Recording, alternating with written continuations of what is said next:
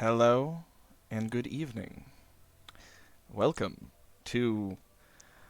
God, I don't know what this one's gonna be. I don't even know how to pitch this one. A deeply upsetting night on One Shot Sunday, I suppose. Yeah, Pope's clearly contemplating if that's accurate, and I think settling on yes. So that's good. Y'all can't see this, but Pope's. We have all of our names in Zoom here, our character names and stuff for Pope's benefit, and Pope's name is just listed as Your Doom, so that's good. Uh, I am so happy that all of you have decided to join us tonight for another special episode of One Shot Sunday. This week, playing Don't Rest Your Head, a game about insomniacs. So, no one here is playing from experience, I'm sure, at all. A bunch of normal streamers with normal sleep schedules, just like any other normal streamer, right? Yeah. I am joined tonight by a fantastic group of role players, as I always am, but just every week I'm just so damn, just so insanely. I'm trying to think of a good word here. Honored is too weak. I don't know. I'm just chuffed to bits. Spoiled. You're Spoiled. spoiled. Thank you. Thank you. Absolutely spoiled, rotten like Veruca salt every damn weekend with the ridiculously good people that come on to play on this channel. And this week is no different because not only do I have some role players, some I have played with before, some not nearly enough, looking at you, Celeste, and a just ridiculously awesome GM who's agreed to do this tonight, my dear friend Pope. So I want to go around first and have everyone introduce themselves. We're going to hold off on character introductions for now. That will be Pope's Providence in minutes to come. But for right now, tell the folks out there who you are, and I usually say what you're looking forward to tonight. So let's go with something like that, or maybe perhaps what what deep-seated fear you're looking to exploit in this evening's stream. So let me begin with the gentleman of the hour, my dear friend Pope World Build. Hey, brother. Hey everybody, Pope here, Pope World Bill on Twitter, Pope World Bill on Twitch. I lurk in all your screams. Um, Did you mean to and say that? Was we'll that a find Freudian out. slip, or did you mean to say that? We'll find out. Okay. Uh, so yes, we are getting to do something that I've been wanting to do for some time, and I am happy to have all of you here. Hi, Jim. I see you. Um, Yes, the master of the Mad City himself has graced us with his presence, so no pressure. Uh, but that being said, this is probably the best game to get my very particular jollies, which is causing people to confront that which they do not want to see, but also have power at the same time to confront it. So we'll get into all those details later. Just know this, that we're going to go to dark places and we're going to do it in a safe and responsible way. That's what makes tonight special. Thank you all so much. Very much so. Yes. Safe, responsible, still terrifying. It's the great thing you learn when you play horror games and whatnot, that you can still scare the ever loving shit out of yourself and do it in a way that is safe and enjoyable for everyone. And that is actually the fun of it. The adrenaline rush you can still get while not, prodding any deep seated traumas or anything like that, which we will not do because we use safety tools around here. I would like to go, let's see, how about down below me to, as I said, aforementioned streamer I have not gotten to play with enough. I think Celeste, only the one time? I mean, only the one episode of Yeah, Sunset City? it's been the once, I believe, and Alas. I've been dying for more. Hi, I'm Celeste PLS on with way too many underscores on Twitter. I'm Celeste Shepherd here on Twitch. I don't do streaming myself usually all that much, but I do show up on several other people's streams. And here I am tonight. I've been dying to play with some of these folks, Colin, Anna, and I am ready to get the pants scared off of me. I'm looking for some of that good existential horror. That's my thing. I like the questioning one's own existence and the nature of it. I'm real big on that stuff, so I'm super excited. See, it's my secret is I'm not currently wearing pants, so they can't be scared off of me. You don't know. A real streamer Donald Ducks all the time. That is honestly the first time I've heard Donald Duck used as a verb, and I am here for it. And I can't think of any better introduction for you, Wally. Go ahead.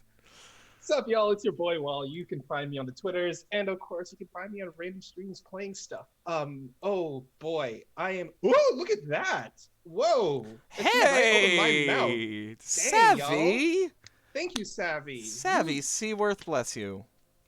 Thank you so much, Savvy. Yeah, I'm Wally132. You can find me on Twitter. I am very excited about this because, like, I have played with all the people at this table many times before, and I adore playing with them so many times. Like, I play with Pope and Celeste every other week. They're my peeps, respect.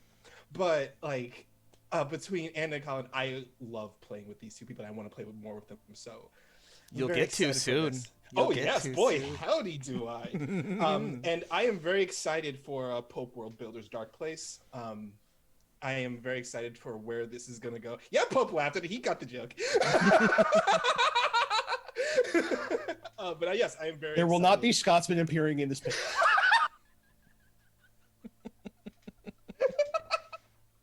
Oh my gosh, thank you for being the only person I know that watched that show.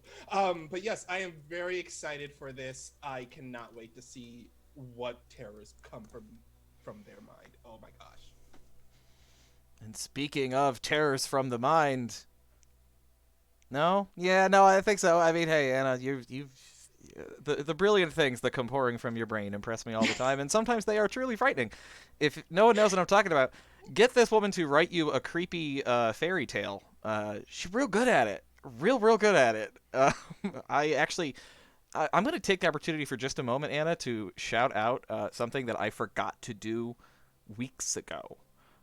Which is that because by the way, the finale of Song of the Deep was only like 3 weeks ago. I know time means nothing. Oh my god. Yeah, time means I feel absolutely like I'm nothing. 1,000 years old right now. I know. Saying that was only 3 weeks ago. That's wild. Jesus. But in I think it was the penultimate episode of Song of the Deep, or maybe it was the one right before that, there was a part where we all had to tell stories at a party.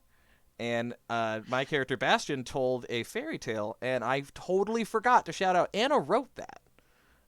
That is actually an original story by Anna, because we had this weird thing going back and forth for a while of writing these Shadow Fae fairy tales, these in-universe fairy tales for something fun to do. Anna's are way better than mine, and she writes way more of them than I did. There are so many of them. There's so many, but they're all so good and they're so creepy, and I love them. And I used one of them. I was like scrambling, like story. Pulls up Google Doc. Oh yeah, that one. Okay, and I used it. You know, and I felt so bad because at the end I forgot to be like, by the way, Anna wrote that.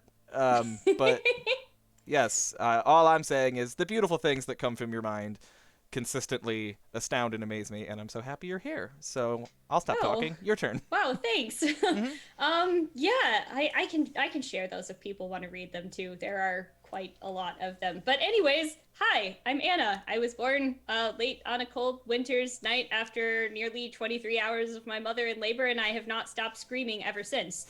So when Pope said it was time to play a game about being superpowered insomniacs, and given the number of times I've just been, having late night TTRPG conversations anyway, I said, please sign me up to play this. As for where else you can find me, I'm at Nymeria941 pretty much everywhere on the internet, pretty much almost all of the time, because again, sleeping, it happens sometimes.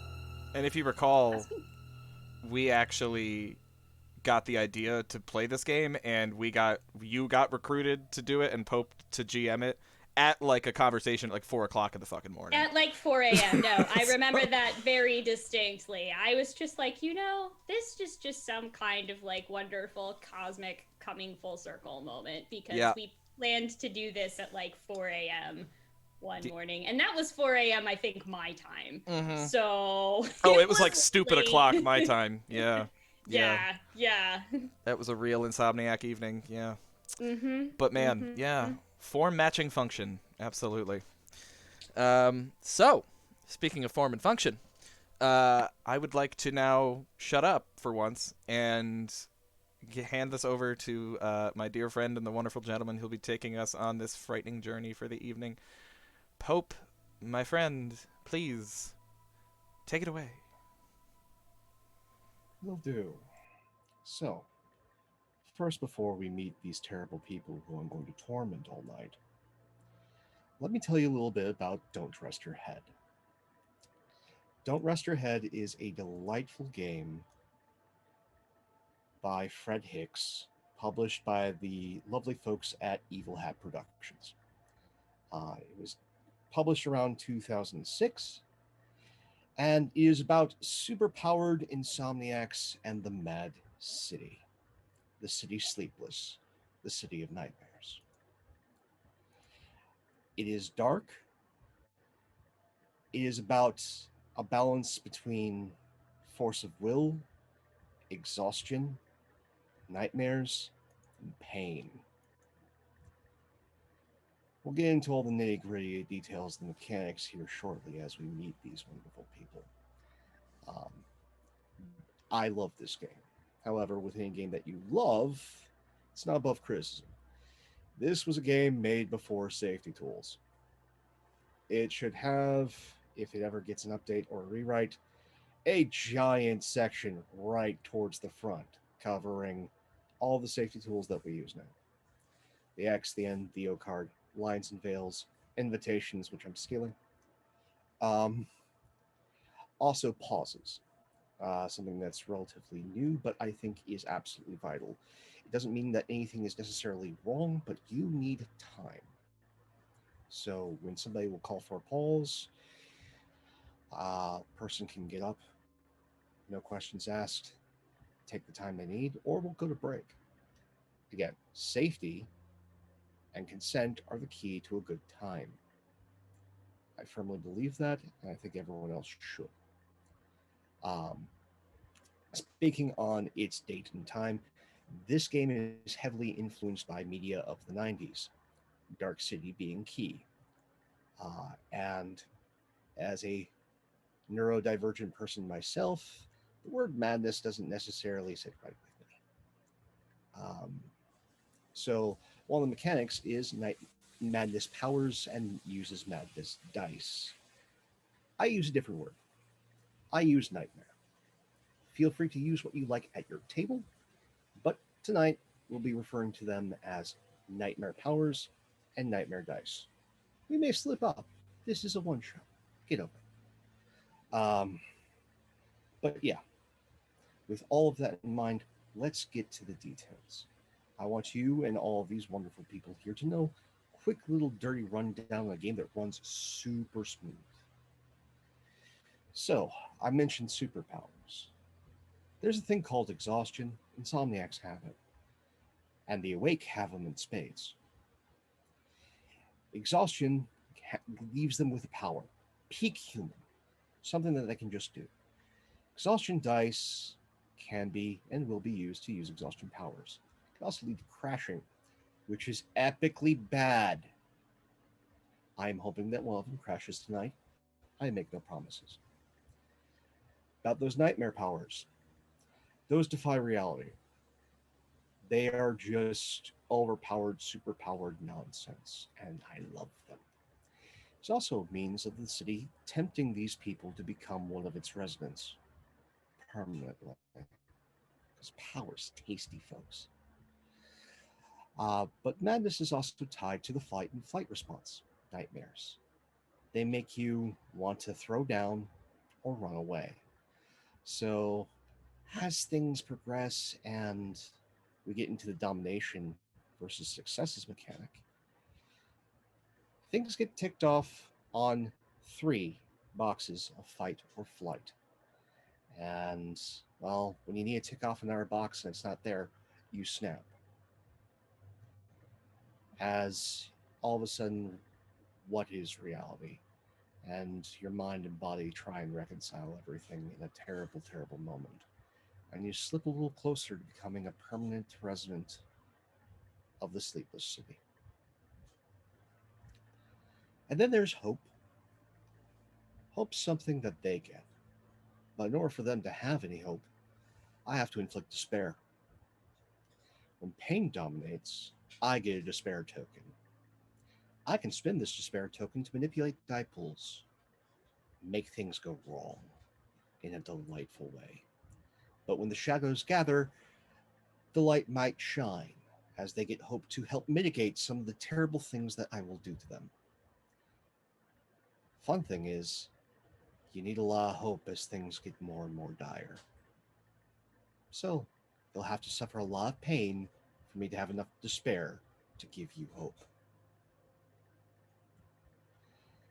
And on those notes and those very quick mechanics, let's meet these wonderful people, hear about them, and get an idea of how they're all interconnected, where we're going to meet them, and then how I'm going to torment them. So, with that, let's go around.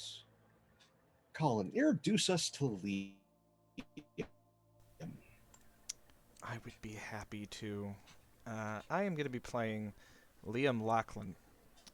Liam is a very spindly fellow. He's about 6'6", big, tall guy, and rail thin, unhealthy.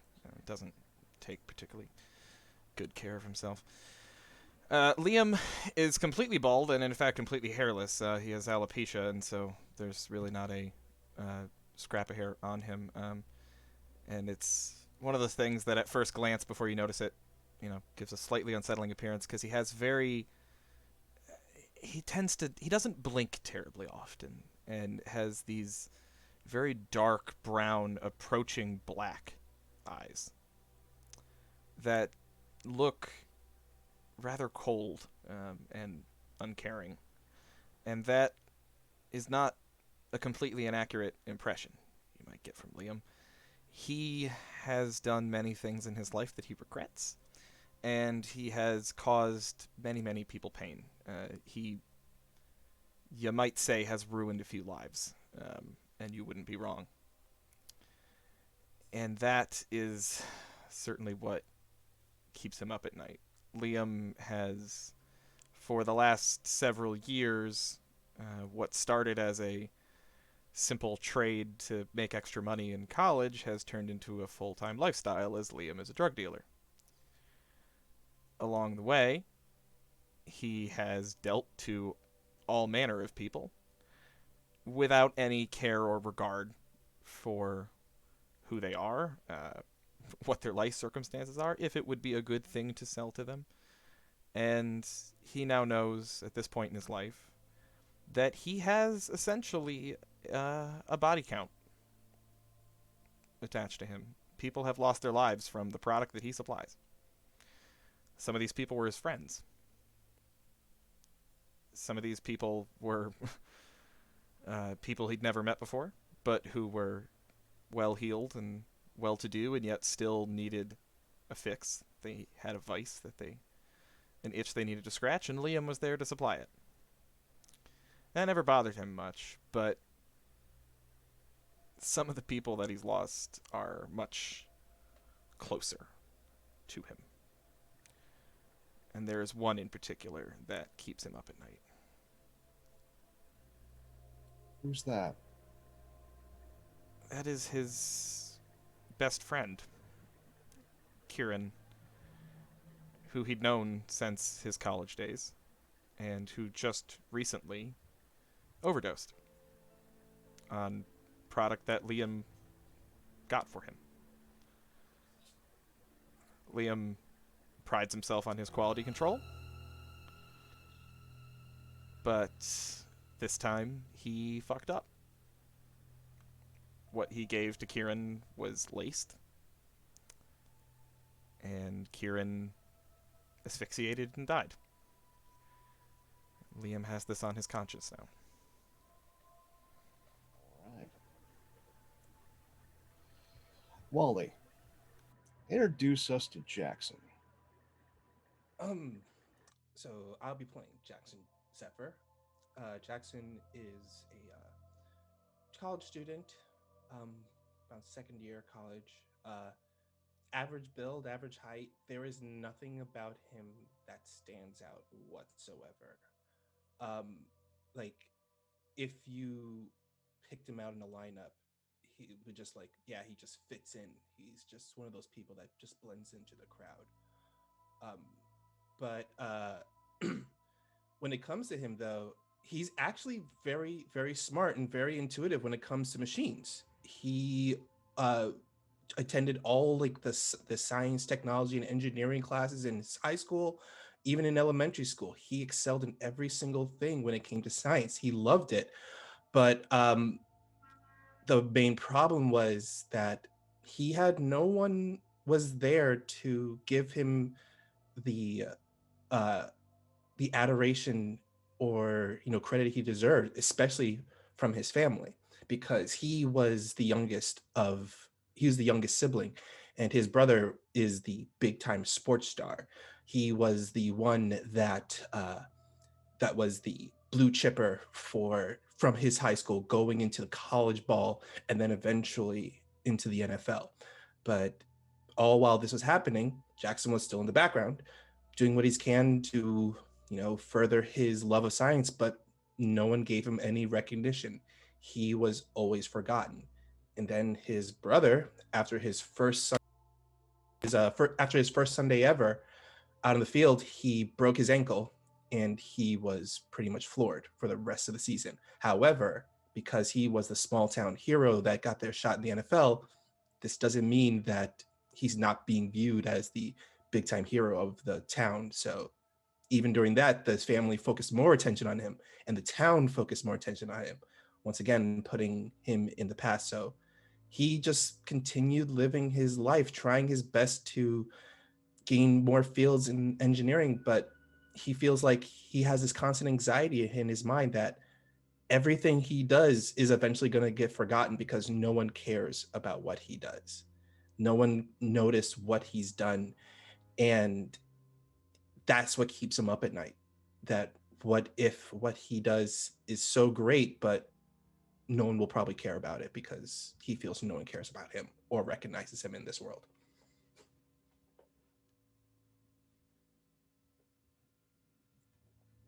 All right. Celeste, introduce us to Connor. Connor Burkhausen is a professor of biology at the local university.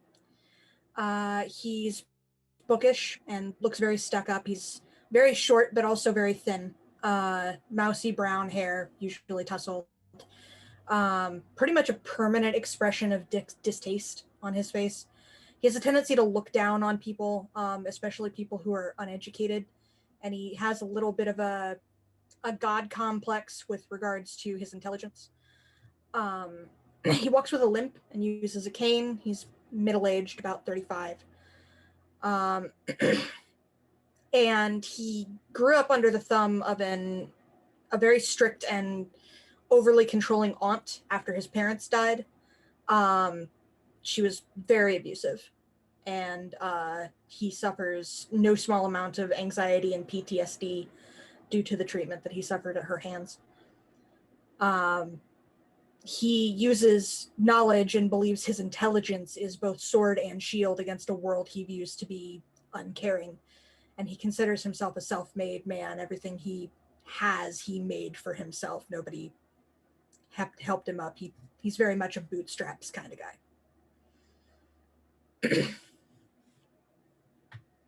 What's been keeping Connor up at night? Him personally, he's been studying sleep, and he's developed a theory that sleep is actually the death of the self in a way. That when you go to sleep, you as you are cease to exist, and when you wake up, what comes awake is a reconstruction of the self based on your memories and based on what your brain has in its databanks. He has begun to believe that maybe the human race might be better off without sleep. And so, as an experiment, he's kept himself awake for the past week or so.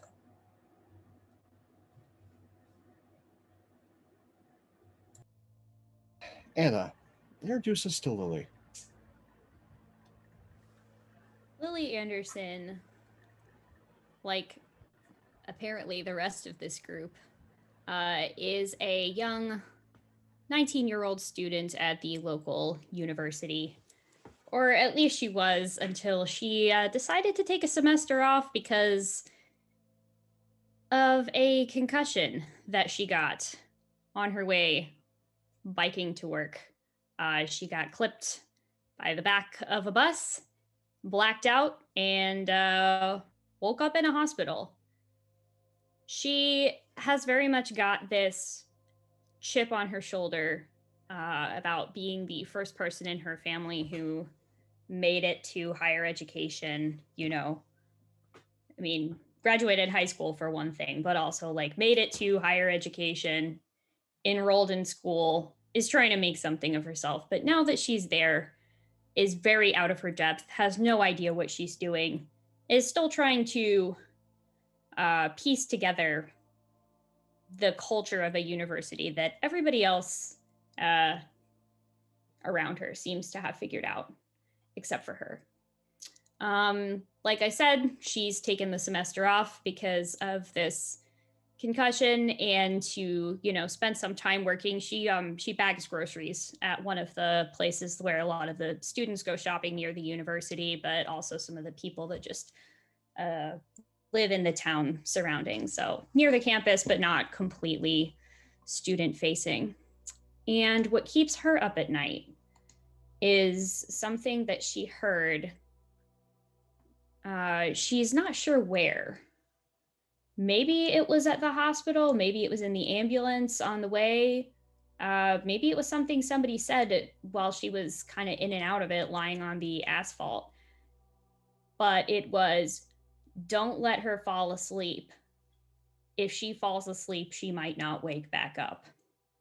So since then, she has tried to do whatever she can to stay awake, because every time she'll close her eyes to fall asleep, she will hear that again.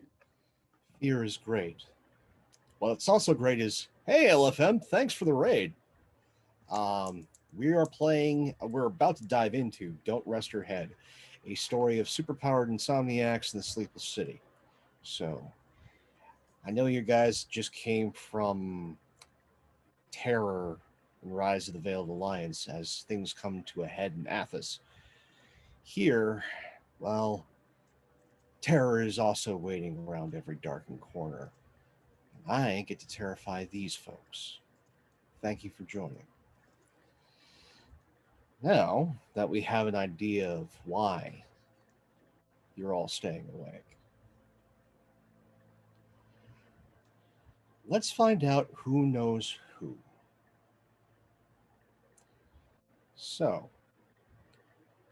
let's start with Lily. You work at the local store. Who do you know here?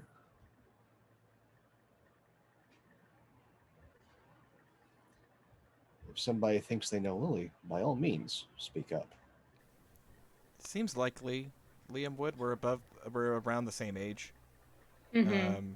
Liam's just recently out of college in the last 2 years, so we're not that far off from each other.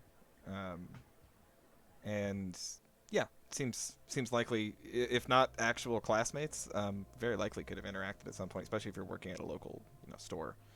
Yeah, I feel like she's at least seen all of you, at least in passing in the store, even if do you go by doctor or professor, or Connor, what do you go by? Probably I feel like professor. Yeah, I was like, I feel like this is the kind of person that's like, actually, it's professor. As at the very least, come by if he has to get a really shitty cup of coffee that is not ideal or whatever. Like, he's just been like, fine, whatever, I'll go to the store or whatever. So I think she knows all of you at least to look at. But yeah, classmates works. Yeah. What'd you study? because she's still pretty early on, so it was probably, a big lecture Ooh. hall class or something like that, Yeah. Hmm. I think Liam. Well, for one thing, I don't think Liam ever actually graduated, so that's one thing. But which makes me think I'm gonna go with the people I got along with the least in college. He was a business major. Ugh, okay. So Yeah. it was probably like economics at 8 o'clock in the morning or something ridiculous like Yep. that. Yeah. 150 fucking Yeah. people in the lecture hall. Mm-hmm. Yeah. All those classes we hated the most. Yeah. Econ 101. He sat in the back. I'm sensing a theme here. All right, Jackson, who do you know? I definitely think he knows Connor. He definitely knows Connor because, you know, two smarty pants, like just they like this, they probably clicked off of that. Even though their fields of like science are too different, but they probably have seen each other a bunch of times in the library. Like especially if Connor is a professor, definitely saw them a bunch of times in the library. He probably asked them for advice on any paper he was writing. And even then, even when he would ask for advice for a paper, he was very much, it's not that he's shy, it's just that he's borderline apathetic and nihilist in that, because he's like, is it really going to matter kind of thing? I'm going to do my best, but is it really going to matter in the end? So he will ask them for advice on his papers, but it's a very whatever kind of thing. I imagine that Connor sees at least a little bit of himself in Jackson.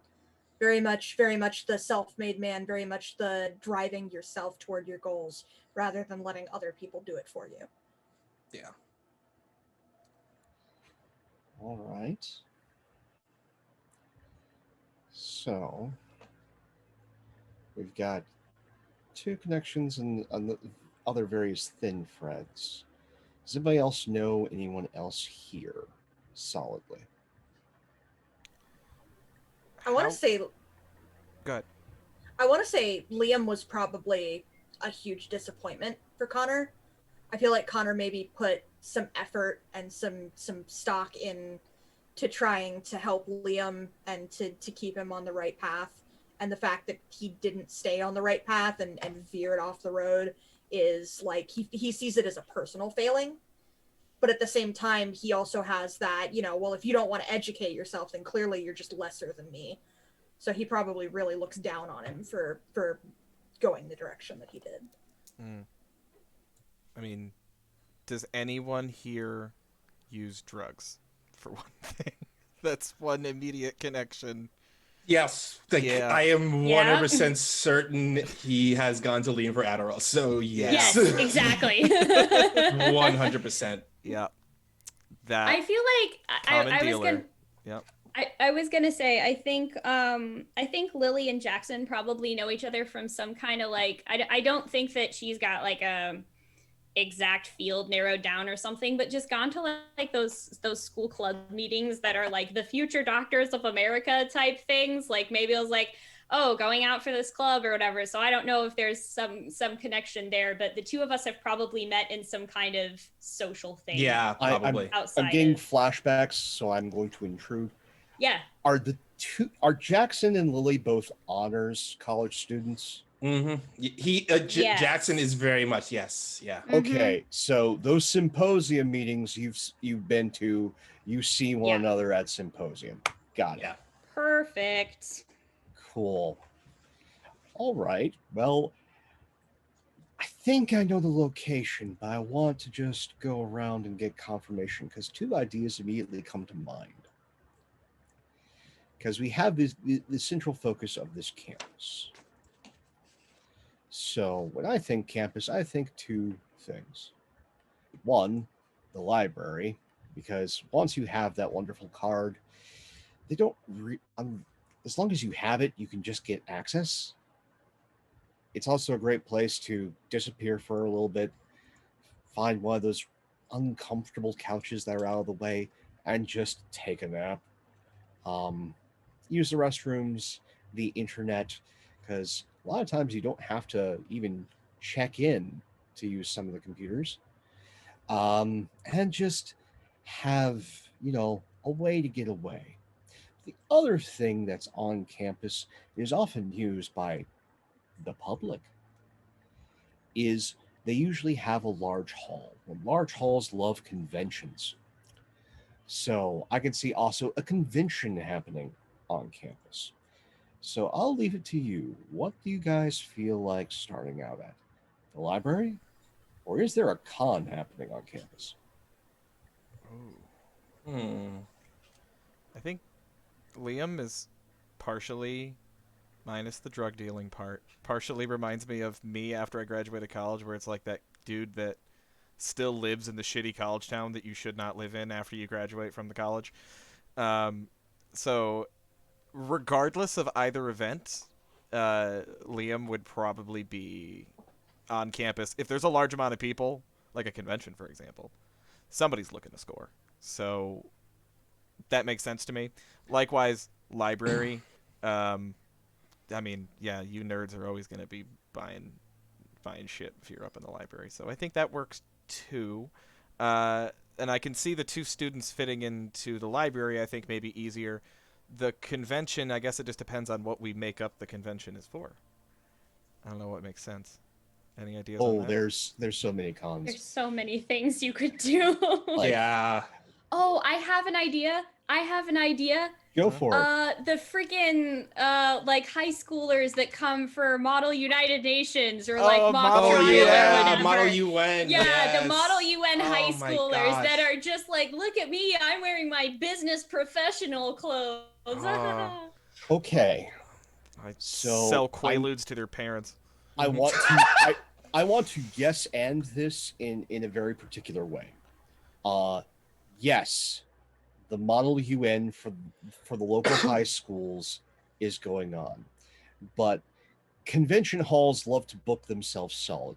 So that's one of the things that's happening. Another thing is because they want to show a good example, they have the collegiate Model UN going on at the same time. And then to top it off, we have two other things going on at the hall because I'm having flashbacks to college. Other is there's a robotics competition for the local region, and a drag show's happening later. So we have a mix of high schoolers, college students, drag queens, parents, super nerds, as well as folks that might be from places nearby, like Lockheed Martin. They're there for the robotics competition, all as well as the usual campus melange, all in this little area. Everyone with fucking name tags. There's so many lanyards. Well, So many you can lanyards. immediately tell who's there for what by the name tags, because those there for the robotics thing, they have lanyards. Those there for the drag thing, they have lanyards. The UN, it's all those shitty Hi, my like, name is. "Hi, my name is" name Yeah. tags, so you can immediately filter out who's whom.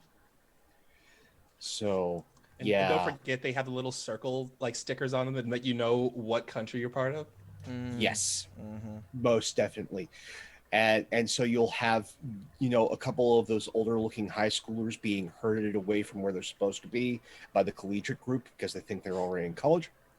And then you have those incredibly young looking folks that are in college that get herded towards the high schoolers. And there's this constant like miscommunication. It's going to be great. So you are all at the convention hall on campus. You all recently have been awake for some time. And you've all noticed in being awake that you do something better than anyone else. Because you've been awake. So, Liam, What are you better at than anyone else? What's your exhaustion talent? Smooth talk and persuasion. Liam has had many close scrapes with the law in just the last few years, and he would either be in a cell or in a body bag if he hadn't gotten pretty good at talking his way out of shit. It has saved his hide many, many, many times. Jackson, what's your exhaustion talent? Um, his exhaustion talent is that he's a perfect engineer. He can make any simple machine out of anything, be it like a lever, a pulley, some kind of like basic machine that just says, hey, take this object and send it flinging across the room, or something to just like pick up something that's on the floor so you don't have to bend over, like an extendo hand made out of like paper clips. That's the kind of stuff he's really good at. He's really just good at just making really simple machines on the fly. Connor, what are you good at? Connor is a font of knowledge. He can recall pretty much any fact pretty quickly. And even in moments where he maybe shouldn't know something, he does. He pulls it from some deep, deep place. He heard it like 30 years ago on television, but he pulls it and he can recall it perfectly. It's almost like he's being delivered new facts that he didn't know by some deity or something. Lily, what are you the best at?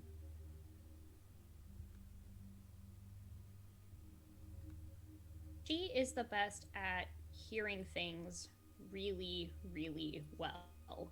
Like the sound of a pin dropping in a crowded room. Just a tiny little thing that would normally get lost in the cacophony of everyday stuff. She can pick up on it. Excellent. Thank you. Now, with this knowledge of these people who have been awake far, far too long, these sad, terrible souls, let's go to a con, everybody. So I know these mild UN things. It is 6 p.m. sharp, and we're at the convention hall. All of the midday stuff is over and done with. It's now to the meat and potatoes for everybody there. The model UNs are finally going to have their full session, both of them at the same time, which is always a bad idea. The robotics part has already had their demonstrations. Now is the time for judging and getting results. And the drag show starts in an hour. Everyone around here has probably already grabbed lunch from one of the many campus vendors, and folks are just milling about, hitting up restrooms at that last second, going to the Mrs. Fields and trying to sneak a brownie, and making their way back to where they should be. So, in this cacophony of humanity, where do we find Jackson? Jackson would be, because he was considered the honor student, he was given the task to be part of like the judging board as like a special student judge, because this robotics competition has a lot of high school students there. So he's there doing how he got his scholarship by doing the same way, is to help find the next like smarty kid at this convention. Jackson, just a quick question. Are you a TA? Yes, he is. Good to know. He is, yes. Okay. So you're a TA for the engineering department. Good to know. So yes, we find Jackson milling about as looking at all these different robots that have been entered. by folks from all across the state. You have models that do simple tasks, sort of like a souped up better Roomba is the one where we find Jackson at. After of already seeing a walker that was submitted by a team that had excellent sensors, but didn't really know how to parse the data on environmental effects. As you get to this better Roomba, something that still has the same size as the miniature version, but surprisingly has like 3 times the suction. It shouldn't work, but it does. And you're trying to parse the math of this. As you're staring at that paper, you hear a ticking noise. You look around. No one else seems to pick up on it. It seems steady. It's not getting any closer. Not yet. And then as you're fully distracted in that moment, hearing that ticking noise, looking around, it just all of a sudden starts to fade. Just as one of your colleagues comes by. So, Jackson, what do you think of this Better Homes and Gardens device? Right. Better Homes and Gardens. Okay. Yeah. So, sorry, kid. What was your name again? Uh, it's Pete. Pete. Okay, Pete. So it looks like you made a better Roomba device. You improved on the design on what iRobotics have pretty much been working on for the past 10 years. Congratulations, you improved it. You were able to solve the problem that iRobot has been dealing with for many, many years right now, is that how to improve the suction while also maintaining a lot of the robotics that are inside the machine. Uh, However, I'm going to be honest with you, none of this is going to matter in the end, because probably whatever design you create, another corporation is going to scoop it up and make a better version of it. So congratulations there, kid. And he gives them like the participation sticker and moves on to the next booth. Just sort of stands there, mouth agape, as you move past him. And in that moment, we pan to follow Jackson. And as Jackson turns to what seems to be some sort of paintball gun sentry device, we move past him and into the hall near the Subaru that, for some apparent reason, is still open. And we find Lily. So, as you are there enjoying whatever Subaru creation that your body can actually stomach, how do we find Lily this day?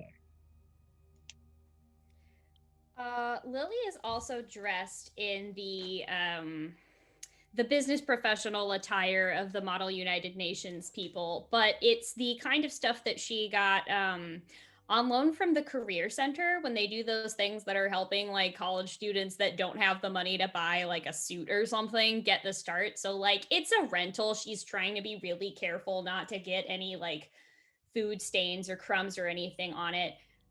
Wearing one of the hello, my name is, but without any of the country affiliation dots, because she's actually been working the like registration table and organizing.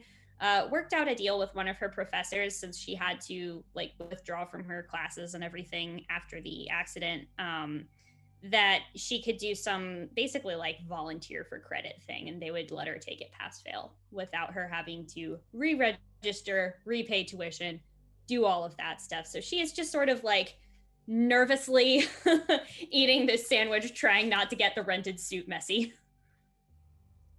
as you're eating your most perilous sandwich. You see just a herd of parents as you go to any of these things. You they eventually congregate into these little subgroups of Karens, Amelias, Johns. As one group of them is passing by, and older woman in a dress far too body hugging, and a neckline that definitely says, "I'm here to party," is being followed by another herd of Johns. We do not know if they are husbands, but we know they are here. You hear a ticking noise.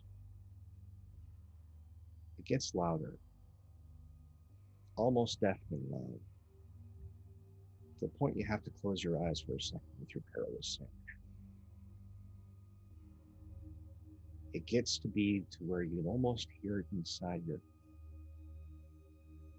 as just one little bit of grease drops, but manages just to hit the tape. And then all of a sudden, the ticking's gone. The hallway's clear. Absolutely clear. No one's nearby. The doors are all closed. Except for the one for the hall for the drag show, as one lone, obviously overworked student technician is hauling a bag of what can only be referred to as backup costumes into the hall.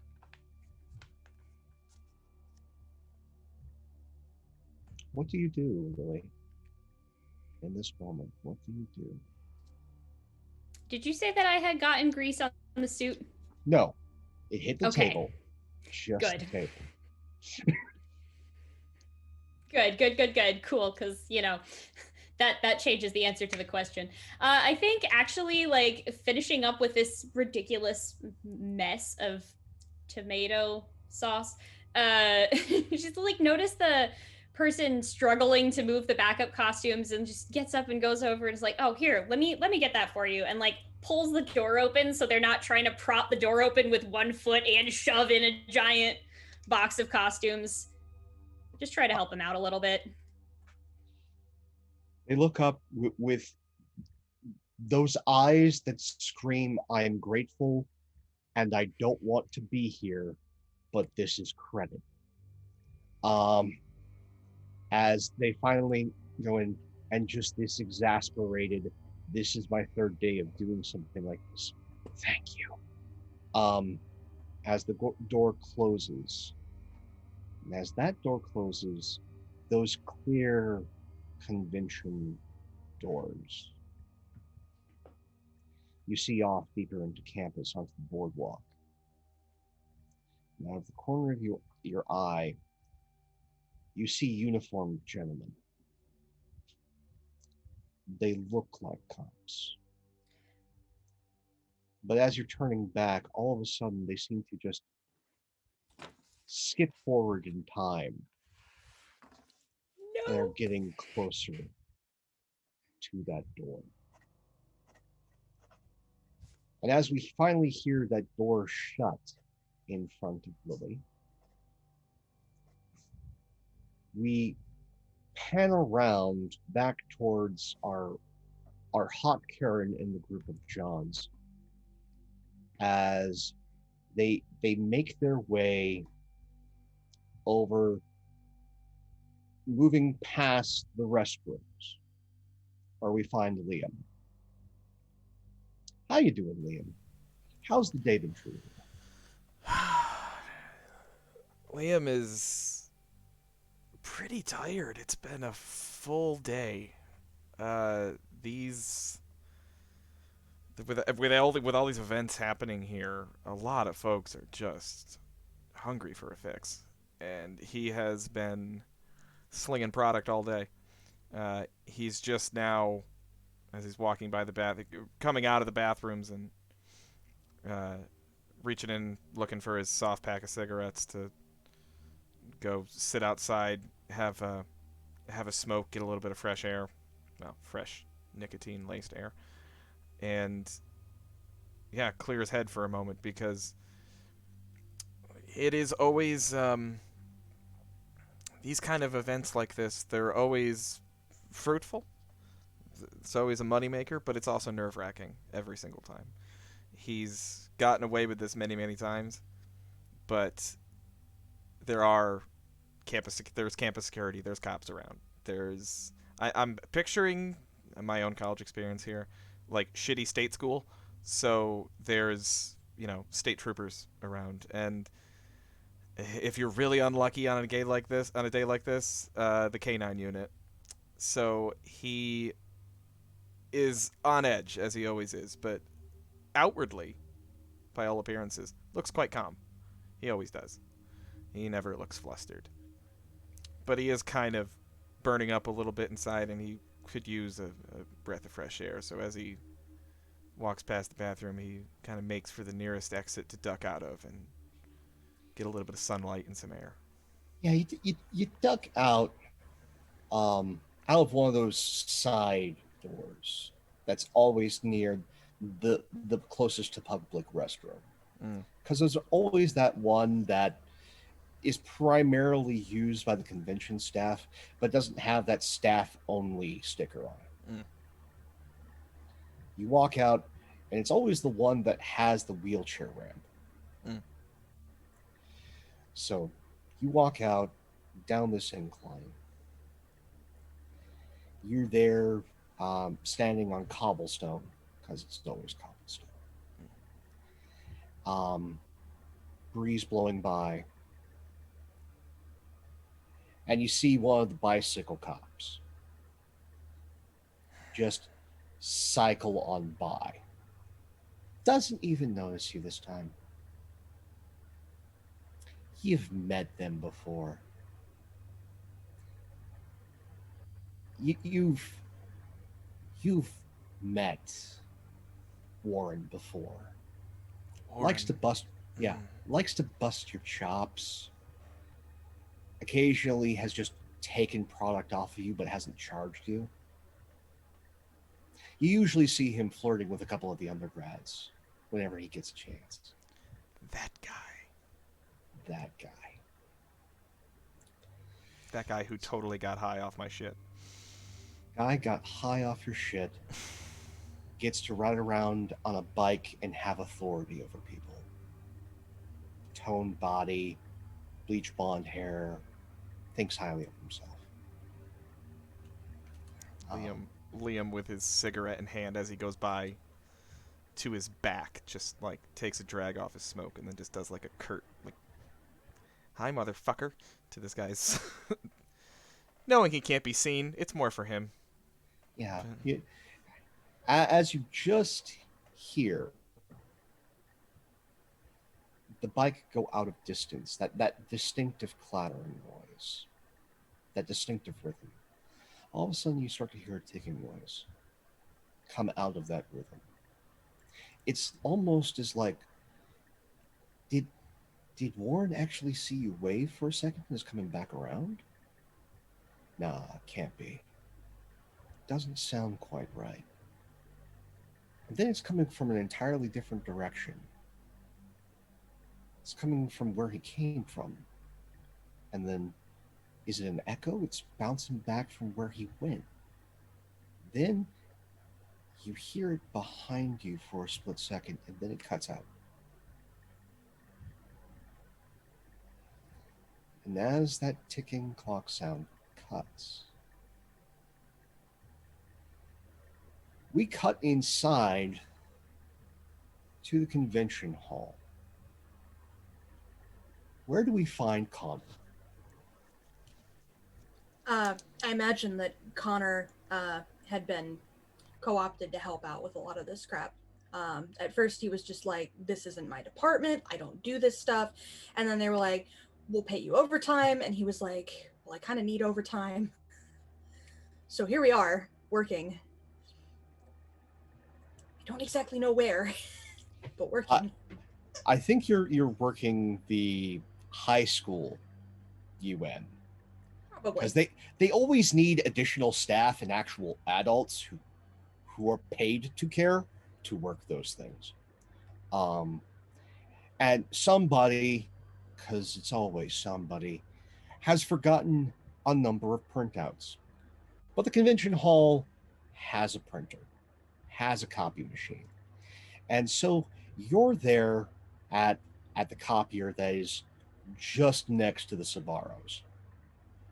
That student government copier in that tiny student government office with the one fluorescent light that's always flickering. Ah, yes. Yes, printing out those handouts that were forgotten.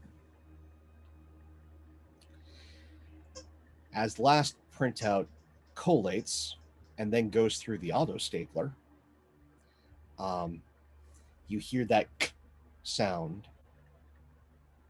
And then this is one of those nice printers because the student government just got more funding as the rates got raised for the entire university just last year. You didn't get a pay raise, but student government got a new copier, and now everyone gets to have a really nice, like, night on campus event for the campus activities board. And there's something earmarked for a brand new pool for the campus, but none of you teachers, especially you, got a raise. And as you gather those papers, walk out that door, for a moment, things just hiccup for you. In that split second where that door should just slowly close, it has one of those gas operated thingies. No, it just snaps shut. And you hear a ticking noise. And in that moment, you see the back of Lily. And out of the corner of your eye, you see movement, dark navy blue movement. And in that moment, you can't move. You can breathe. Time's slowing down for you. The ticking is slowing down for you. We cut back to inside the robotics as Jackson, the robot that you're inspecting, the one that has that automated defense system with the paintball gun, yeah, it just turned on randomly. Started firing through the hall. Didn't hit you. Almost did. And it definitely pegged the guy from Lockheed Martin right between the eyes. So there's a little bit of red. Can't tell if it's pain or blood, but there's definitely a welt there. Folks are asking if there's like a nurse on campus, and they're looking to you to go and retrieve them. All right, I'll go find the nurse. Good job, kid. Good job for future war crimes. Here, you got a little red on you. And he gives a hanky to the Lockheed Martin guy and heads out. Okay. As you get that little sassy one that like a couple of the schoolers snicker at, and one of the professors who really doesn't want to be there just kind of does that exasperated like grin. You head out, and in that moment, the door snaps shut, That ticking noise is happening again.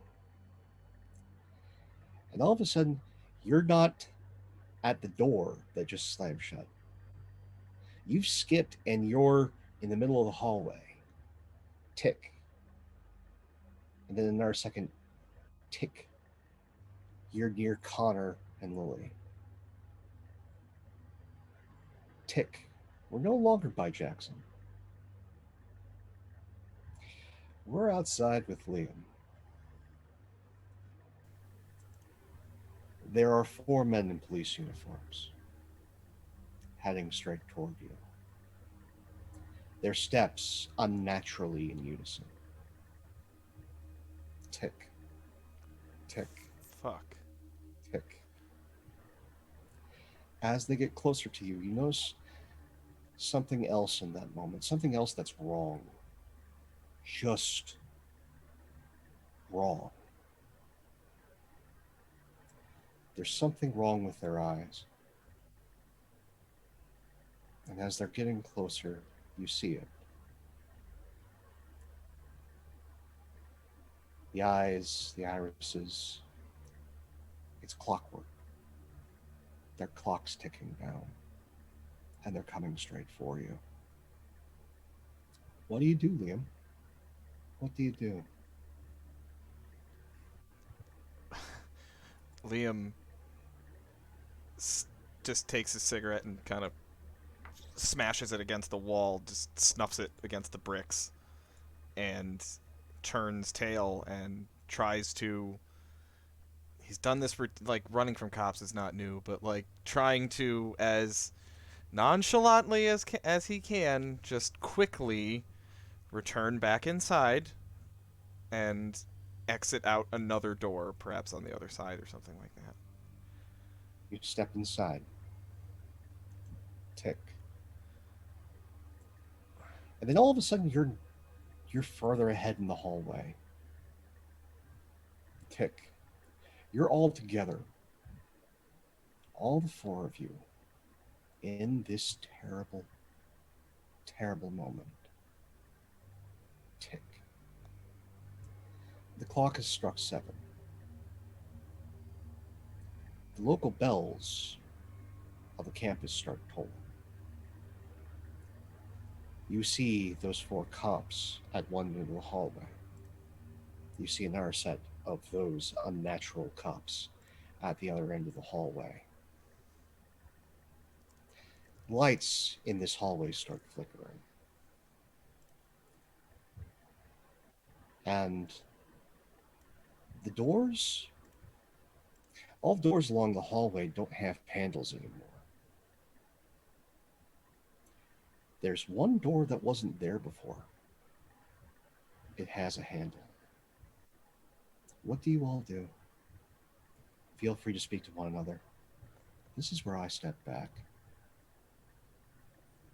Connor pretty much immediately lurches now that he feels he can move again, and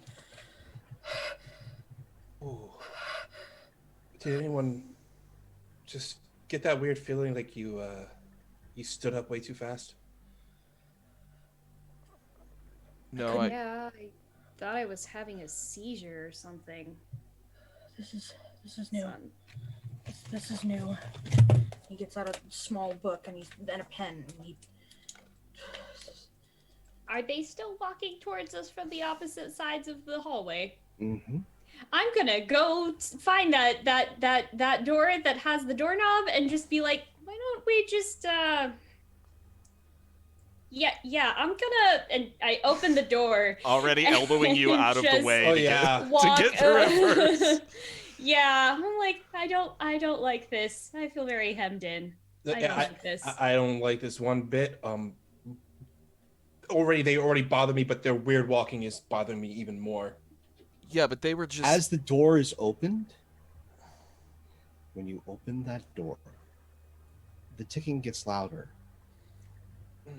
And they start to say, "We need you for questioning," all at once. All 8 of them. Oh, fuck this. All 12 of them, as from the No. other hallway, Oh no! another 4 have grouped. No! In this Greek automated chorus. We need you for questioning. I don't Oh, know no. shit as he Nope. goes through the door. Nope. Yep. I go right through that door. Yep. Me too. Lily's Oh. like, I've never seen a drag show, but I'm pretty sure that's not it. Connor, what are you doing? Connor, like, there's a moment where he looks at them, he looks at the not cops, he looks at their eyes, and he's like, okay, and walks through. You walk through. You all walk through, and in the moment that you walk through, you don't see what's in the other side. You just saw darkness. Everything tastes a little coppery in your mouth as you pass through that doorway. And then, as your foot hits ground, you are just assaulted by this wet, damp heat. It's oppressive, like an unwanted hug from that ant. You want to get away from it. And then the smell hits you. It's that smell of urban rot. That smell of leaves and refuse that has just been left in warm water and darkness. It assaults your lungs and your nose. Hits the eyes too. It's almost like your eyes are tasting it. And you find yourselves in an alleyway. That door, that blue door, looked like it was something that you'd find on a fishing boat. Is shut behind you. Up ahead, you can see faintly street, amber glowing light. Maybe just a hint of neon, red. You can hear cars running by. And the ticking stopped. But it's really dark down here. Uncomfortably dark. Unfortunately dark. But there's a light up ahead. Where do you all go? Wait. Does anybody have a light? That's the Just- question you're gonna ask? We're in a fucking... We were just. This doesn't look like the college town. And we were. Okay. I need to just gather my thoughts here. We were not even near this. I know for a fact that this city is not even near the college. I don't even know where this... Wait, how do you know it's not near the college? I don't even know where we are. Because I would recognize the smell of this place. Okay, that's fair. I think I remember a city right near the college I went to. That would be... Wait, Dr. Barkhausen? Liam, listen, this is very strange, but there must be a logical explanation for whatever is happening here.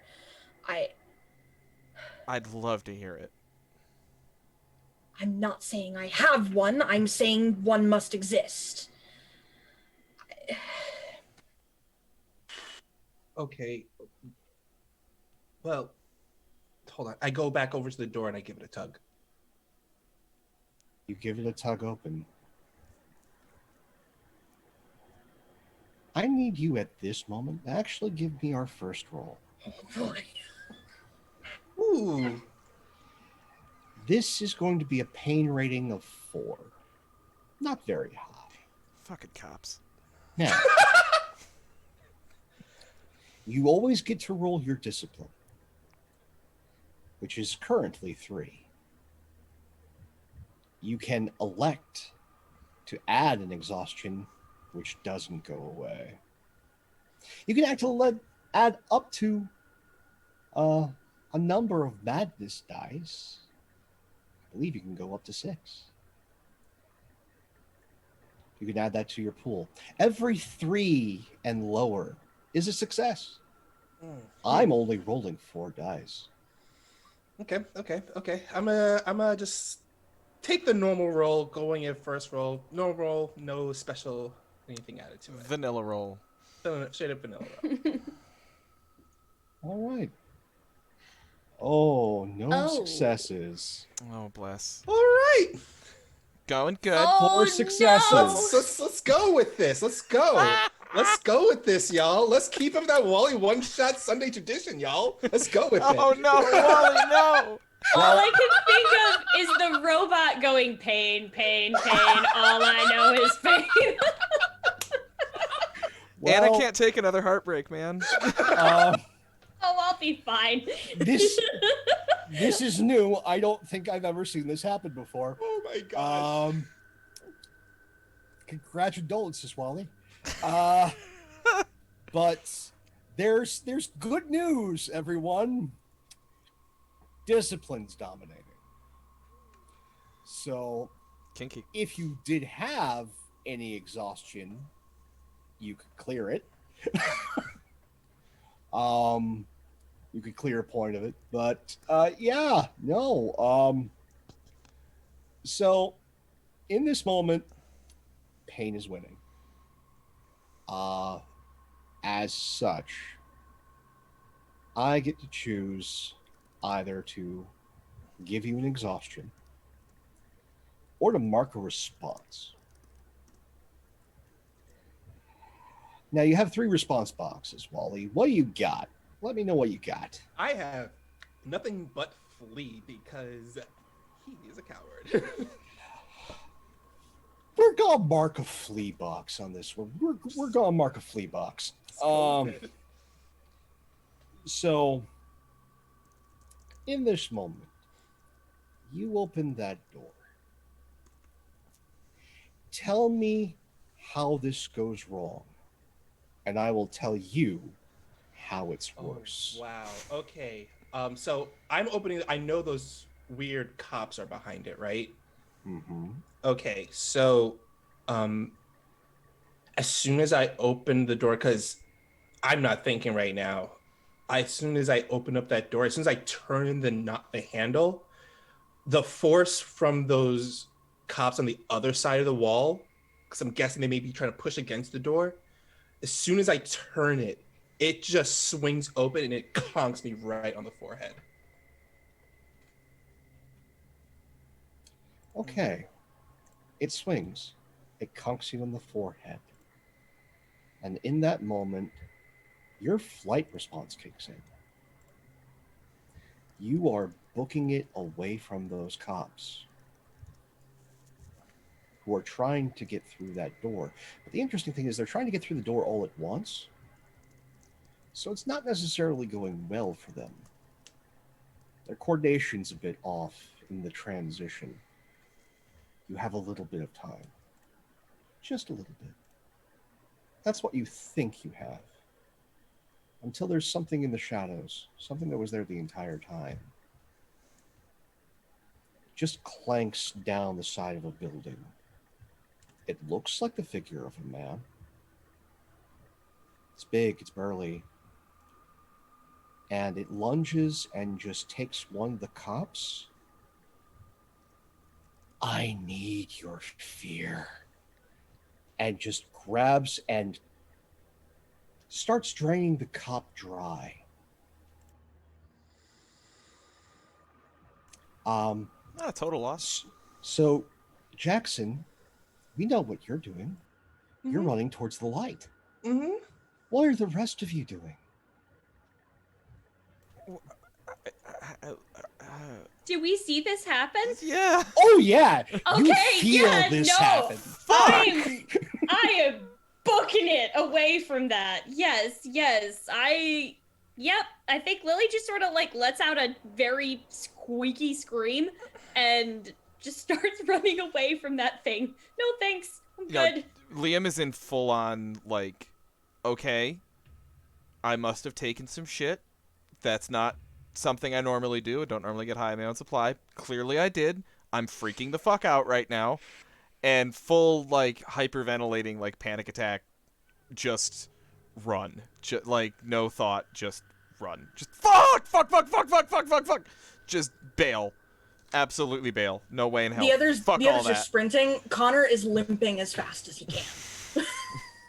Connor he's got his cane. He is going literally as fast as he's Every man capable for of himself. going. Okay, so as you're all booking it, Connor, because you gave me this wonderful treat, you get to hear these sounds. The cops are barreling through this door. You hear a combination of the sound of flesh being rent by teeth and the sound of gears popping. And as the cops all in this chorus go, "Stop, release him, stop, release him," you hear a response aside from the slurping sound as that same voice goes, "More, give me more. I'll have all of you. Give me more." As you hear more of the squelching sounds, as it sounds like there's more biting. Sounds like for those 12 cops, whatever that darkness was, there's more of it than those cops. And you all make it out to the sidewalk. And you see this skyline. You are in a metropolis. You are in some place like downtown Manhattan, Hong Kong, Chicago, a place where the skyline is dominated by steel and glass. Bits of neon and amber glows of streetlight, because it's not white, it's amber here. That heat coming off the pavement, everything has that little bit of steam. It's damp, it's hot. It sounds like it's going to rain, but it's not raining yet. The buildings seem almost impossibly tall.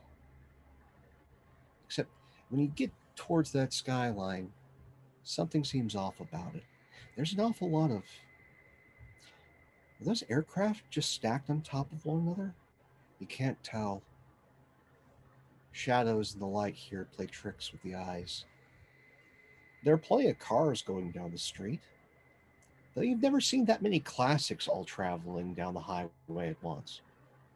You have, classics from the 1950s, 60s. You think you see a. Is that a DeLorean? Maybe a Model T just turned the corner. You're not sure. Um, and then, as you all sort of gather, as Connor finally catches up to the lot of you see that there's a newsstand. Um, there's a man, flat cap, that heavy sort of cop mustache, cigar dangling out the side of his mouth, is behind the newsstand counter. And then there's another heavier set fellow. He's dressed well, dressed nicely. Um, Big beard. As he turns around and just looks you all up, sniffs the air a bit. "Oh my, you're new." "Oh, hi. Don't mind me. I'm a kindly stranger. Um, It's a weird you fucking way can to call introduce yourself. me. You'll learn things are strange here, but you can call me Morgan. Um, Seems like you were chased here. I'm guessing." Yep, that's the long story short of it. How We need to call whatever authorities, ambulance. You That don't want to it call was. the authorities. who- Just, just trust me on that. Are they the creepy cops that just chased us here? Yeah. Officer think so. Talk is a bit notorious, as well as his forces. Uh huh. Okay. Oh, you're wanted for questioning. Oh, Me? this will be fun. Who's wanted for questioning? Oh, I'm guessing Why? all of you, On what grounds? Why? because you're awake. I mean, yes. I have been in a perpetual state of awake for the past several months now. He just claps merrily. Delightful. Oh, this is delightful. Hey, listen, no offense, but and then just like points at the giant towering stack of planes and other aircraft. I'm pretty sure that kind of thing can only exist in a dream, which means you're not really here, and neither are all of you. Like, I'm pretty sure I read somewhere that everyone in your dream just has a face of somebody that you've already seen, whether you know it or not. So you're probably just some guy from like the Model United Nations thing. You're probably one of the parents of like one of those shitty high school kids or something. But there's no way this is really happening. Oh, my good young lady. You are so right and you are so wrong. Dreams, yes, there's a tie there, but that's not what this is. And yes, I'm certain you've seen me before. Probably in a mirror somewhere. Hi, you may call me Morgan. I'm the kindly stranger. Yeah, you said that. Yes. Oh. And welcome to the Sleepless City. You're awake. And here, if you awake, well, you get to have adventures. Or you die. But I'm not going to cause you any harm. I'm the kindly stranger. You can call me Morgan. Quick little thing about the Sleepless City. You're going to need to leave here. It's 8 p.m. You don't want to be here when the clock strikes 13. I don't think you'll make it. This is your first time. And you don't have anyone experienced with you. So you'll need to fix that. But I wouldn't go back down that alley. That's going to be unpleasant. Yeah. Uh-huh. Now, down that way, down the hub, is the market district. It's relatively nice. Not many doors there. Lots and lots of tents. You can get anything for a dream. Well, if you know what you're looking for. Now, back up that way, you don't want to go that way. That's District 13. That's where Officer Talk is. So you're going to be wanting to go that way. Don't try and cross the street. You will get hit. Okay. So what exactly are we going to be trying to look for there? A way out, or somebody else that's nice. You might find another awake like you, or you might find someone who's working for someone who's a local, but not necessarily a local. Locals, they're not going to help you. But a local that's working for someone might. Okay. Cool. I am so fucking high right now. Oh my god. You haven't really done much yet. There's really good drugs here, though. Make you see all kinds of things, feel all kinds of things. You can find them in the market or the entertainment district. There's tons of drugs in the entertainment district. This is a lot to take in. I think Avoid the clock tower. That's also a bad place to be. Okay. So go to the market, find someone that can help us, or find a way out. If I run into you again, though it might not be me, it might be one of my me's. Try and find Harold. He's really useful. Gives you all the information up front. Harold. It's finally happened. I've gone totally insane. Oh, no. You're just starting. It takes effort to go mad here. Okay. Not a lot, but it takes effort. I walk over to Jackson, and I'm just like, we're definitely asleep. Just like hit me in the face. I want to wake up. I want to get out of here. Just do it. It's a dream. It's not gonna hurt. I'm not gonna. I pinch your cheek. I grab your cheek. I get a really hard pinch and tug it really hard. Oh, it hurts. It hurts like hell. Okay. All right. Okay. You're That's already new. awake. You're not asleep. Oh, sleep is quite unpleasant here. If you're going to go to sleep, do it when you get back. I strongly suggest you wait to sleep until you get back. Please administer the Narcan, if you can hear me. What is this place? Up the nose. It's the Sleepless Narcan City. up the nose. Or, as some of the less kind folk like to say, it's the Mad City. Okay. All right. Oh gosh. All right. So, I really don't think we're going to get anywhere by just standing here. No, you're not. Hallucination. It looks like whatever's down there is about to finish. Yeah, let's It not. was consuming them. It was consuming them. It sounded Oh yes, like that's the unkindly stranger. Unkindly stranger. Is his name Morgan someone too? tearing into a T-bone It steak. was once, but now he just goes by unkindly. Uh-huh. Oh. Wow. I think at the point of hearing he is almost done consuming, I think back to that Sparrow that I was meticulously trying to not get on my clothes. And the realization of what just happens hits suddenly, and I just like Ralph on my own shoes. Oh God. Oh. Sorry. That is a human response. One of those things they said might possibly be side effects of the whole head injury thing. Sorry. Oh, you're awake with a head injury. That's like winning the lottery here. What the fuck That'd are be you talking about? What is awesome. That could definitely pay off my hospital bills, starting with the ambulance ride and all the time that I had to take off of work and No. all of my. By all means, just go to the market, sell some stuff off. You can set up yourself real nice here. Okay. Though, once you're done with the selling, you're going to need some representation. So you might want to go to the entertainment district and look for an agent. Okay. I turned to face the group. Okay, guys. We're probably dreaming. We're probably having this weird shared hallucination right now. Look, there's other two options for us right now. We either die standing right in this spot, or we die somewhere else in this city. But we good. Really, that's about it. Really, our choices. But we have a third choice. We could go to the market and try to get out of this place.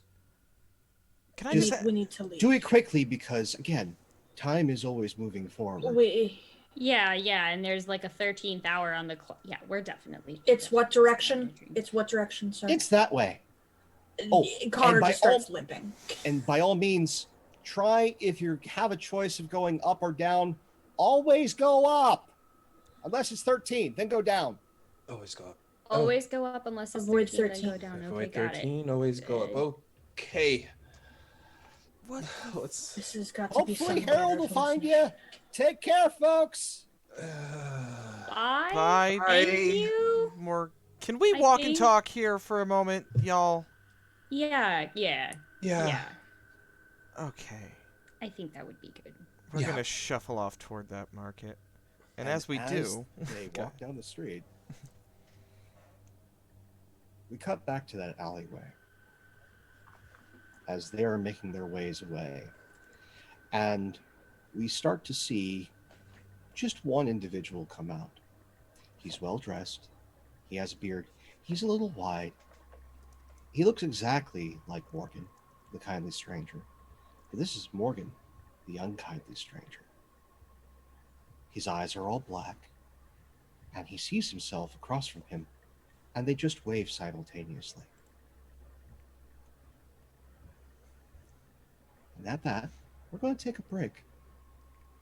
Get snacks, hug your friends, pet your dog. We'll be back soon. tell your family you love them.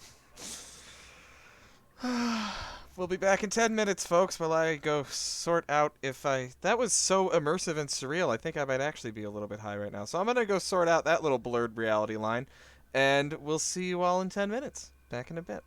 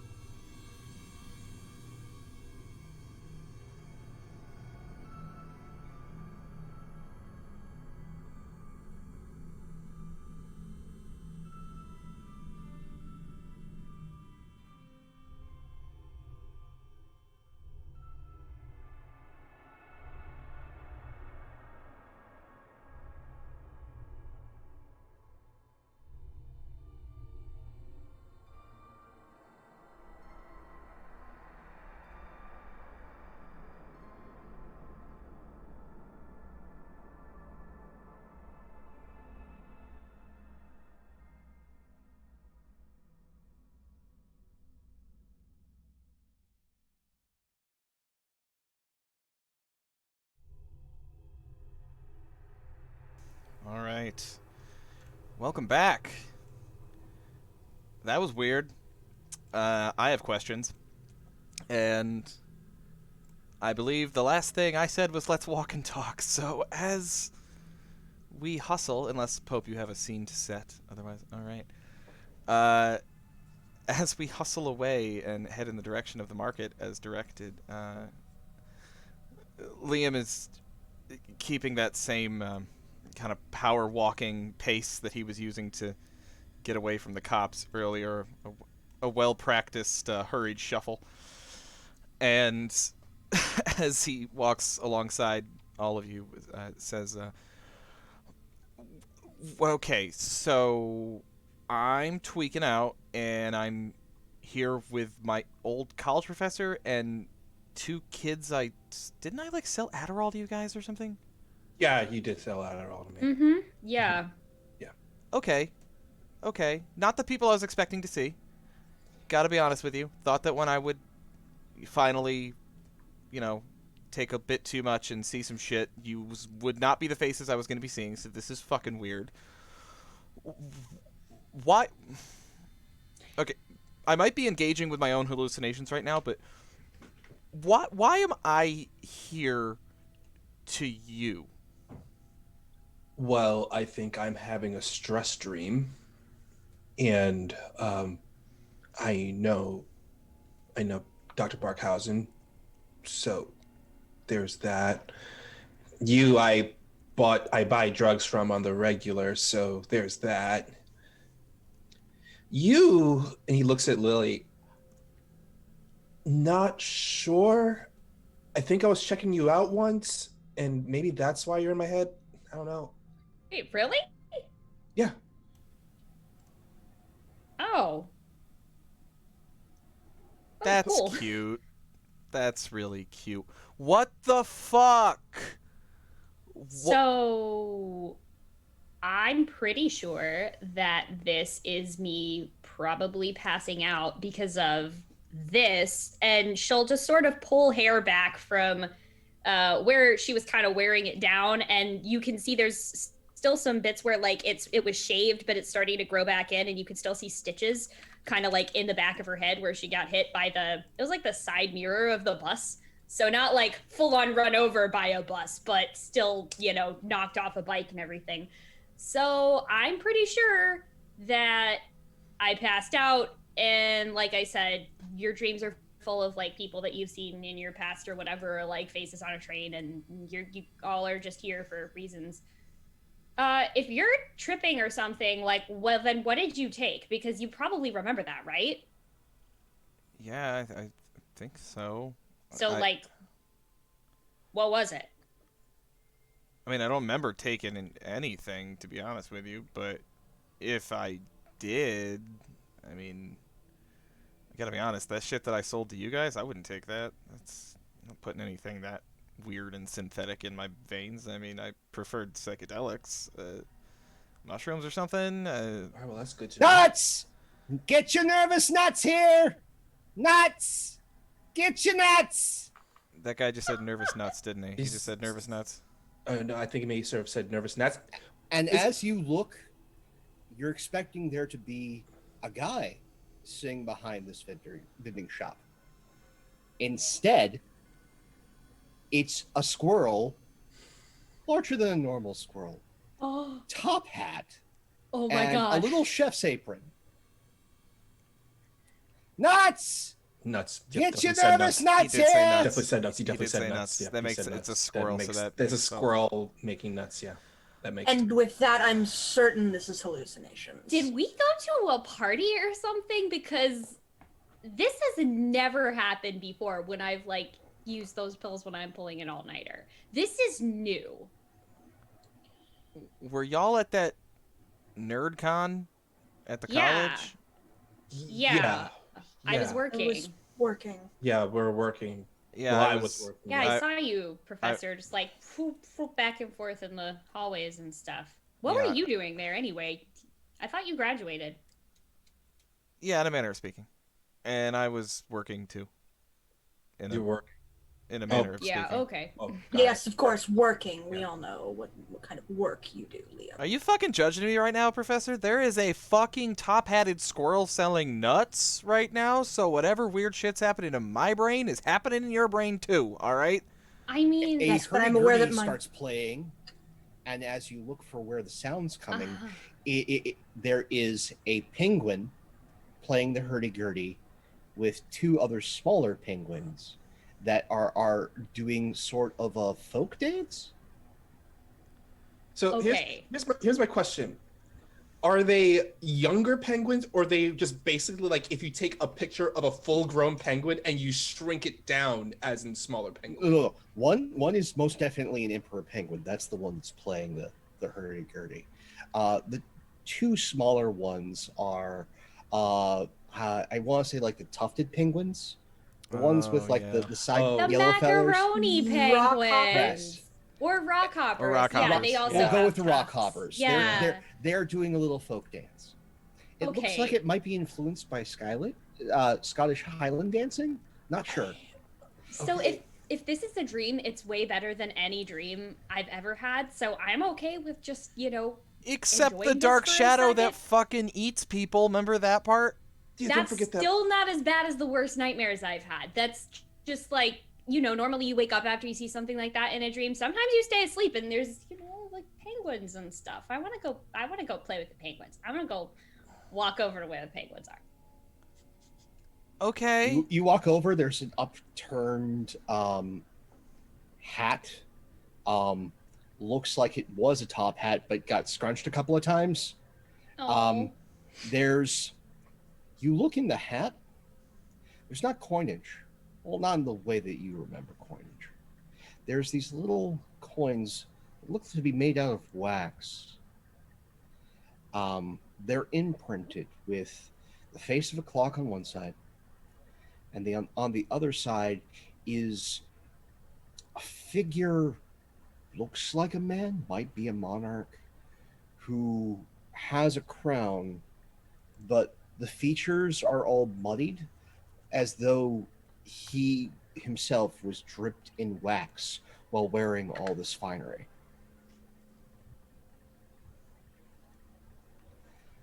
And amongst them, there's these little tiny, like little ampules that you would have like with perfume, but with unnatural colors in them.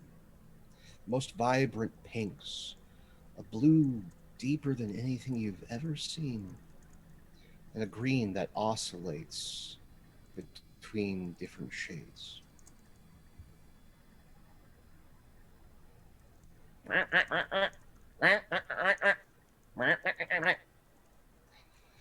As they start dancing, and you're not entirely certain, but the Emperor Penguin might be taking requests.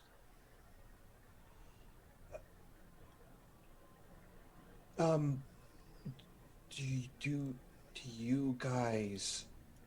Fuck, I'm talking to a penguin. Okay, this is where this day is going. It's okay. It's just a dream. Yeah, You're all right. definitely not Yeah. crazy. We are just No, all I'm not having a crazy. weird Yeah, dream I'm not at the crazy. same time. I Yeah. walk over to the penguin and I'm like, "Hey, so do you know a way out of here?"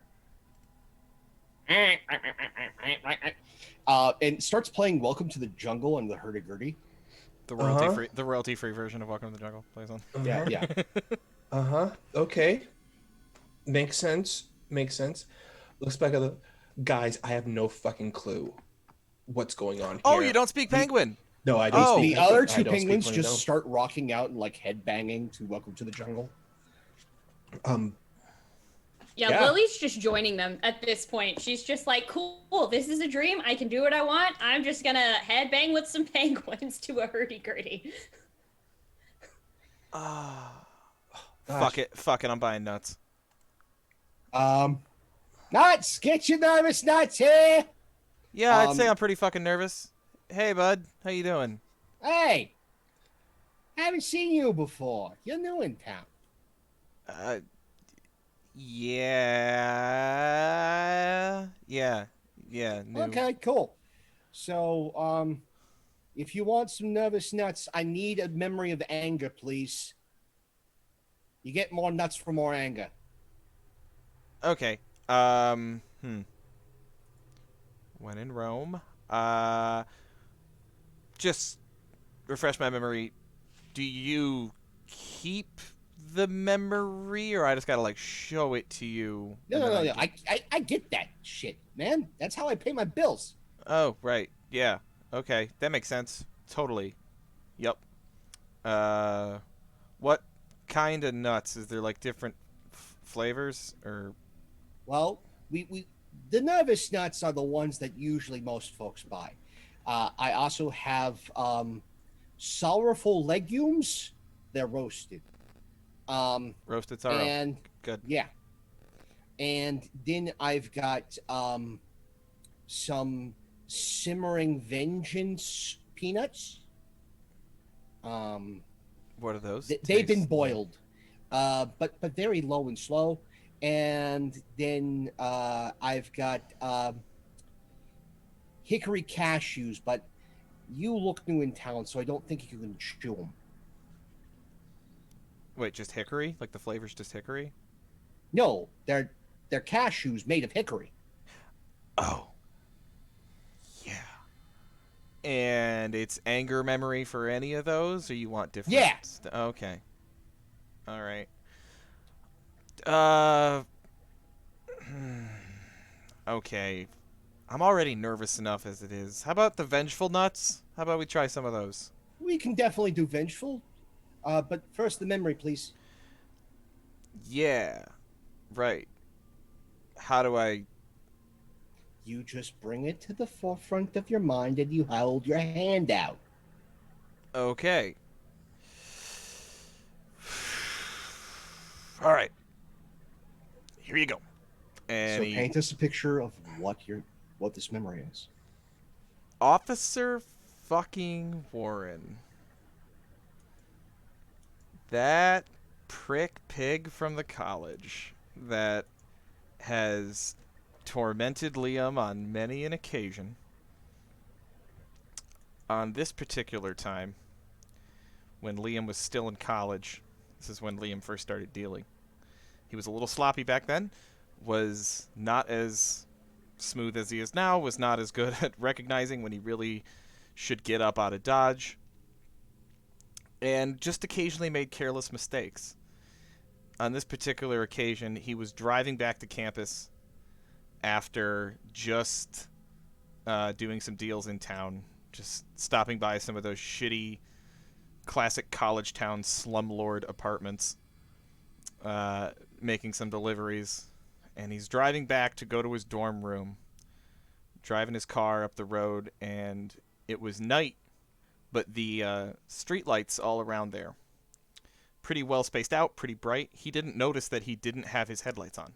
He'd just forgotten to turn his headlights on, which gave Officer Warren a very easy excuse to pull him over.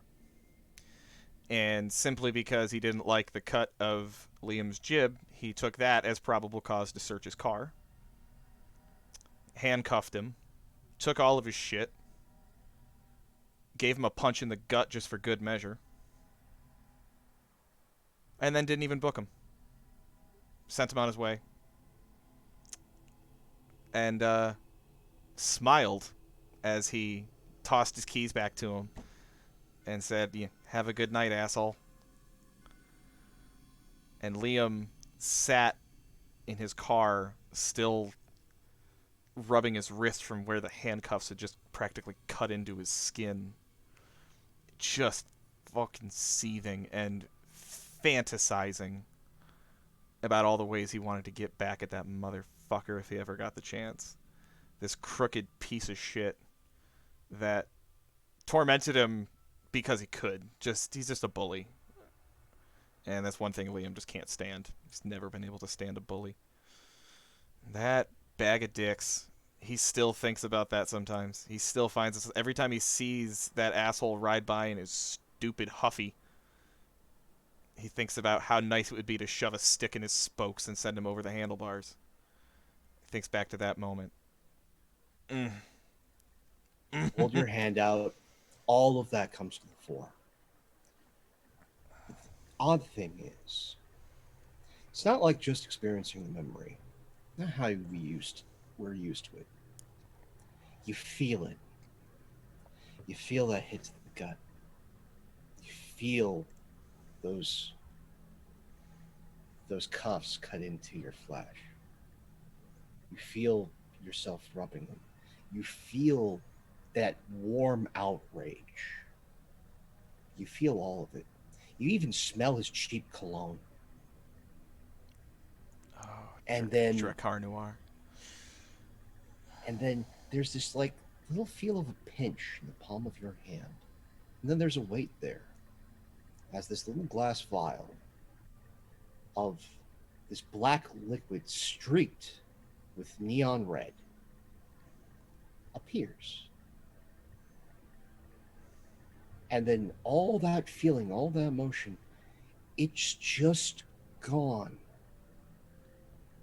And that pinching sensation subsides very quick, and you just feel lighter, almost relieved.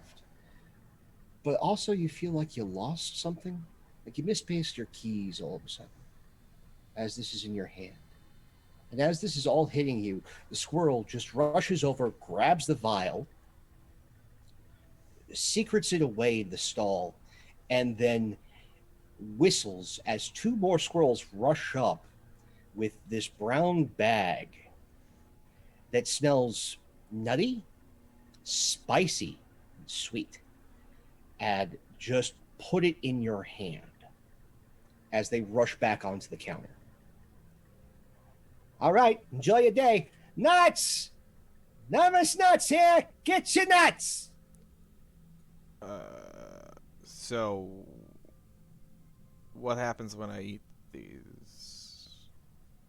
You feel vengeful. They're also tasty. All right. Thank you. Thanks. You're welcome. Nuts! Get your nervous nuts here! He just walks back over to the rest of them, just like holding this bag of nuts. Just, guys want some nuts? How? So do you give him like money or something for these nuts? Because Yeah, or something. I take a nut, sniff it. It smells spicy, like it's been like heavily coated in cayenne.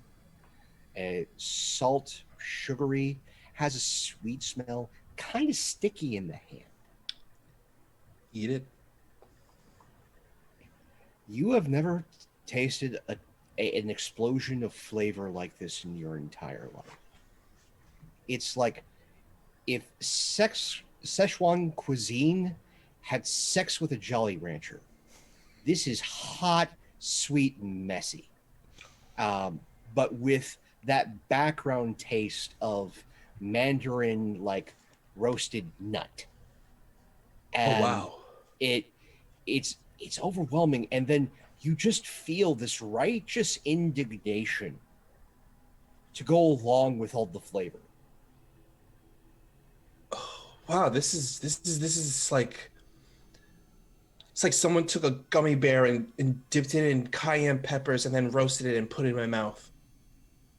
That good, huh? Yeah, it's actually really tasty, and I wanna like flip over a stall and yell money for the masses instead of hoarding it into capitalism or something. Oh, now I gotta try this. No, Okay. try it. Don't go. Do it. He pops one up and catches it. Yeah, and it's never been that easy to catch it in your entire life. It was like reflex.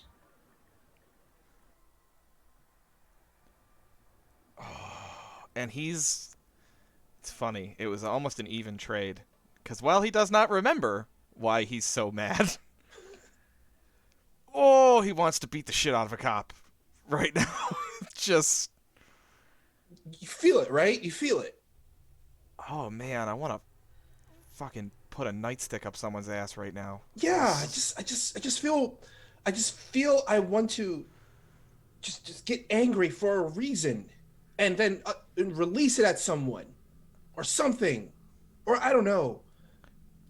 Yeah. Fuck, man. Yeah, fuck this place. Dude. Yeah, come on. Hey, hit me. I punch him. and you clock him, but it hurts. It's definitely real. But that heat in your gut, heat that just traveled from your mouth down your throat into your belly, just keeps you standing upright. Like, it hurts. That was a punch. That was most definitely a punch. But you stood firm, firmer than you have ever stood before. These are fucking good. Yeah. You want one? Yeah. No, please, no. He punched him. As soon as he regretted it, he's like, wait. Yeah, you get clocked, but you don't fall over. This is probably the first time in Jackson's life he's ever been clocked and didn't fall over. So that's what it's like. Huh. And as you're trading punches and experiencing the joy of nuts, you start to see the market around you. You see the animals, but you see what is definitely like 6 foot at the shoulder, well-dressed gentlemen out walking their dog, but you could swear in place of their head it's like a push pin, and in place of the dog's head, perfectly angled, canine body, wearing a sweater, is a needle. Just a long, exaggerated needle. There's a thread running through it, red as crimson, sanguine even, dripping, as they just casually walk by. You see down one of the other stalls, there's just a little old lady that's selling those roasted scorpions, but they seem to have a sauce covering them. Is that like candied sugar over the roasted scorpions? You can't tell. And you start taking in more and more of the market. You could swear they're little kids, little newsboys, something from like 1920s to 1940s. You're not entirely certain. And they're going, get your paper here. Nightly revealer, hot off the presses, get your paper. Hollering. And as you look closer at them, you look much older. Much older. They're only the size of like a 11-year-old.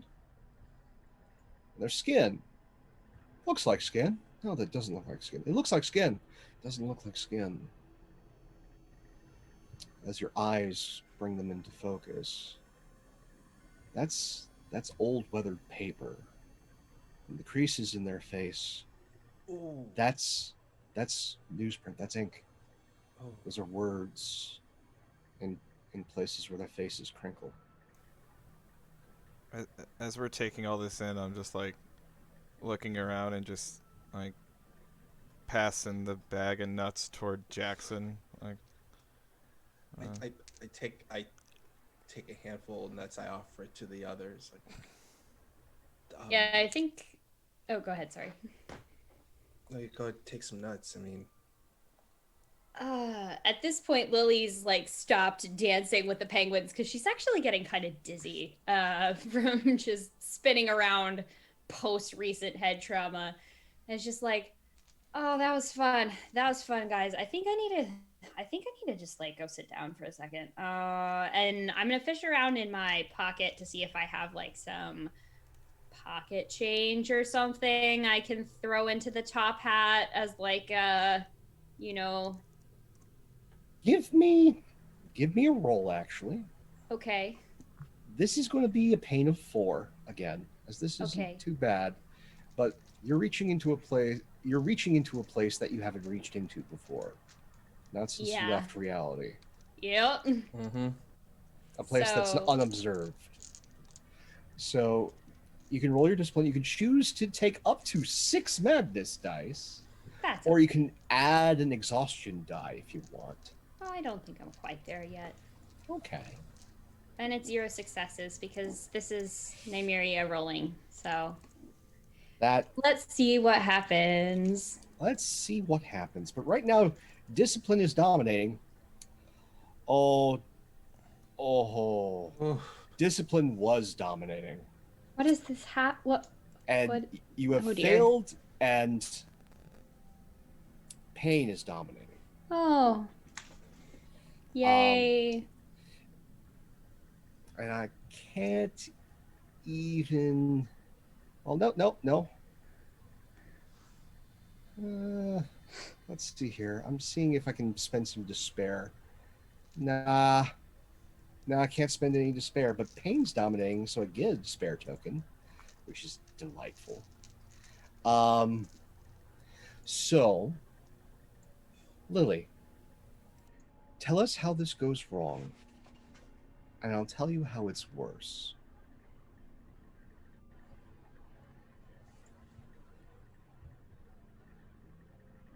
What happens when your hand goes in that pocket? I think I reach into this pocket, and when I do, I instantly get this weird kind of like flashback thing to when I was a really little kid. Maybe like 10, 11, something like that. It's around the holidays. Uh, and I've been collecting change that I found like on the street or just random places like that to get enough money together to buy my mom something nice for Christmas. It's not anything big or fancy. It's just this shitty little snow globe from like a Five Below dollar store, bargain bin type place. And I'm counting out the change on the counter really like slowly and tremulously, the way that small children do. And I am 17 cents short. And no matter how much I try to explain the situation, no matter what I say or do,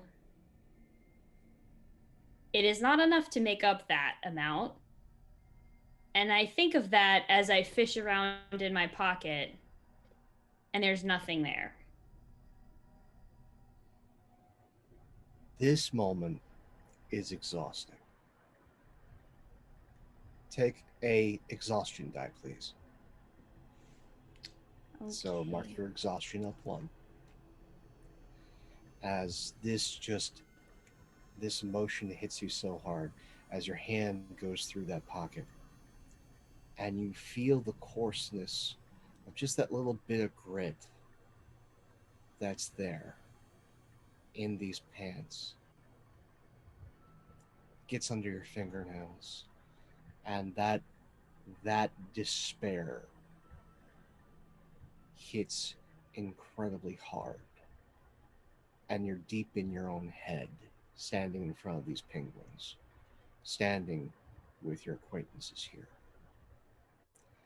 And so you're spaced out. You don't see this icy, blonde-haired woman just coming barreling past you as she just shoulder checks you.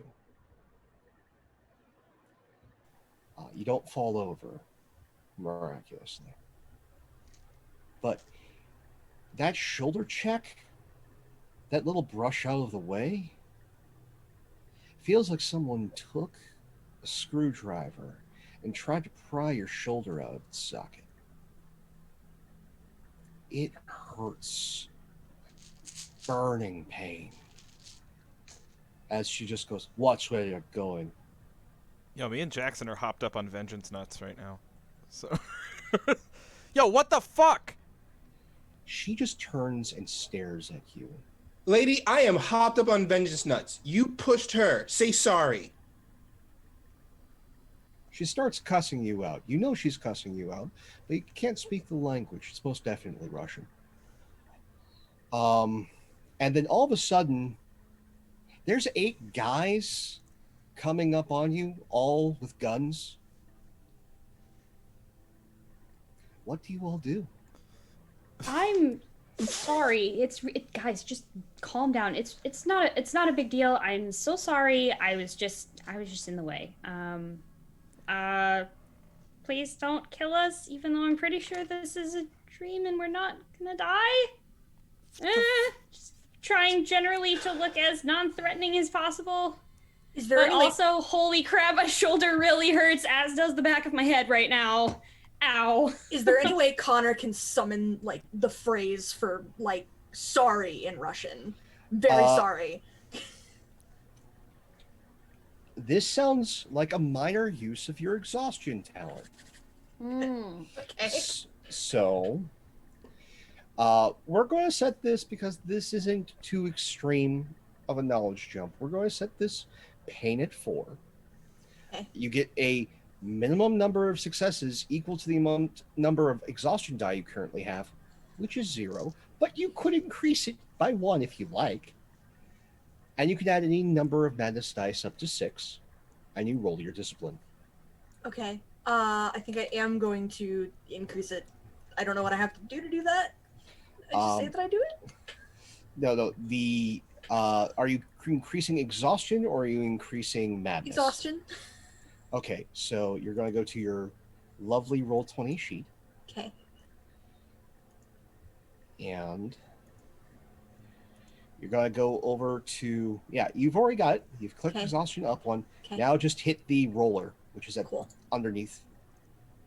Hey. All right. That is currently 2 successes. Let's see what I get. 3 successes. And currently discipline is dominating. Okay. So, in this case, good news, you can lower that exhaustion die back to 0.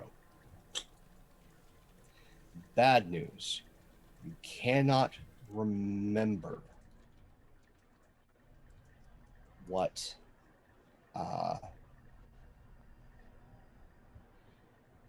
to say. Your mind is trying to summon the phrase, and it's just not coming.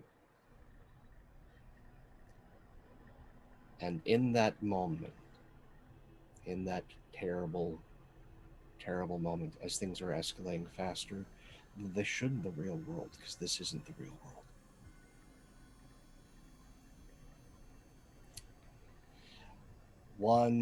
The blonde-haired, icy blue-eyed woman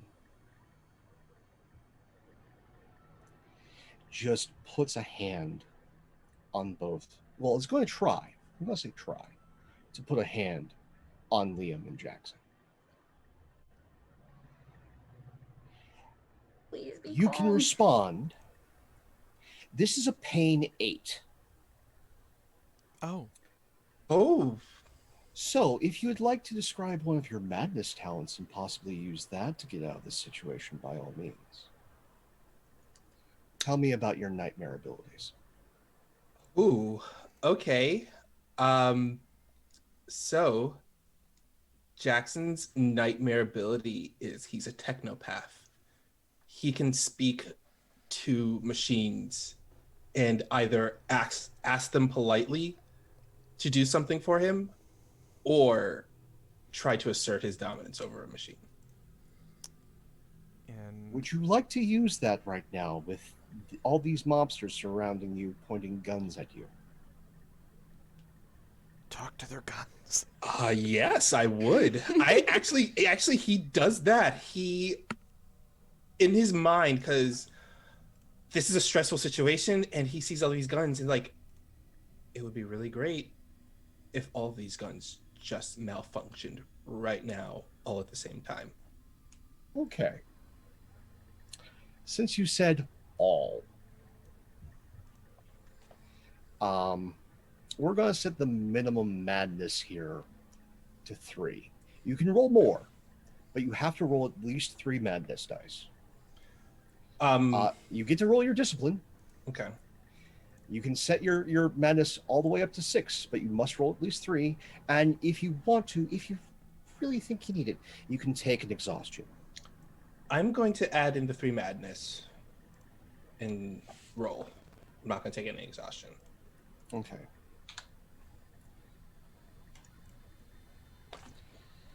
Oh my gosh! Swing and a miss.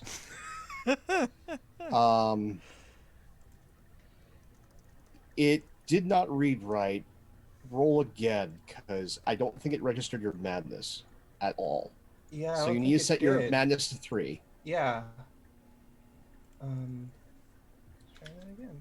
Put the number in and hit enter, just because There we go. sometimes that doesn't. Yeah. That's better. Yeah, that's way better. Whew. Currently, madness is dominating. Delightful.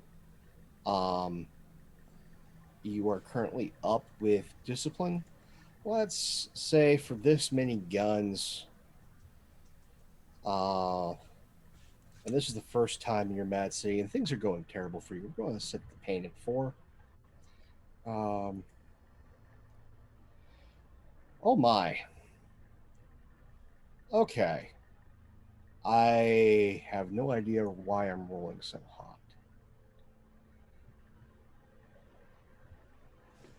I mean, you are only playing with 2 of the most notoriously terrible rollers in all of the small world of TTRPG streaming. Juju. It's the I feel juju. like this might have something to do with it. Maybe. For those of you, Can somebody check, is Will Wheaton in chat? for those of you at home, Pope just rolled 4 successes on that. Yeah. So 4 dice, 4 successes. I have Swing never and rolled 4 this hits. hot in my entire life. of all the fucking times. Of all the times. Usually roll 20 hates me. So this is new. Okay.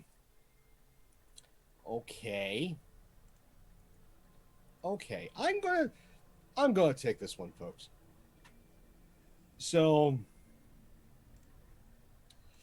you reach out with your mind and ask these guns to malfunction.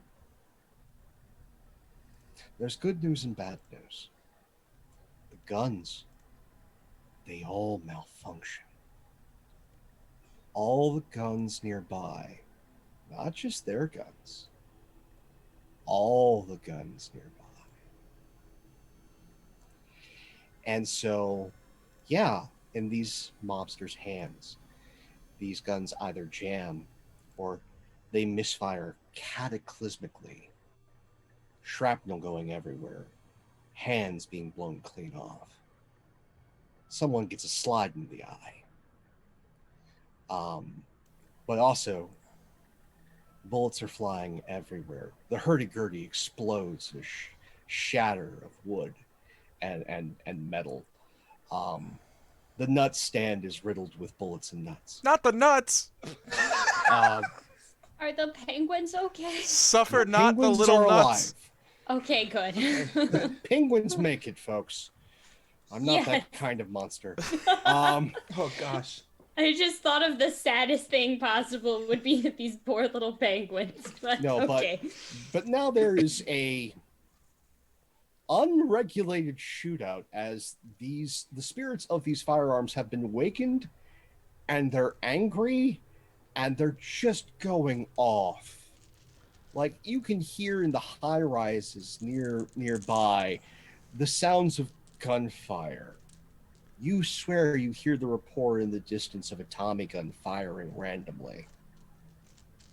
Things have gone terribly wrong. and you hear sirens in the distance. Oh. Sirens Oh. that go mysteriously by with the ticking of a clock. Oh. But miraculously, none of you have been hit. But there's just fucking guns still going There's- off even now? Yeah. Oh no, I just like head down. I'm like, oh shit, oh shit, oh shit. Did I do that? Did I fucking do that? Oh my gosh.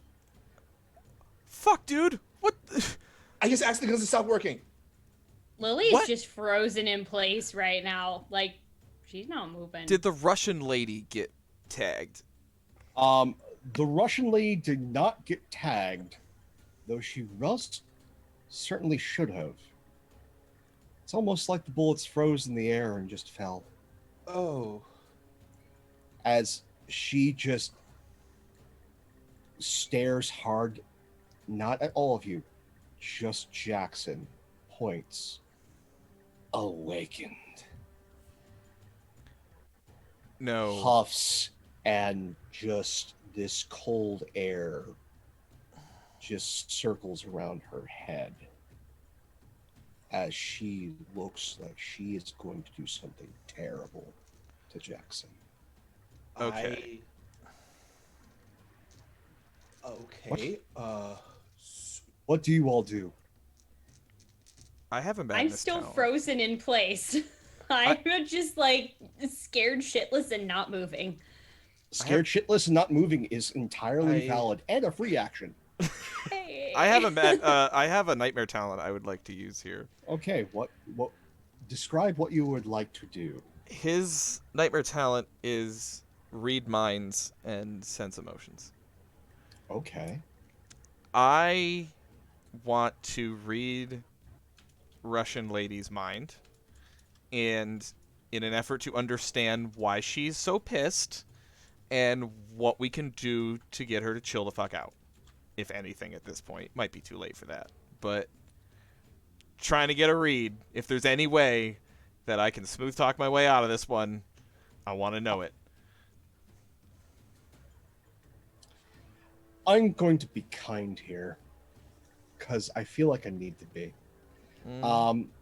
We're going to say this, you have to roll at least 2 madness dice Okay. because her thoughts are very much at the forefront.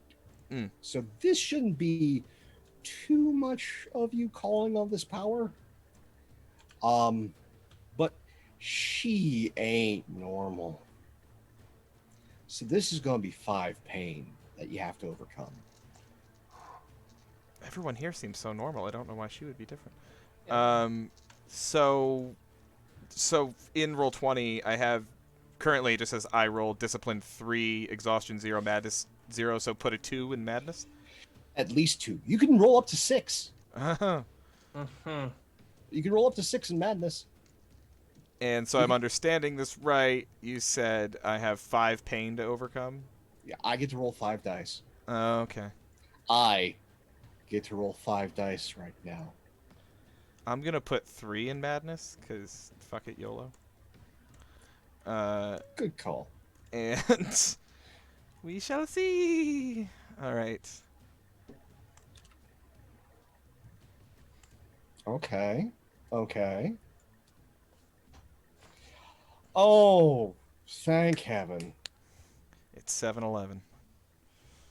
Oh, but Oh god, we need you that win. succeed, but pain is dominating. Okay, so this is success at a cost, and you're actually asking for information. So this one I have to take. So you manage to reach out in this spray of bullets and chaos. Your mind goes quiet. Your mind goes to that guilty place that you meet when you can't sleep at night. That terrible ball in your stomach. And your mind flitters and it touches this woman. Well, she was a woman. Maybe. Once. Instead, what you find there is something that's local to here now. Something that wants power. something that sees you as a threat or a tool. And she is quickly trying to make up her mind whether to kill you or kidnap Jackson.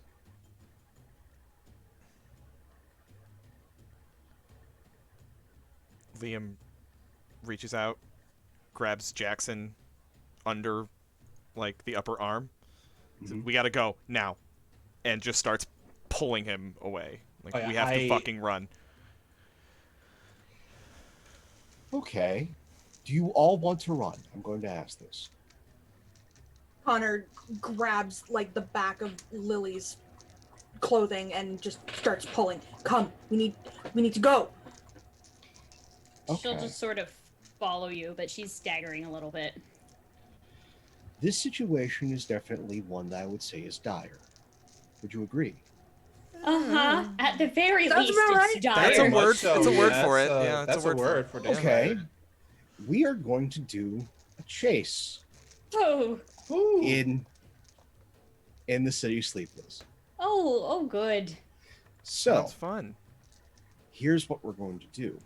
We're going to do some group role moves here. So, you guys elect who is going to be the person that is leading your escape.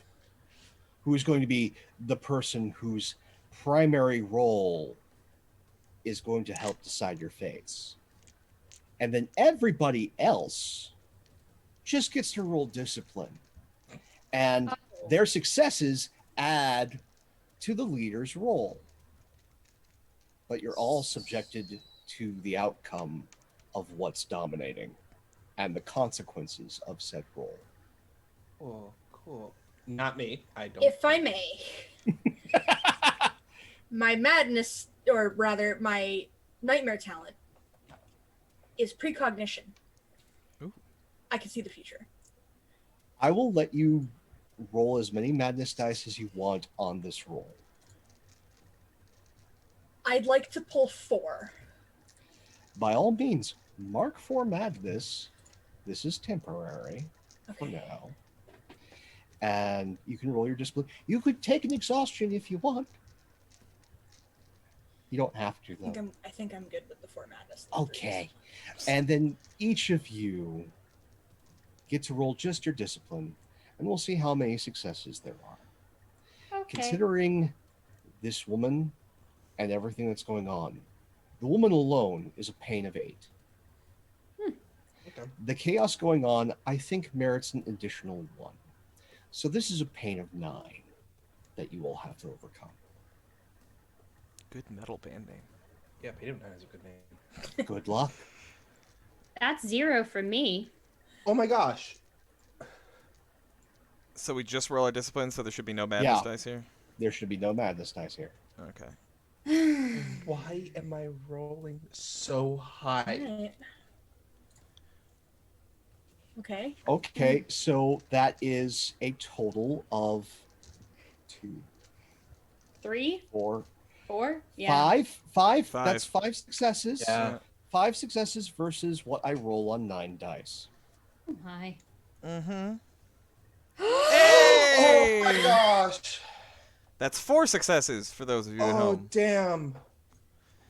We had 5. That's more. Okay, but I'm not going with the rest of you. I'm just going with I'm just going with Connor here versus me when it comes to what is dominating. So by that, right now, pain is dominating. However, I'm going to spend that despair token, so you'll actually have a freaking hope token, to make it so that madness is dominating. Oh, good. Nice, Um, nice. So, you all get to choose of your response boxes which one gets marked off. Okay. Flee! Lee, yeah, because Yeah, that's I the only think one I so. got. including I you, have- Connor. Yeah. I have, yeah. You're gonna all mark flee? Yes. Delightful! The madness thing that is related is primarily defensive rather than offensive, which leads me to mark flee. Yeah. Especially since I'm being dragged by the collar of my shirt. Flee, flee, flee. So, Connor, describe to me how this goes right, but doesn't go entirely right. And I'll tell you how it gets worse. So, everybody moves away from the woman, and I imagine she pursues.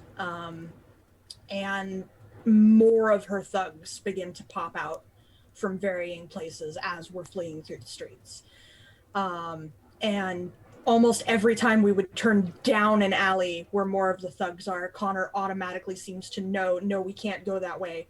We're going to get caught. We need to go this way. And he's the one guiding us as we continue to move through. And it seems like the farther we go, the more the noise begins to fade behind us.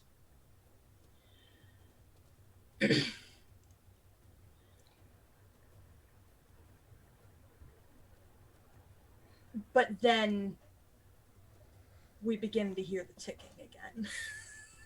Oh, What? okay.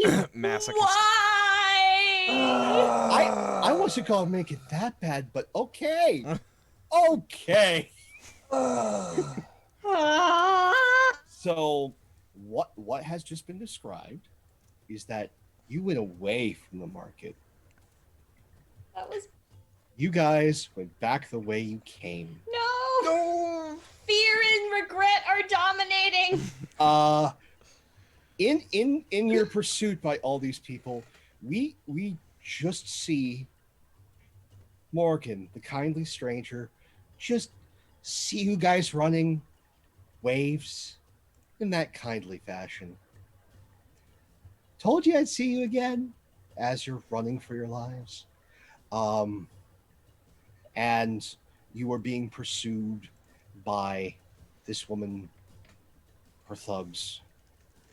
You see a number of black Cadillac sedans pull up That's the as first. more of them just throw into them as you're being pursued.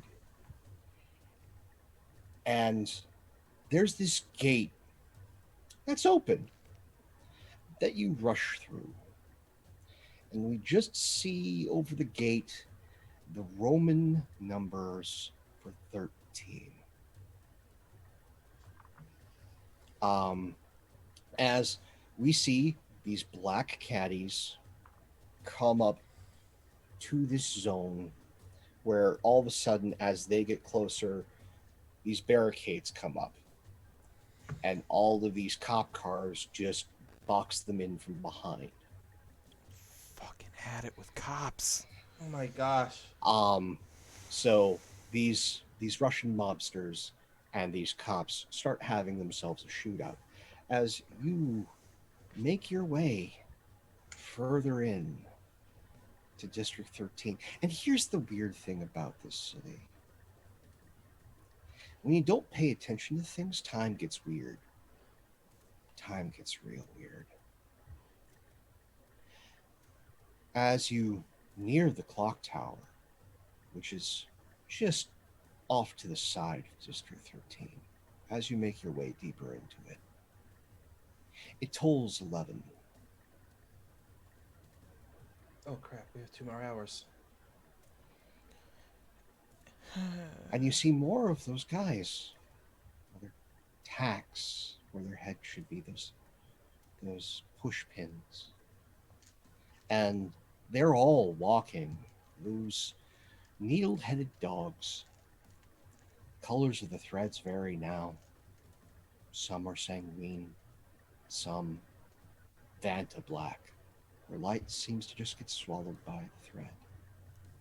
Others variegated, purples and whites, brilliant deep greens variegated with this bright almost putrid orange. And this place looks very well to do, looks very put together. But all the architecture seems to be out of time. You see these Gothic structures next to country mansions. But as you go further and further in, it looks like just a conglomeration of every single city hall downtown the city, just thrown together willy-nilly. All these administration buildings, number of courthouses that are just stacked next to one another and then start to be on top of one another, making a skyscraper of these edifices to law and order. And then you pass your first cop, and the ticking starts again. That terrible ticking, as they most definitely recognize you. May I try and use my nightmare talent here? Yes! Is that okay? By all means. What is it? So what's the name of this? The other one, the less scary one, the exhaustion talent, is being able to hear things really well that normally you couldn't hear, like not normal human frequencies. Yeah. The nightmare one is if sound can resonate within or off of it, it can come into being for a time. Interesting. I would like... Go ahead. Go ahead. Oh, No. I would like to try and use that to construct one of those like armored cars that deliver cash to and from places. So I don't want it to be something that's explicitly like law enforcement or the government or anything like that, but something that's like very secure, very well plated, and I want us to be in it. And I want that to be what these clock eyeball people can see as we're progressing through the streets of this district. Is it, I'm going to ask this, is this an illusion? Or is this you taking sound and making it reality? That's it. The latter. Okay. For this spontaneous Brinks truck, Yes. all happen to just be in, I'm going to ask you who's driving. I'll do it. Yeah. Okay. Okay. Okay, sure. This is, I think, a minimum of 4 madness dice. Yeah, this is nuts. You can roll more. You can roll more than 4, but you get to roll your discipline. You must roll 4 madness. You can roll up to 6. You can take an exhaustion die if you like. But this is a minimum of 4 pain. I will roll 6 madness dice for this. Excellent. It's precisely Nothing what I ventured, wanted nothing to gained. do. Let's go big. Let's go big, y'all. Go big or go home. Oh, Dang, y'all. Let's do this. Dang, y'all. that was close. Shit. Dang, y'all. 5 for Anna, 4 for Pope. Madness is dominating. Yeah, I'd it say is. so. I would say Madness so. is a Garda armored car right now. It's plowing down the street. So, the nightmares are in control as you manifest your power. And in this moment, because the nightmares are what's in control here, you need to mark off a response. You, Lily, need to mark off a response. Do I have to narrate what I'm doing as I do this? You need to narrate for me how you respond in the marking off of that response, as well as the manifestation of your truck, how things go right, but how it causes you to respond with fight or flight.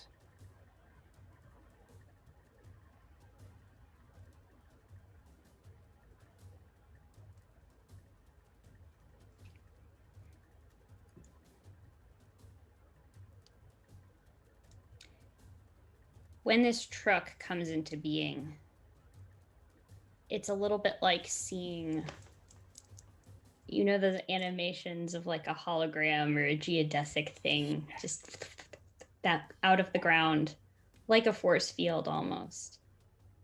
And it's a feeling of protection and being surrounded with something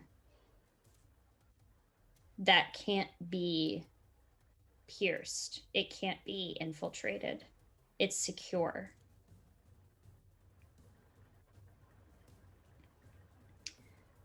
I'm going to mark off fight for this. The reason why I'm going to do that is found in a chain of memories that Lily has. Going back to very early memories of visiting those payday loan type places with her mom. Progressing forward to waiting in line to pick up food. Progressing forward to bills and papers and envelopes full of past due notices for different things. Culminating in the bill she got for the ambulance ride to the hospital after getting hit by a bus. And as this armored car builds itself up around everybody and where they all are, in her mind, she pictures taking that bill for the ambulance, crumpling it into a ball, putting it on the counter of her apartment, and going back to work. That's fight. I'm going to make this a little worse and a lot more interesting. So, the lot of you all of a sudden find yourselves in a matter of seconds as you're fleeing, as that you recognize there's a cop there. They recognize you. That ticking noise. As that sound becomes warbled to the point where there's no longer ticking, as this car, this armored vehicle, forms perfectly around you. Liam, you're in the driver's seat. Fortunately, this is automatic somehow. Liam can drive a stick. It's fine. Yeah, but these armored cars, their sticks get a little jammed. That's why they're always in service. But yeah, no, you're in this armored vehicle, and Lily, you're feeling this rage, this absolute rage, and having that memory, and hand just kind of flings out. And then that moment, back of the armor car opens, and this giant wadded ball of paper and bill, just like Indiana Jones its way back and smacks the cop Ah! and Ah! takes it up in the cop and just rolls down this hill. Till it finally crashes into those automated barricades where the shootout with the cops and the mobsters is happening, and almost Katamaris its way through them. Nice. But then you find that you are being pursued very quickly. That bus that hit you, Lily, It's behind your car. It's behind this vehicle, and it's being driven by a man who shouldn't fit in the driver's seat. This individual must be at least 8, 9, maybe 10 feet tall. In place of his head is now a pushpin. It's distinctly a tack. A tack man. Driving this bus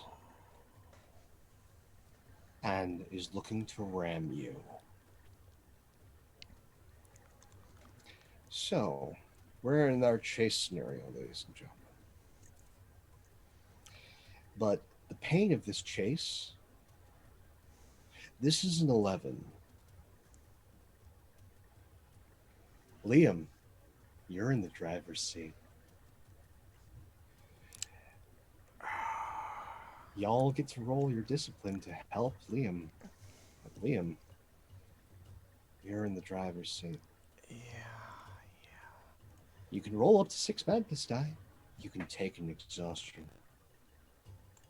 What would you all like to do? Oh boy. Can't talk my way out of this shit. Nope. We can't, even though we're just rolling straight discipline, we can't add anything. Like add any exhaustion. Okay. You can't add up. It's all on the person in the lead. Okay. You all suffer the consequences. Okay. It's might as well just roll it. I mean, I'm gunning this shit. I mean, Yeah. It's like, yeah. I mean, it's up to you if you want to add stuff at this point because it's 11. yeah, I know. I'm gonna add some madness dice, but Add up to 6. That's 2 from me. That's a 2 for me also. So we've got 6 total. I'm Which gonna means take. you need a 5 Mm-hmm. successes, Yeah. potentially. I'm gonna take 4 madness and an exhaustion. Ooh. Delightful.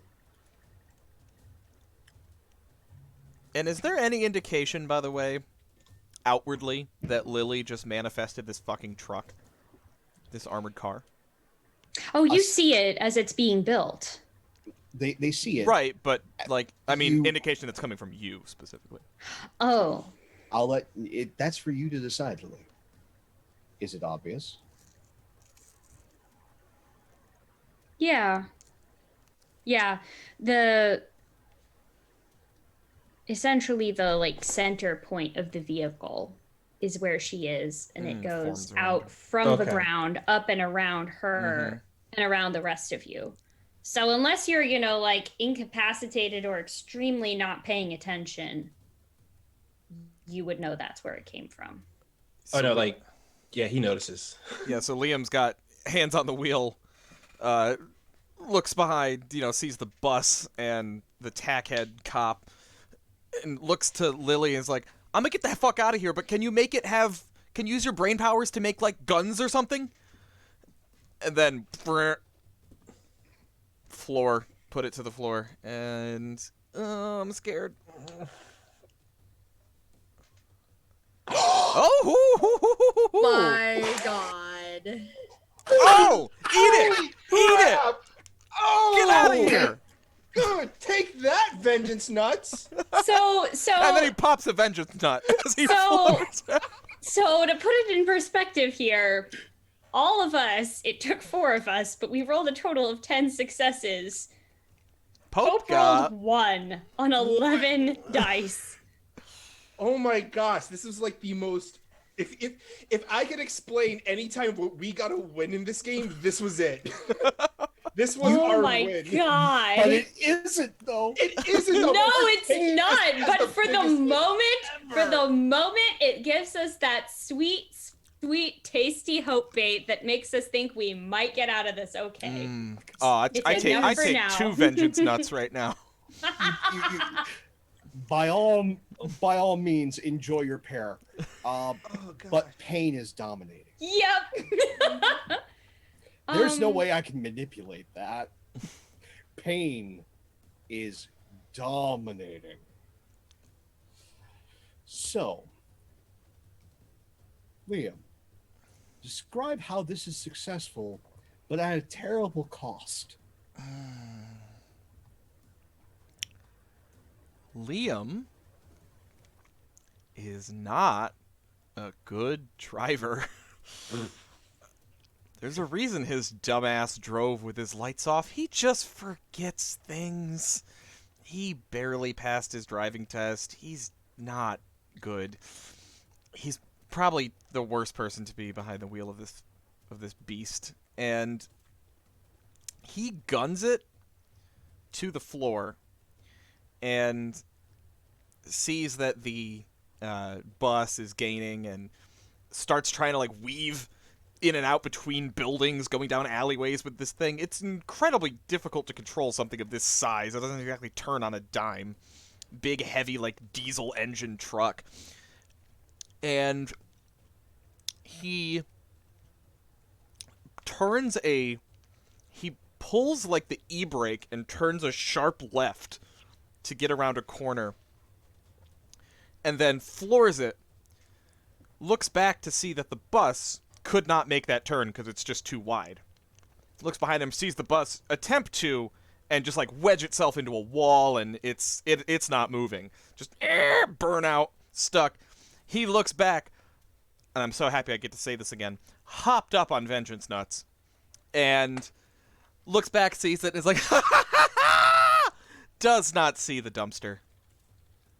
Just doesn't notice the dumpster that he plows it right into. And for effect, the dumpster's on fire, because that's the kind of day we're having right now. You have told me how you succeed, how it's bad. I get to tell you how it's worse. And so, yes, you miraculously take that corner at high speed. You were weaving in and out of traffic. You don't know how far you're into the city. No idea. You weren't paying attention. None of you were. As this massive bus with an even more massive man behind the wheel was in pursuit of you. Unnatural, terrible pursuit. As it clips this building. It clips this building to where the front cab shears off and continues behind you. As this other vehicle is going down, the taxman hops aboard this flower truck, which is in pursuit of you, as you have an armored vehicle with a flaming dumpster in front of it, where it's somewhat crumpled the front, the radiator is leaking, the dumpster is on fire, and you're going downhill, being pursued by the taxman atop a flower vehicle, all driving to another one of those district gates. But this one's titled, it actually has words you can make out. Strange. Just strange. Well, that makes it stand apart from the other districts. Really miss it does. Do you think this is a way to... First of all, I look behind to see if that thing is still chasing us. You can see this massive man holding on with hands the size of babies, like clasping onto the top of this flower van. That tack for a head, you know instinctually it's somehow looking at you.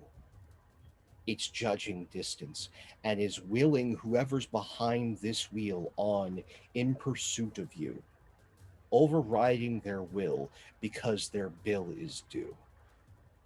Lily just yells, "Eyes forward, Liam, keep your shit together." I can't see past the fucking dumpster. I would like to try and use my nightmare power again, if I may. Please!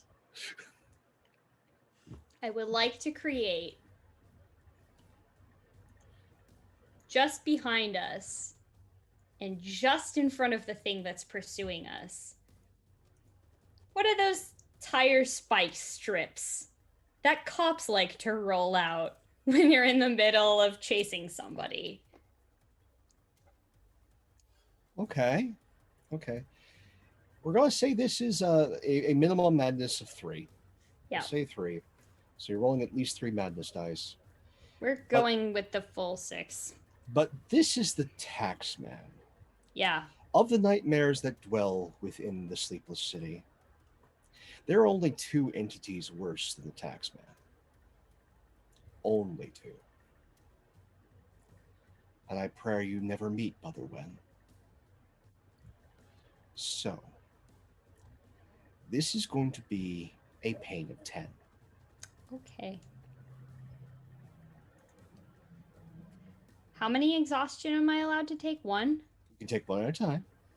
Okay. So here's a total of 10 dice I'll be rolling. And the exhaustion stays? The exhaustion stays. Mm. And when you need to have a 7th exhaustion, you crash, which is the worst thing that could possibly happen. So this will... So please take exhaustion die. Take all of them you want. Yep, this increases that.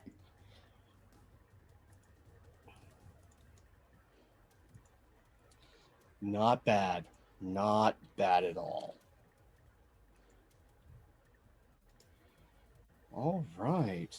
So you win. 5 for Anna, 4 for Pope.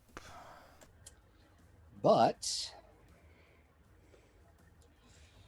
in here, pain is most definitely dominating. Lucky me. So, Lily, tell me how this works, but at a cost.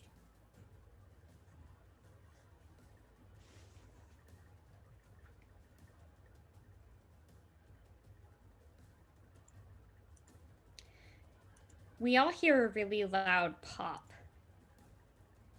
as the tires of the taxman's vehicle combine with these spikes and the hiss of air slowly leaving a pressurized container. For a second, we think we're in the clear. And as we just sort of ride that momentum across the threshold into whatever this strange district is when the armored car collapses around us. Because Lily has used the power of the resonance of sound to create something else. And we all just eat it on the asphalt. Oh, we Really were going fast. This is gonna hurt. Fucking hard. So, We're gonna beef it so hard. y'all have road rash from hell. Again. And then into the dumpster. Yeah. Well, no. The dumpster, as you guys fly over the dumpster, because this is an incline. You fly over the dumpster because I want to see this image of a flaming dumpster colliding with this flower truck that has lost control.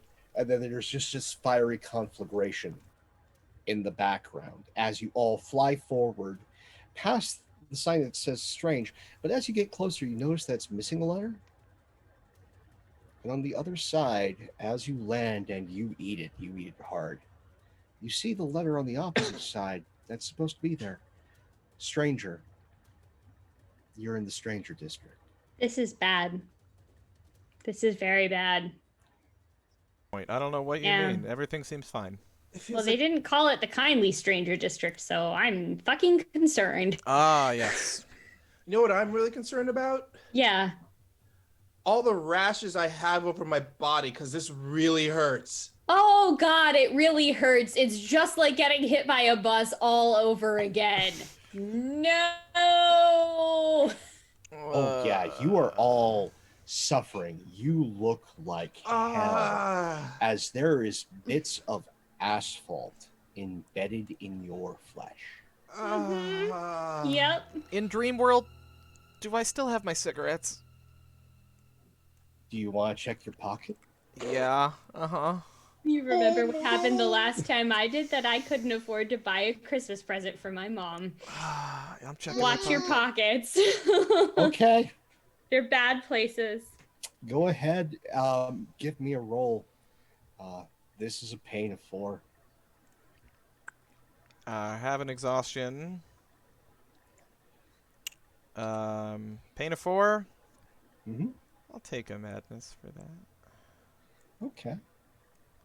So I'm gonna roll 5 dice. Go for it. Oh, balls. Nice. Oh, shit. Oh! Nice. 1 to 2. Boy. Well, this is some mixed news. Discipline is dominating. So you can remove that exhaustion die if you'd like. You get a bit of respite. Or you can take off a check mark from one of your responses. Or your flight responses. You can remove a check mark if you want. Yeah, I'll take off one of mine. Yeah. Okay. Get that flea back. Okay, get that flea back. But yeah. So Just pain wins. shaky hands. Just I win. And so describe to me what happens when you stick your hand in your pocket. Yeah. Liam's lying on the asphalt, feeling every fucking nerve ending in his back on fire. Laying next to Jackson. And Jackson, you would see that he just, like, is looking up at the sky. Just, okay. I think with that kind of face of stoic acceptance, like, okay, I'm just going to lay here for a while. This is fine. I'm just going to maybe take a little nap here or something. And reaches down into his pocket. He pulls he keeps his lighter in his right pocket and his cigarettes in his left. So he puts his hands in his pockets to pull them both out at once, just like, I'm going to lay here and have a cigarette and not move.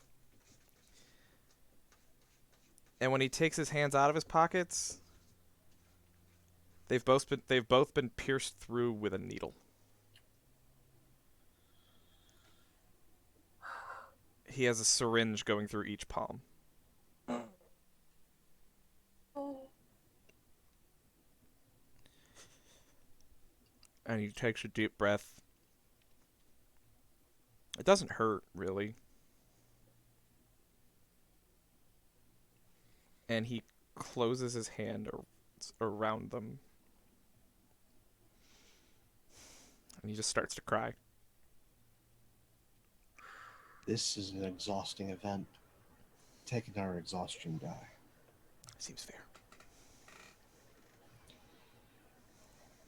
And as you cry, as that guilt, the terror, the pain all wells up, figure steps out of something that may have once been a church. You see somebody that looks like Morgan, except he's a little bit better dressed. And goes, "Oh, you poor things, you look a sight. All right, let me get you someplace safe. Come here, come here." As he tries to help each of you up. As he's helping Connor up, Connor like literally shoves him off. Fine. I'm fine. He picks up his cane and he stands up and starts to set himself to rights. Right, but you all look like you've had a terrible time of it. Yeah. Just putting it lightly. Look, I'm not gonna sugarcoat this, buddy, but we really need a way out of here. Oh, you're not local. Oh.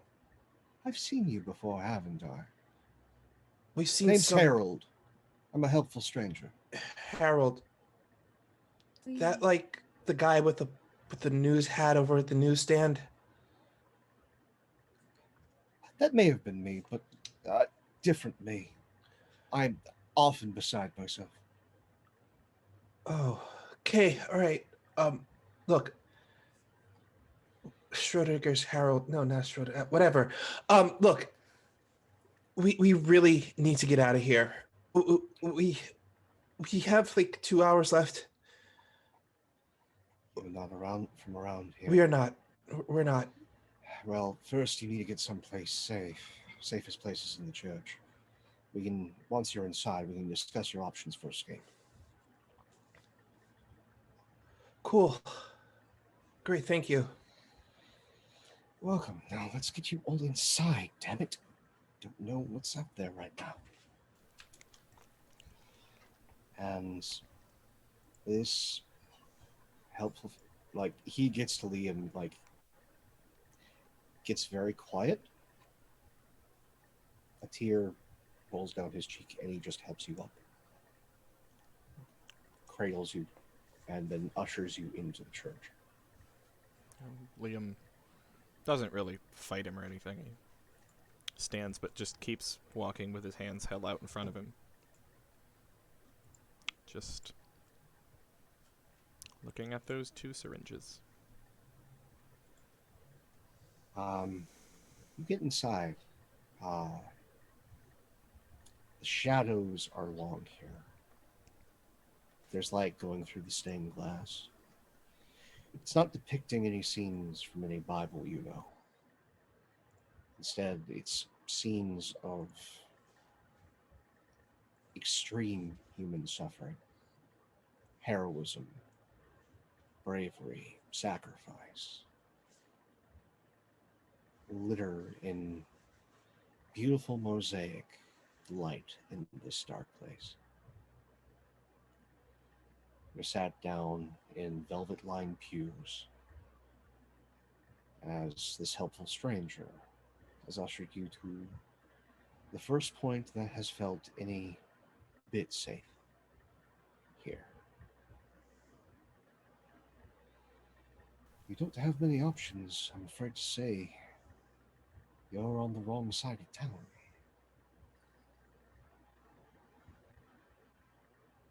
There's only 2 doors that I know of in this district that lead out. One is up, the other's down. Down is closer, but it's not safe. Up is farther, and it's mostly safe till you get to the top, till you get to that door. So, I'll leave it all to the lot of you, but you said you don't have much time. 13 will come soon. Sooner than you think. Especially here. Okay. He said we always have to go up. That's something that can't change. Well, you can go down. It's just bad unless it's 13, in which case might be your only hope. We gotta go up. All right. He looks at the others, see what they think. I would like to use my madness talent. All right, go ahead. What are you trying to do? I want to know. I want to see the outcome if we go up versus if we go down. You want to see both outcomes. Yes. 5 madness dice minimum. I'm going to take all 6. Okay. And I'm going to take an exhaustion. Good choice. Because Rock and roll. This is a 9. I get to roll 9. Okay. That is a total of 4. Okay.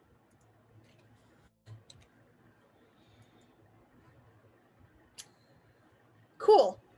Pope got 5. You have hope. You can tie me if you spend it.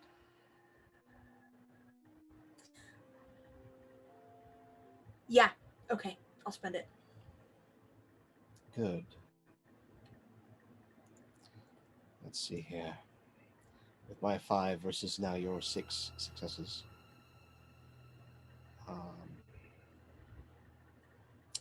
And madness is dominator.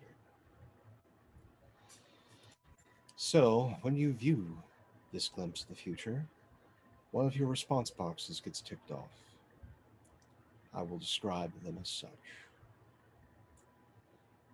You go up. It is, to borrow from media that you're all familiar with, there's a particular building in the Stranger District. It looks very similar to one in the movie. Ghostbusters comes to mind. Okay. Okay. There's not an elevator that functions for the last 20 floors. It's all a walk up. It's all a stairwell.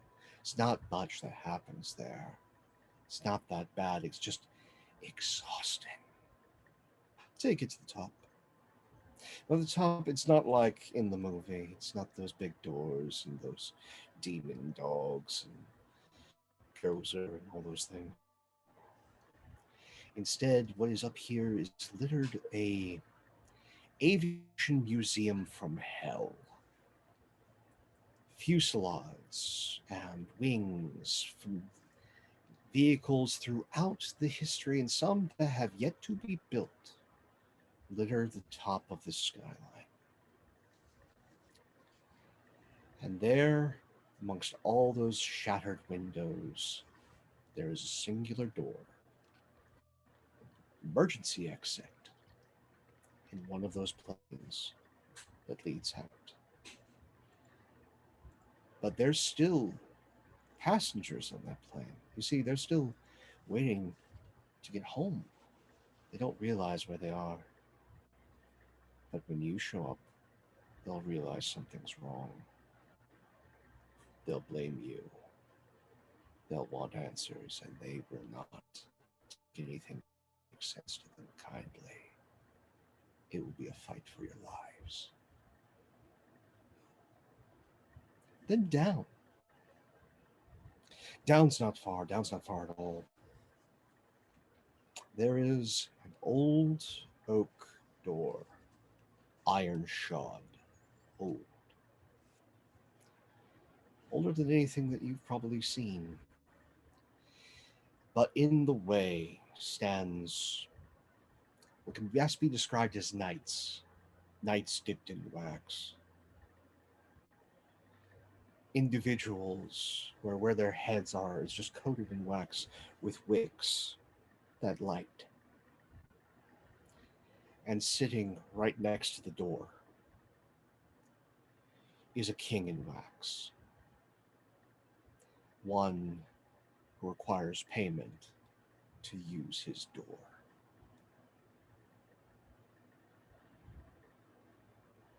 Terrible payment.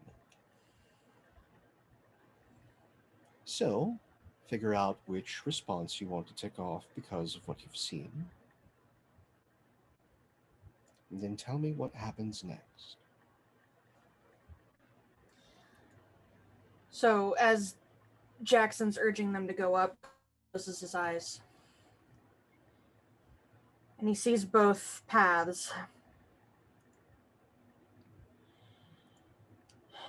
And he knows up is a fight and down is a payment. And he takes his cane and he just swings it into the ground and it snaps. As I tick off fight.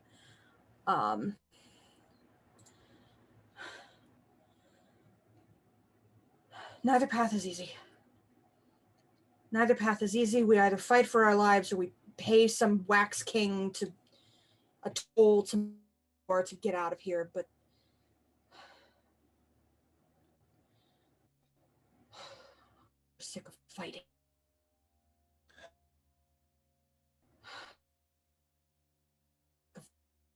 Fight my whole fucking life. I'd rather just pay done with it.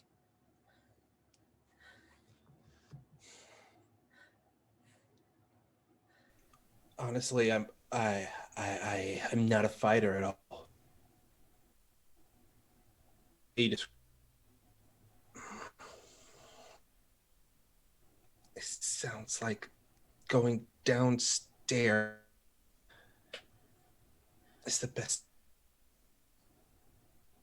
I would pay anything to get out of this nightmare or this hallucination or whatever the hell this is.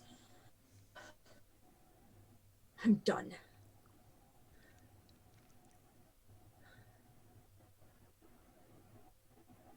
What say you guys? Uh, just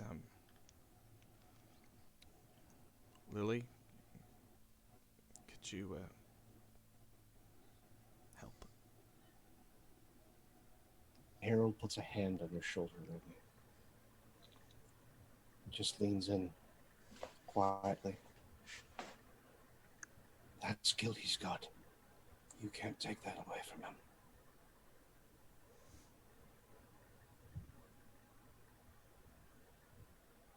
Okay. Yes. Who even are you? I'm Harold, the helpful stranger. I know that's your name, but who are you, really? Wasn't my name once.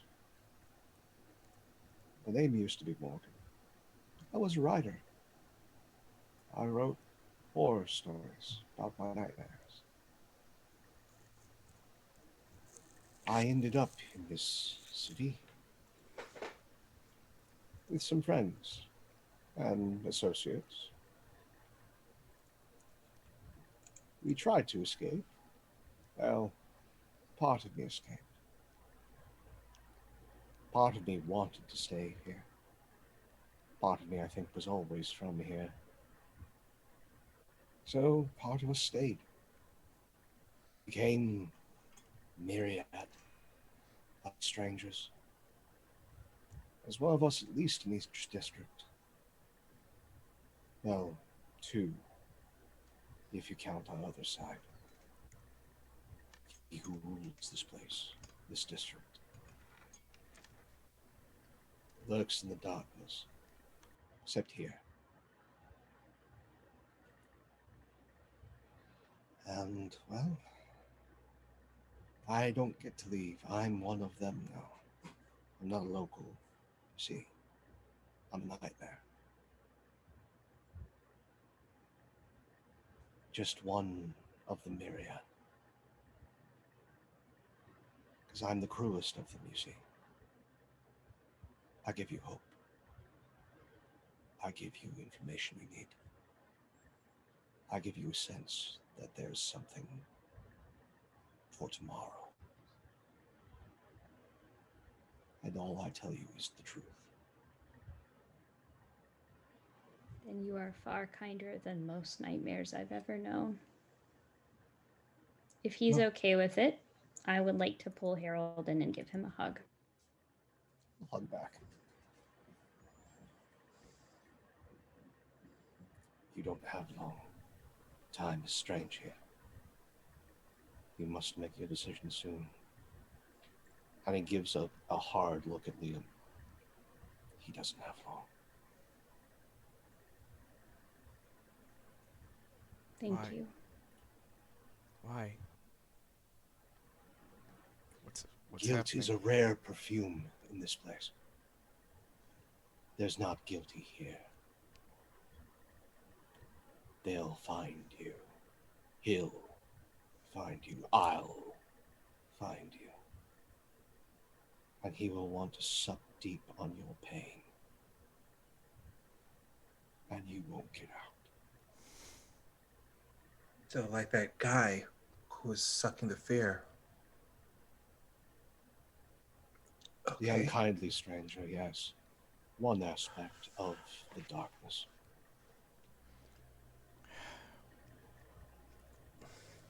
I'm a delicacy. Cool.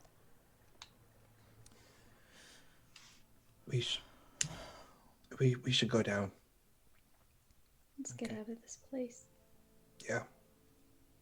Let's go down. Don't give them any resistance. Be polite. Etiquette matters a lot to them, to him. He will ask something. It'll probably seem innocuous, but know that the price is always terrible. May I never see you again. Have a nice life, Harold. Life is kinda a stranger.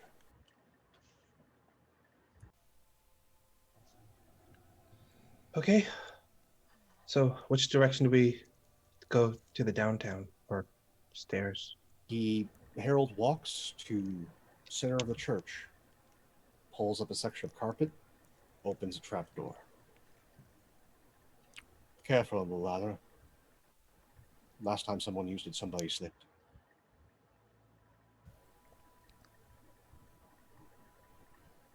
I'll go first, that way I'm not holding us up. Okay. You showed us the way out. There's no holding up that.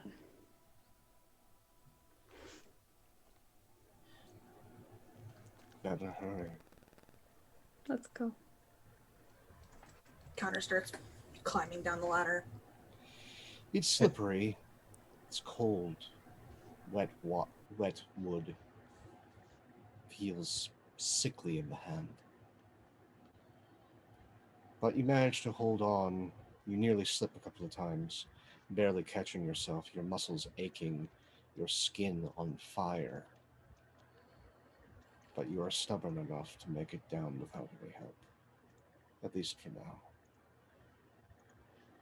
You are expecting the sewer. This isn't. It's damp. There are myriad pipes down here. But in place of water, there's a dripping of wax. Stalagmites, stalactites made out of waxy material, littered everywhere. A catacomb of pipes and wax. That is what you find down here. It is a warren, riddled with darkness and little torchlights. You feel even more oppressed than the city. The air is thick down here. The torchlight, the smoke, hangs in the air, doesn't move. It gets in your lungs. It burns and sears. And as you all finally meet the bottom, you hear not ticking. No. You hear the sounds of what can best be described as a pickaxe hitting stone.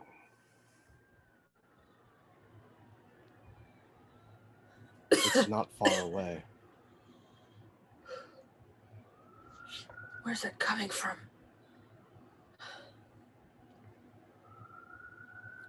Then you hear whistling to go along with the labor.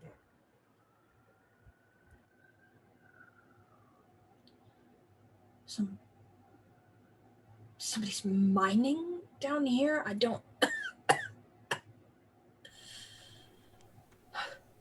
mean, we gotta go down.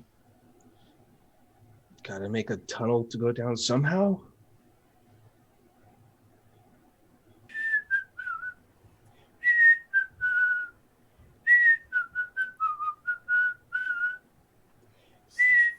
Fucking 7 dwarves? With my exhaustion talent, does that mean anything to me? Oh, yeah. Give me a roll. We'll say this is a minor one. Oh, what?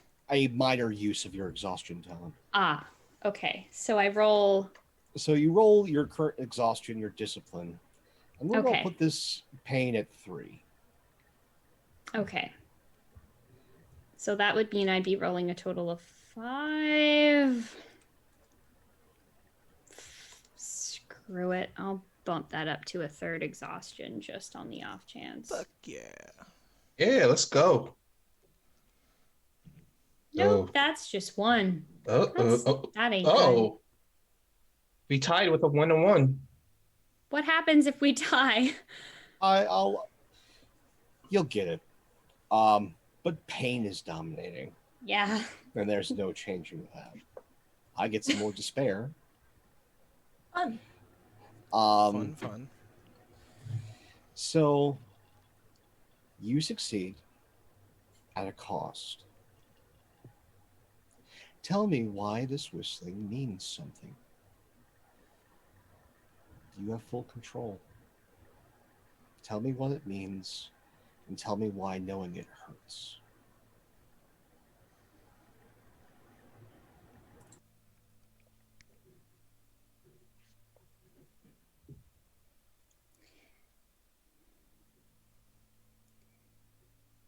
There was a while where this was my favorite song for a long, long time. I don't even remember where I heard it. It was just something that stuck in my head, and I really loved it every single time I heard it.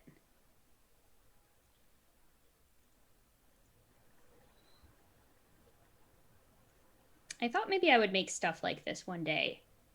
And as I was working to finish high school, get into college, finally get there, trying to do what I'm doing with myself, with my life, with, not really knowing what I'm doing or why I'm there.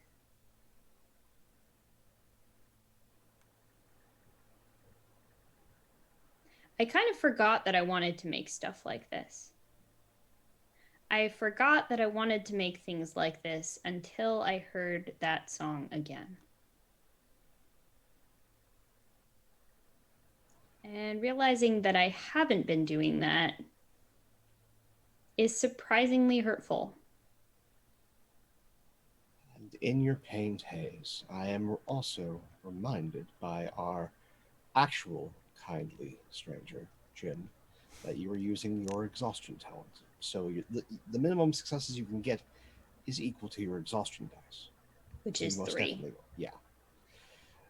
So you most definitely won. And pain was most definitely gone. And so, you hear this familiar tune. Do you go towards it? Yeah. Yeah. I think I go towards it. And as I get closer, I pick it up, whistling as well. But I'm harmonizing with it. This is a song that I know really, really well. It's one that I've come back to a lot. It's like an old friend. Just because I know exactly what it's going to say doesn't mean I don't enjoy hearing it. Just as you figuratively take the hand of an old friend,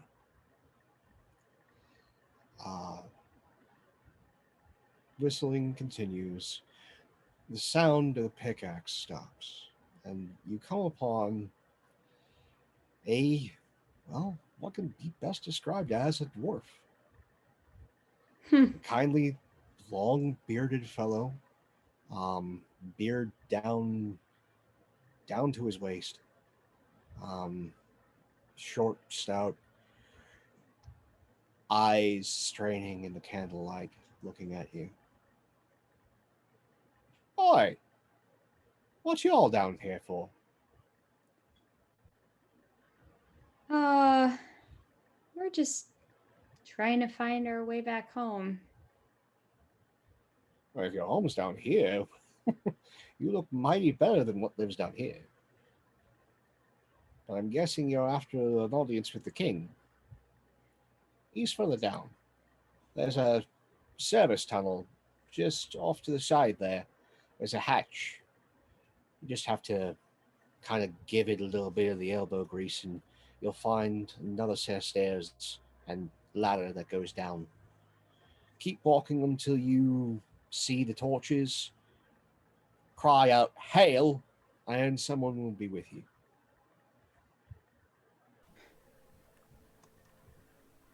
Well, off you go, you scamps. Try not to Thanks. bring any nightmares with you. And he goes back to mining. Thanks. What's your name? I'm Doc. All right. Yeah. Nice to of meet you, course. Doc. Of course, you're Makes Doc. sense. Of course, yeah, it makes sense. Nice to meet you. Thank you. Take care. Thanks. That simple, huh? That's simple. Okay. As we're walking, I'm like looking around for like a small piece, like a foot long piece of wood, or like a rock as we're walking over to the elevator. The engineer. I know what you're doing. And I take like this rock and I take the stick, and since the hatch, pretty much build a basic lever using my exhaustion to pretty much use that to just pry open the hatch. This is a pain of 4. Okay.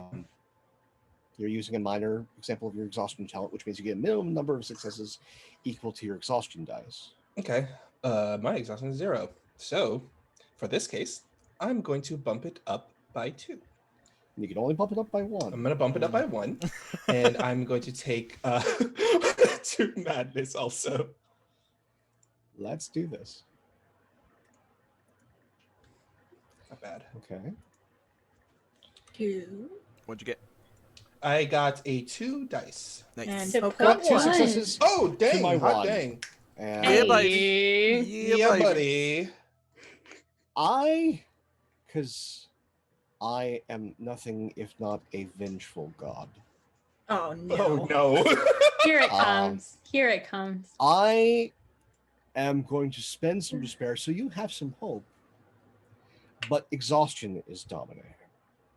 So Oh, boy. this task, this making of this lever and using it takes a lot more out of you than you were expecting. Increase your exhaustion dice by 1.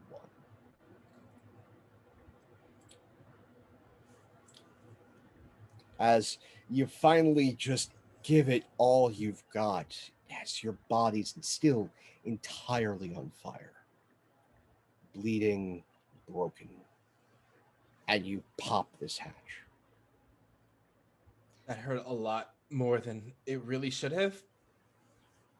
But let's go down. Ow.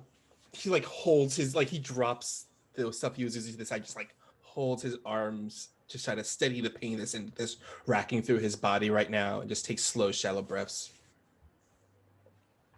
And you make your way down the ladder. It's into a stairwell. You take the stairs down. It's a painful walk. And here it gets strange. It's not what you're expecting. It doesn't have that cement and industrial feel. It doesn't have that diamond plating down here. No. This is green linoleum. Faded green linoleum. That you're walking. Until you get in a hall that is entirely incongruous. White painted tubes moving through. That wax buildup. But it looks like it's almost a hospital down here.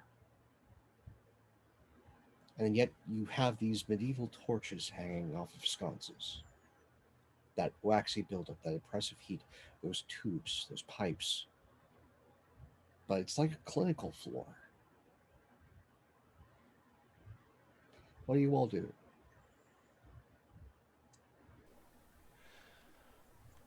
I keep pushing forward. Like, you can see it in Jackson's face that he wants to stop. Like, he really just wants to stop right now, because in his mind right now, he knows that if he gets out of here, he'll go back to his life and he'll be safe, but why even bother?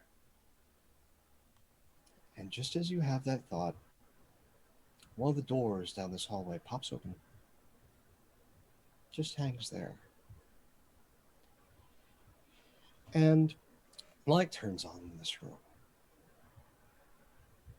It is a room you've always dreamed of. The bedroom of your dreams. It's right there.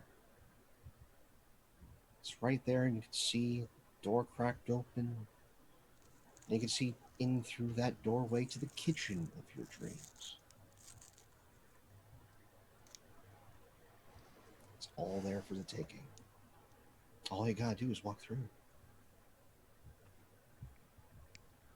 He walks over to the doorway and just like stares, just looks inside that room and just kind of stares at it. And it looks like he's really debating hard right now in his head. Jackson. We have to keep moving. Right. I mean, you hear a distant sound of a TV turning on. It's your favorite movie, Jackson. It's just in that room, past that door that leads to that kitchen you see. You hear it. Yeah, but I mean, you guys, yeah, we do have to keep going, but I'm just so tired of it all. I try so hard all the time, and nothing ever just amounts to anything. It's just I'm always overlooked, or my accomplishments don't get recognized. Never once has anyone just patted me on the back and said, "Good job." Just as you say that, just as you're looking back at Connor, out of the corner of your eye, you see a lanyard hanging off a chair in the bedroom. It's your face, it's your name. And it says underneath it, Chief of Research and Development.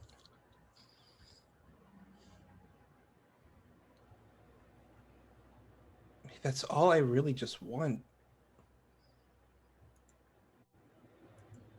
I just want someone just to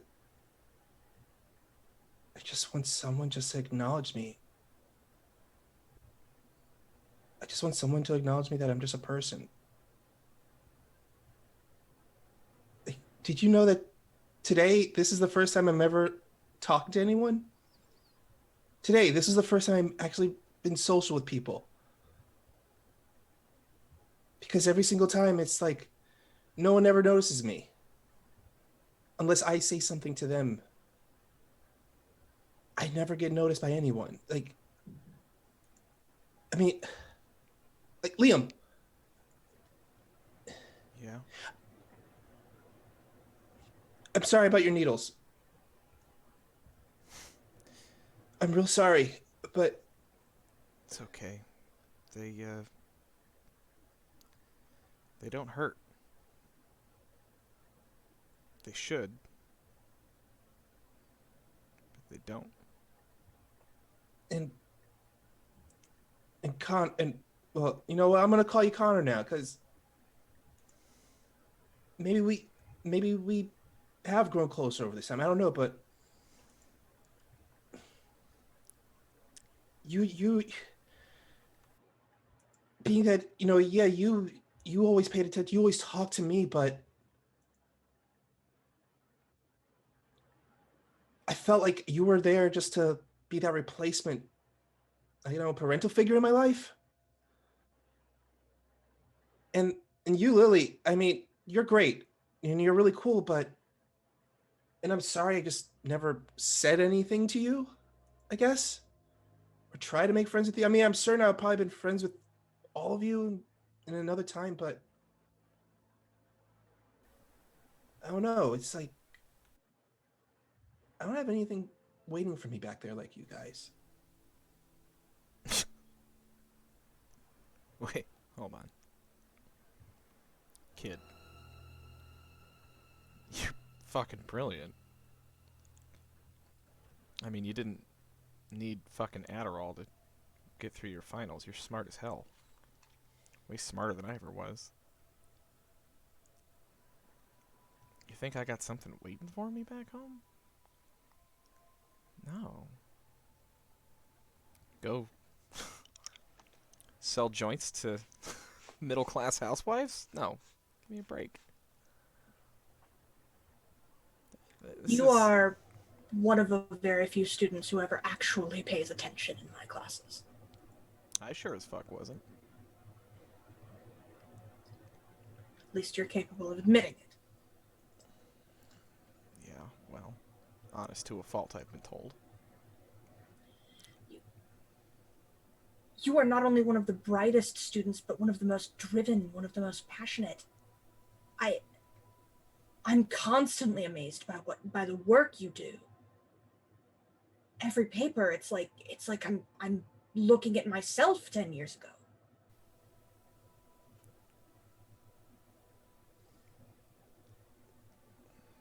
And when you say that, you kind of like see this little like epiphany. Like I always say, yeah, epiphany just like kind of happens in his head. Like maybe he is realizing. Maybe you're kind of getting through to him. Just because somebody has yet to recognize you doesn't mean nobody ever will. It's just a matter of your work crossing through the right line of sight, the right pair of eyes landing on it. It hasn't happened yet, but it will. You have time. You have so much time still. Yeah. It'll happen. I promise. You just have to keep trying. Or maybe it won't. And you'll die without any recognition, and that'll be the end of it. But there's only one way to actually find out. And that's just to keep going. That's all any of us can do. Just keep going. Fuck knows, that's all I can do. So keep Jackson walking. looks at the door and he closes it. You close that door. Go ahead. By all means. I just wanted to ask Jackson a question. Yeah, what's up? What is your favorite movie? Oh, my favorite movie? Kind of weird, but my favorite movie is Flight of the Navigator. You know, because kid realizes he's for, you know, because even though he was different, he was scooped up for a higher purpose, and you know, he ended up saving a bunch of alien animals. Just, I don't know, something I always hoped would happen to me. And you know, Paul Rubin is in it. He's always like a gem to listen to. I thought it was going to be Revenge of the Nerds, but okay. Nice. Connor straightens up and straightens his top. I've always been a fan of Legally Blonde.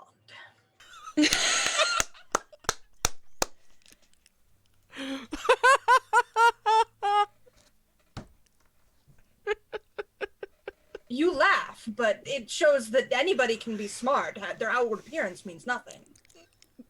Anybody can be smart and apply themselves. Jackson just like stares at him. He's like, "You're right. You're right. Yeah, everyone has a favorite movie, and that's Legally Blonde is a legit good movie." Yeah. I never have seen Flight of the Navigator, but I'd like to. Oh, yeah. Yeah. Yeah, Well, I guess we have to... We'll have to get out of here and watch it. Yeah, we'll have to get out of here and watch it. Doc, I think what they're saying is that they're going to watch it. Oh, pardon. I didn't mean to intrude. I'm sorry.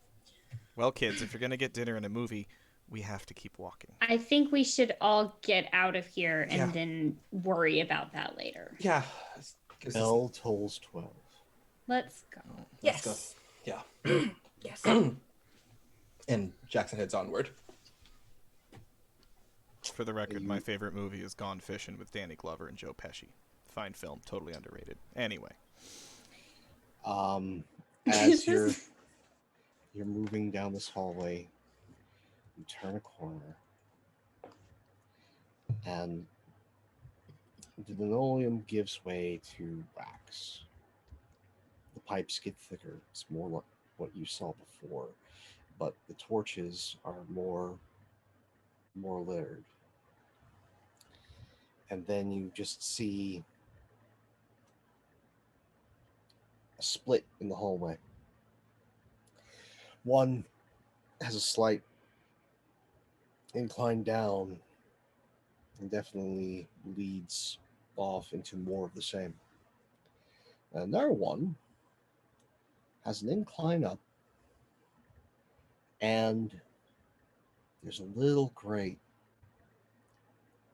at the edge. It has Roman numerals on it that say 13. I just Yes. keep walking down. And you start hearing a ticking noise again. Big hard fuck that. Yep. Keep No, going. Keep going going. down. Going down. Down, down, down. As you head further down incline, ticking starts getting louder. And then there's a hiccup in time and space. You all can't move. Not an inch. Reality glitches for a second. And then you're back at that junction. And it's not just cops. With those clockwork officers, there is a big burly fellow that has a clock for a head. And behind him is a bigger, burlier fellow with a tack for a head.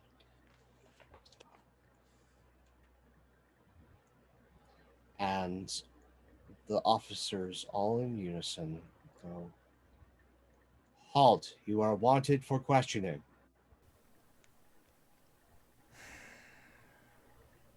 What do you all do?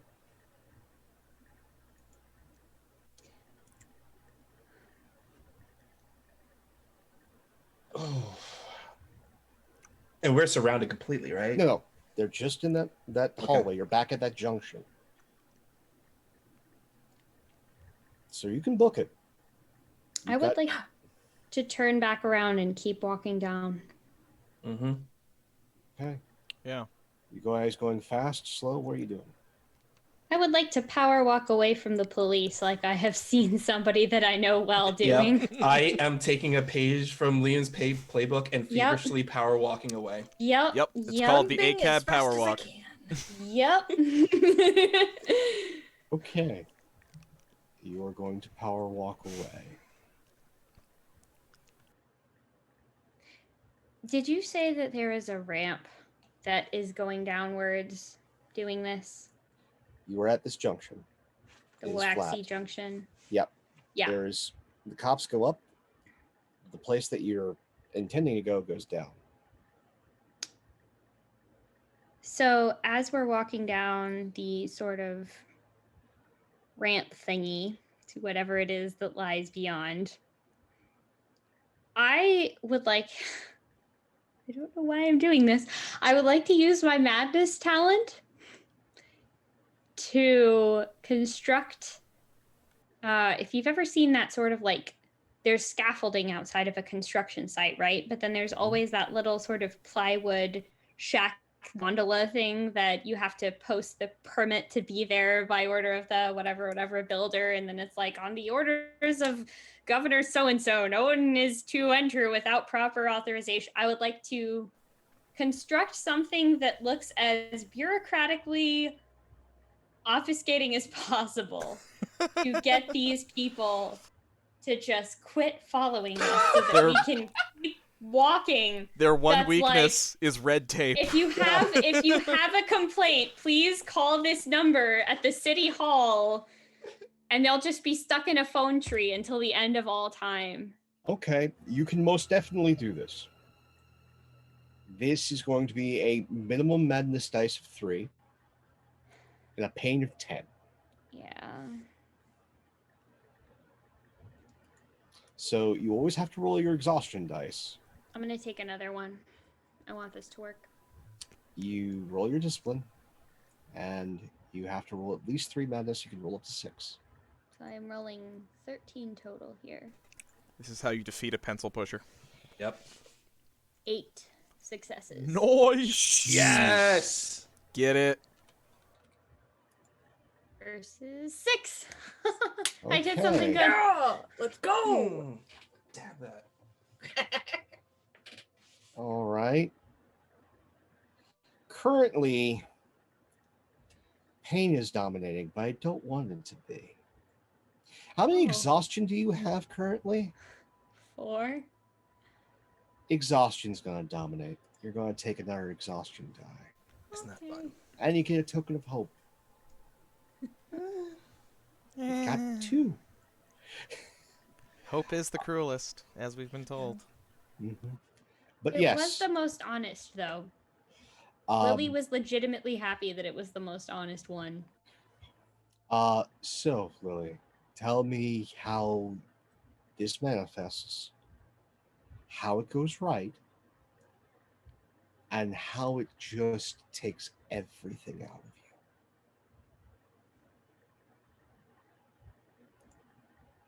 You said that exhaustion dominates, right? you. Oh, yeah.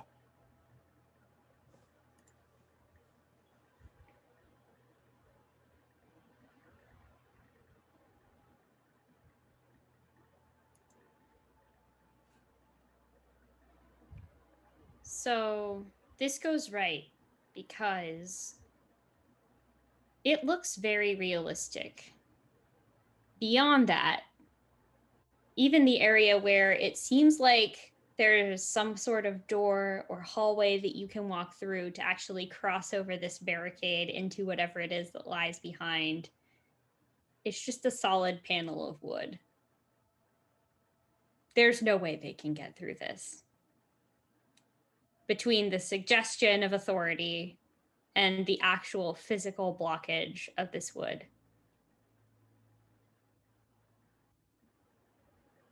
Where exhaustion dominates is, in order to do this,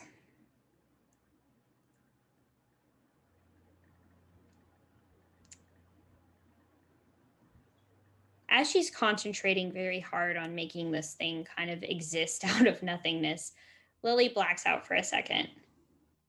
And she wakes up in a familiar location.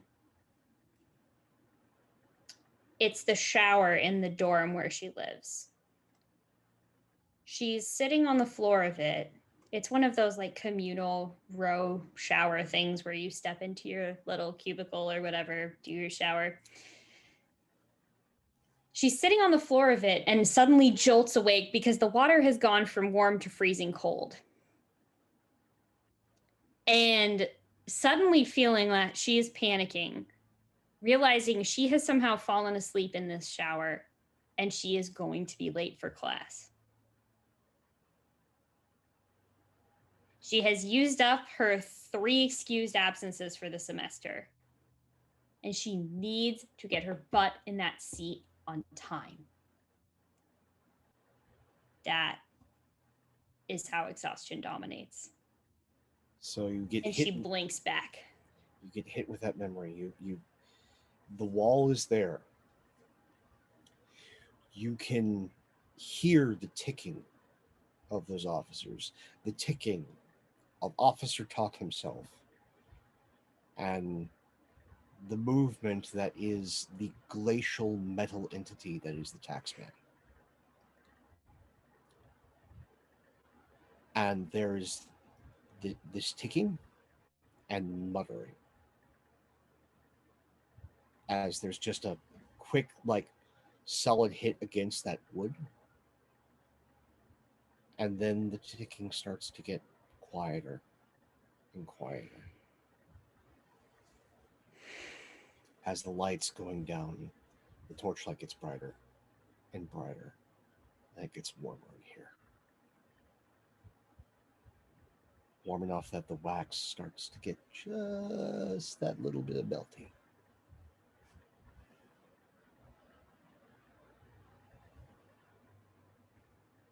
And then you see a knight coming up. A knight coated in wax. Who goes there? Hail!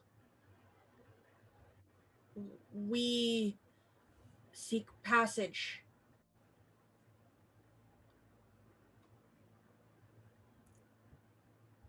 Passage or audience?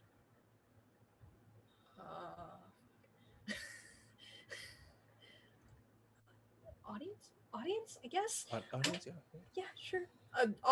Audience. Audience. I apologize, I misspoke.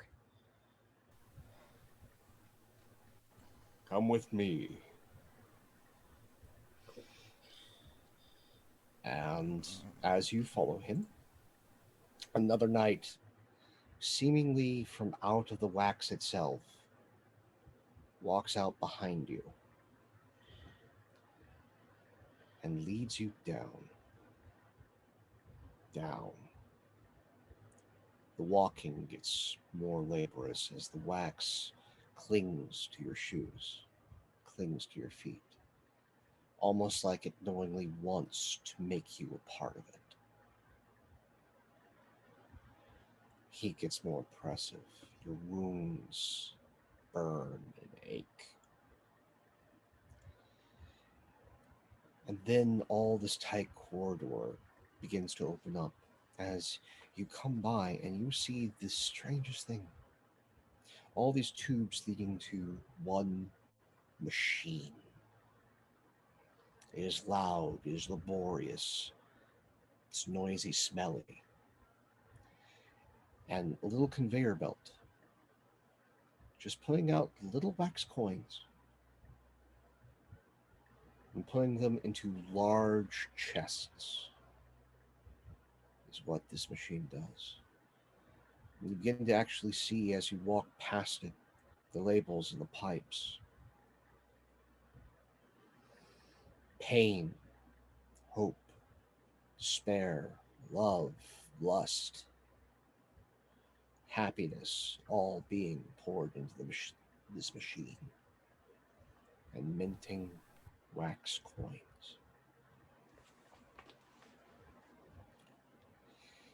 And you're led further down, further in, and it opens up.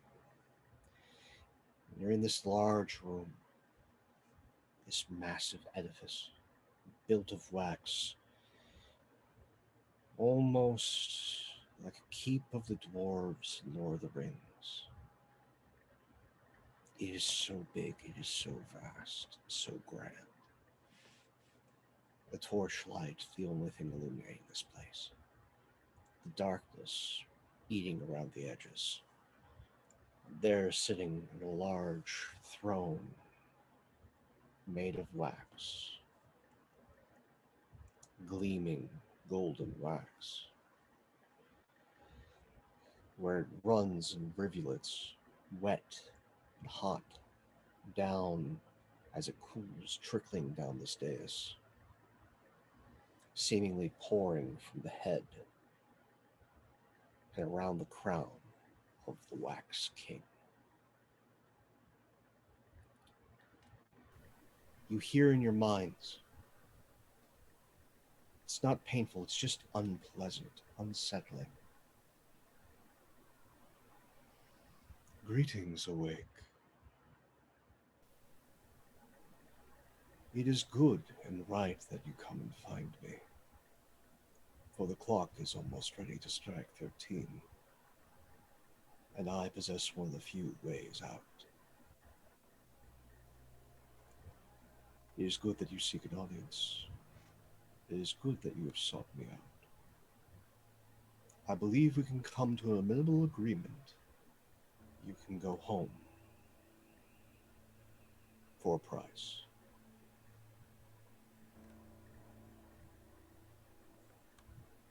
Now, what I ask is this: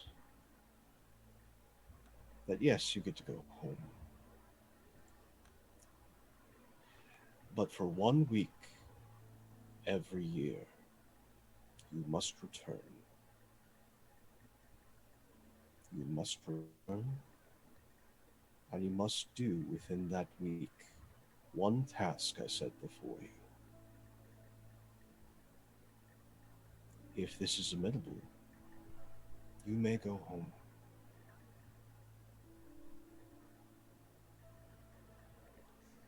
Looks around at everyone. Um, I want to go home, but what are we signing up for? Sounds like to be some kind of errand runner for the king. I have a couple questions. Questions beget answers. Answers beget explanations. Explanations beget examples. I do not know if the four of you can withstand an example. One question then. All right, awake. Ask. You say that you can send us home. Where is home? Through the door behind me. It will take you back close to where you entered. It'll take you back to the library. There is that one door that you always ignore, in the corner on the third floor, near that one forgotten computer terminal, near the stacks where the plays are. That little brown door. You'll come out of it. Yeah, I know that door. It's I weird. always never thought really. that. Yeah. I always thought that was just for graduate students. I thought it was just a door they put there, as like a decoration door. Like it's locked, but it's just there. Wow. Huh. Okay. Liam looks to everyone and thinks about what we're signing up for here. Who the fuck knows what this dude is gonna make you do for 1 week, once a year? This place is weird as hell. I mean, God only knows what a king with wax pouring from his head is gonna ask you to do. And Counterpoint. huh? Well, you finish first, then counterpoint. You might want to give me your counterpoint now. When was the last time you actually got a good night's sleep?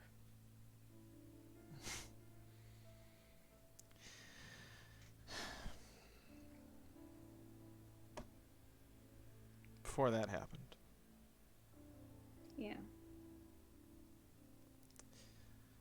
And how's the longest you've ever stayed awake?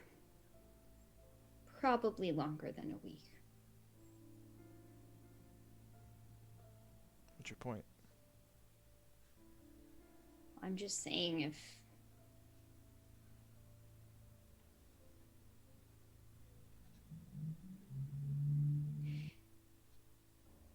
a week is what you have to do in order to have 51 weeks in a year, if we think about it, out there.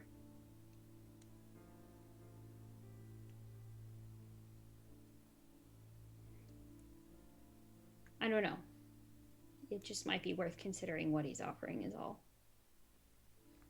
She makes a point. I mean, yeah, it's a huge unknown. We don't know what this guy's going to do to us.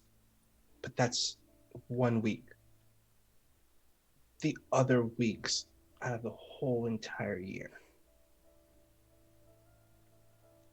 it's dedicated to us. And it feels like we're getting that, I don't know, maybe if we're getting this second chance to just get out there and, like you said, go forward and live. I will also say that while I do not presume to understand what haunts all three of you back there, the worst things I've seen here are the things I brought with me, not the things that were just here by themselves. If they get to live here for 51 weeks, that's fine by me. I'll take that. I agree with you wholeheartedly, Lily. The worst things I've seen here are the ones I brought with me, too. But there's just something weird that happened when this syringe went through my hand. Both of them. It's like I said to Jackson, it didn't hurt. And it's supposed to hurt. And I think about why this is here right now. And what it means. And how I fucked up and why it's my fault. And why I deserve to hurt. What are you talking about? It doesn't matter. All I'm saying is, I got nothing out there. I waste my other 51 weeks. I'm a fuck up. And I should be feeling a hell of a lot more pain right now than I am. Y'all, I gotta tell you, I'm impressed. You've all gone through some shit. And Jackson, you're brilliant, man. I mean, smart as fuck. You got so much to live for, and Doc, you've always been smart, and you surviving here, even with that limp of yours, you're a fighter, man. You don't give up. And Lily, you've already been through hell. I mean, I saw that scar. You don't get that from something that doesn't nearly kill you. And you're all still going. And I waste all my days and my weeks. And I hurt people.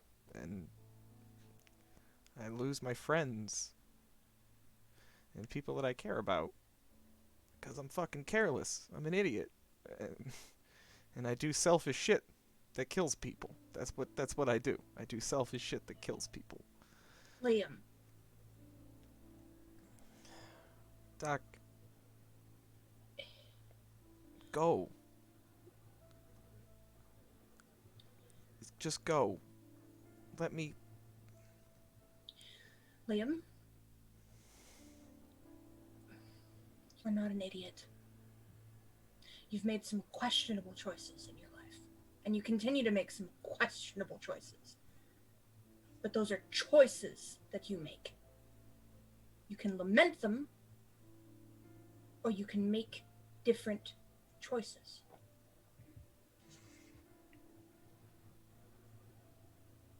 You can choose right now to walk out of here with us and begin to make different choices.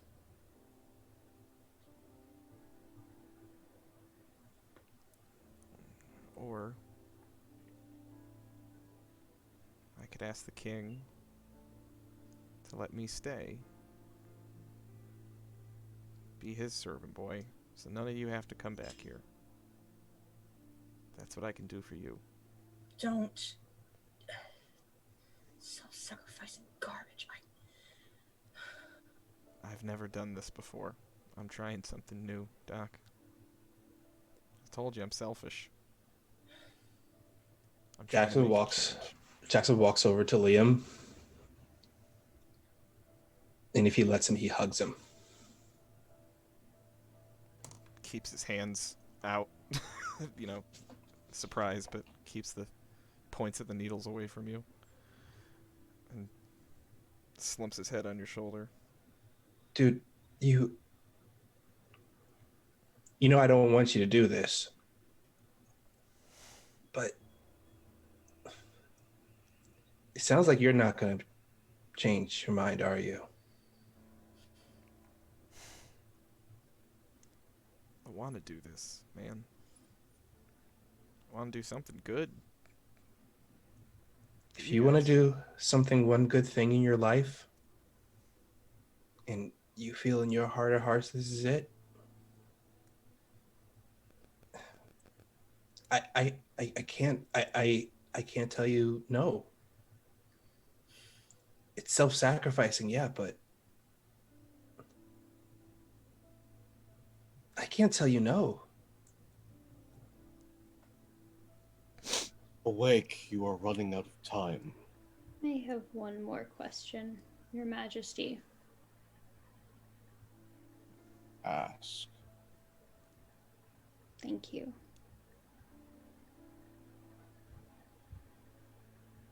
The penguins in the market. Were those real? They are citizens of the city sleepless.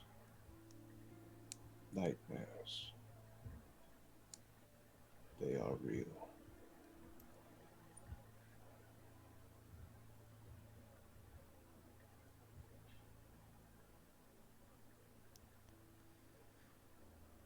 Your Highness?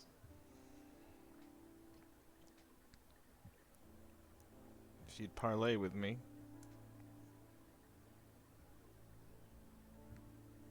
I wish to stay in your court so that these three don't have to. So that they can go home and not have to return. And I'll do whatever you want. Not just one favor for 1 week, but I'll be your servant.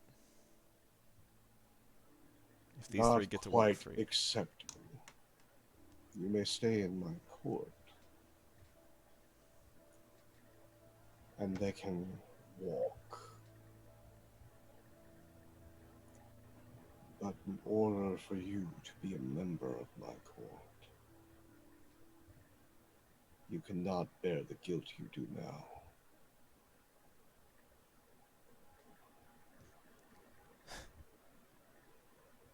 You promise?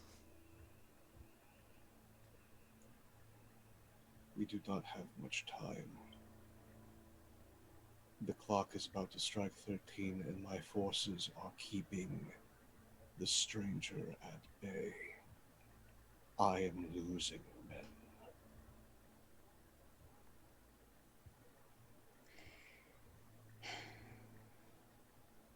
Well, at the risk of playing second fiddle here, I really did have fun with those penguins at the market. I'd be okay with more of that. If you wish to stay, Lily Anderson, and be a member of my court, you may. You do not bear the guilt of your companion. How do I get rid of it? The squirrel took my anger. Someone can take my guilt. No, the squirrel didn't take your anger, Liam. You gave it away. You gave it away. Gotta give away your guilt to someone, dude. You need to find something else to fill its place. But you're not going to find it here. Take it. I don't want it. I don't want it. What I will it. say, Your Majesty, is that it would be my pleasure and my honor to serve as a guide through this place. I have if you would have me. Need for guides, Lily Anderson. But if you wish, you can be a knight. What the fuck? This is...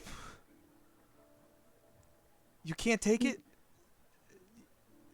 Only you can give your guilt away, Liam Lachlan.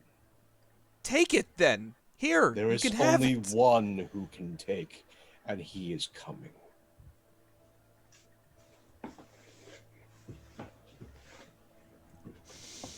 If you can't give it up, walk through one of the 2 doors here. He is near this chamber.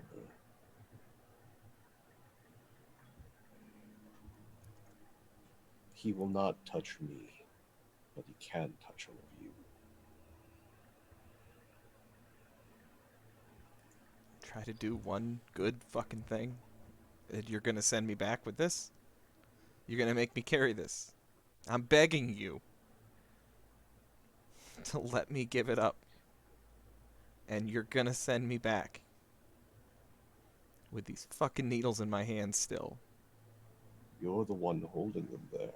No one can take them from you except a stranger.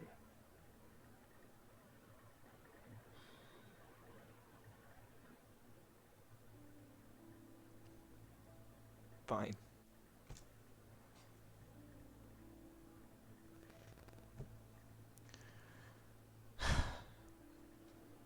If that's what it takes, fine. Time to meet a stranger. Turn around and walk through the door.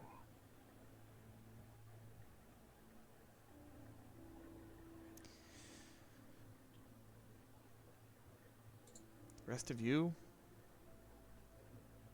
get the fuck out of here.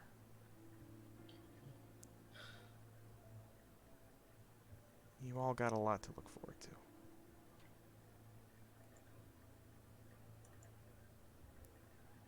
Jackson, stop taking that shit. You don't need it. It's gonna kill you. You too, Anderson. Just believe in yourselves. You're both incredible. Just, when people tell you that, just fucking believe them. Okay? Yeah. Look, if I go through insomnia again and I end up here, you better not be like some giant squirrel selling nuts. Oh, by the way, here. Take these with you. He takes the nuts.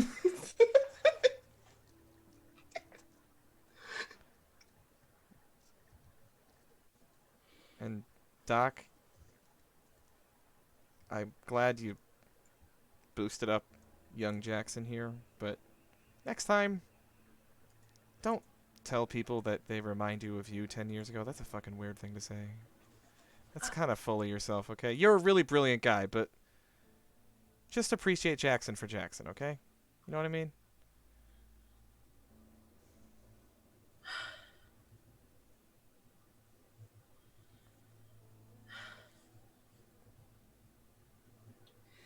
Damn it, Liam. Godspeed. And he turns around and walks out through the door. Get back to you in a moment as the door slams shut.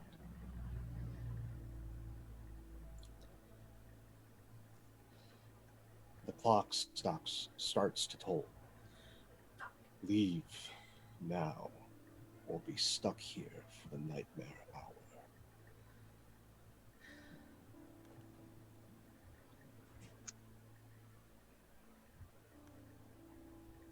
All right, Connor storms toward the door. let's go. Lily is gonna look at Jackson as Connor says, all right, let's go. Flight of the Navigator. Yeah. Flight of the Navigator. I'm pretty sure I can figure out how it ends. But I'll see you next year and maybe we can talk about it then. Yeah. Yeah, let's meet up in here and we'll talk about it. Okay. And if he'll allow it, she'll stand up on tiptoes and just give him a kiss. He kisses her back. And he just rests his forehead against hers. And he takes a moment just to like, because it's the first time anyone ever showed him affection like this. He's kind of like taken back for a moment. He nods and he follows Connor.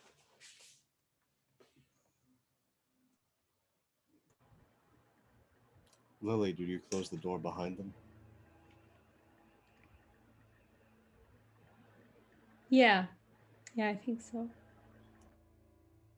We'll get back to you in a moment. So, Professor Connor Barkhausen and Jackson Zephyr. You walk out the door and find yourself in the library on the campus. You're in the play section in film, a place that almost no one ever goes.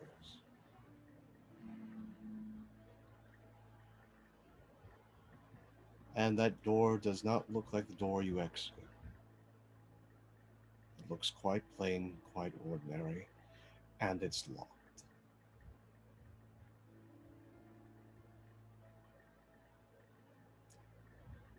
You have a moment together.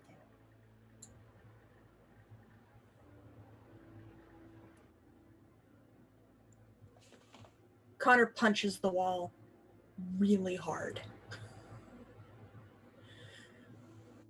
So hard that you can kind of hear the bones crunch a little bit. So you remember that scene in Mad Max when Furiosa found out that it was nothing but Yeah. Yeah. That is what Jackson does. He just drops to his knees and he just lets out this wail of anger and sadness because the first two people who ever showed him affection and friendship are gone, and he doesn't know when he can see them again.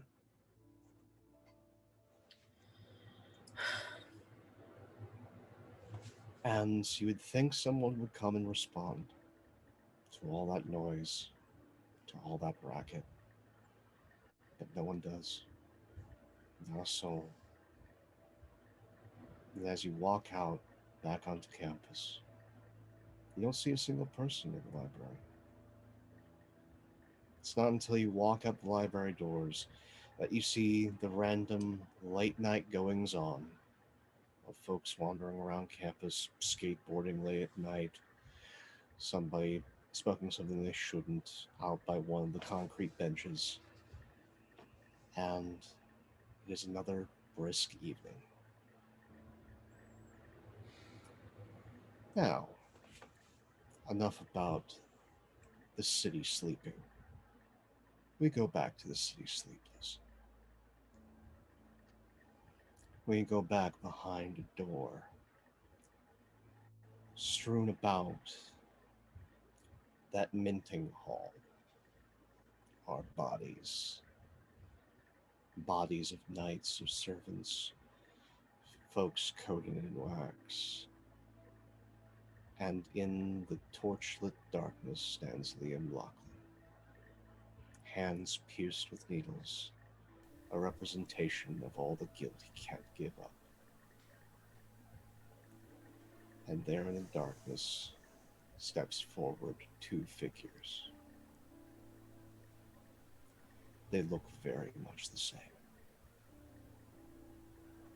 One who introduced himself as the helpful stranger, and the other one who looks just like him, except his eyes are entirely black. and his beard is strewn with wax and blood and other viscera that you cannot identify. And Harold just looks in Liam's face and goes, I didn't want to see you again. And in that moment that you're about to say something, there's just hands wrapped around you in this unrelenting embrace. This deep breath in, hot dampness dripping down your neck. A fine vintage. Give me your pain. Give me your guilt. And you feel these teeth wrench your flesh in your neck. And everything goes black for Liam Lockley.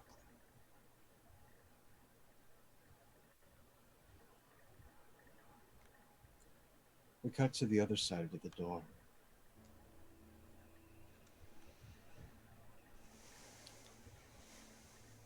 The king finally stands. We hear a body fall. This room is quiet. You can hear every movement. Come, Lily Anderson, one of the few awake left in the city sleepless. We have work to do. You won't be a knight yet. Not until you lose yourself. Balance your powers, and you will keep who you are. Lose yourself, and you will either be a knight or one of those penguins.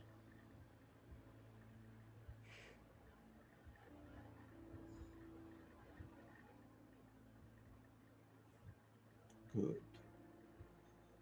There is much to do with the city sleepless. As the toll finally hits 13, and there is no door out. And that's where we will end tonight's story.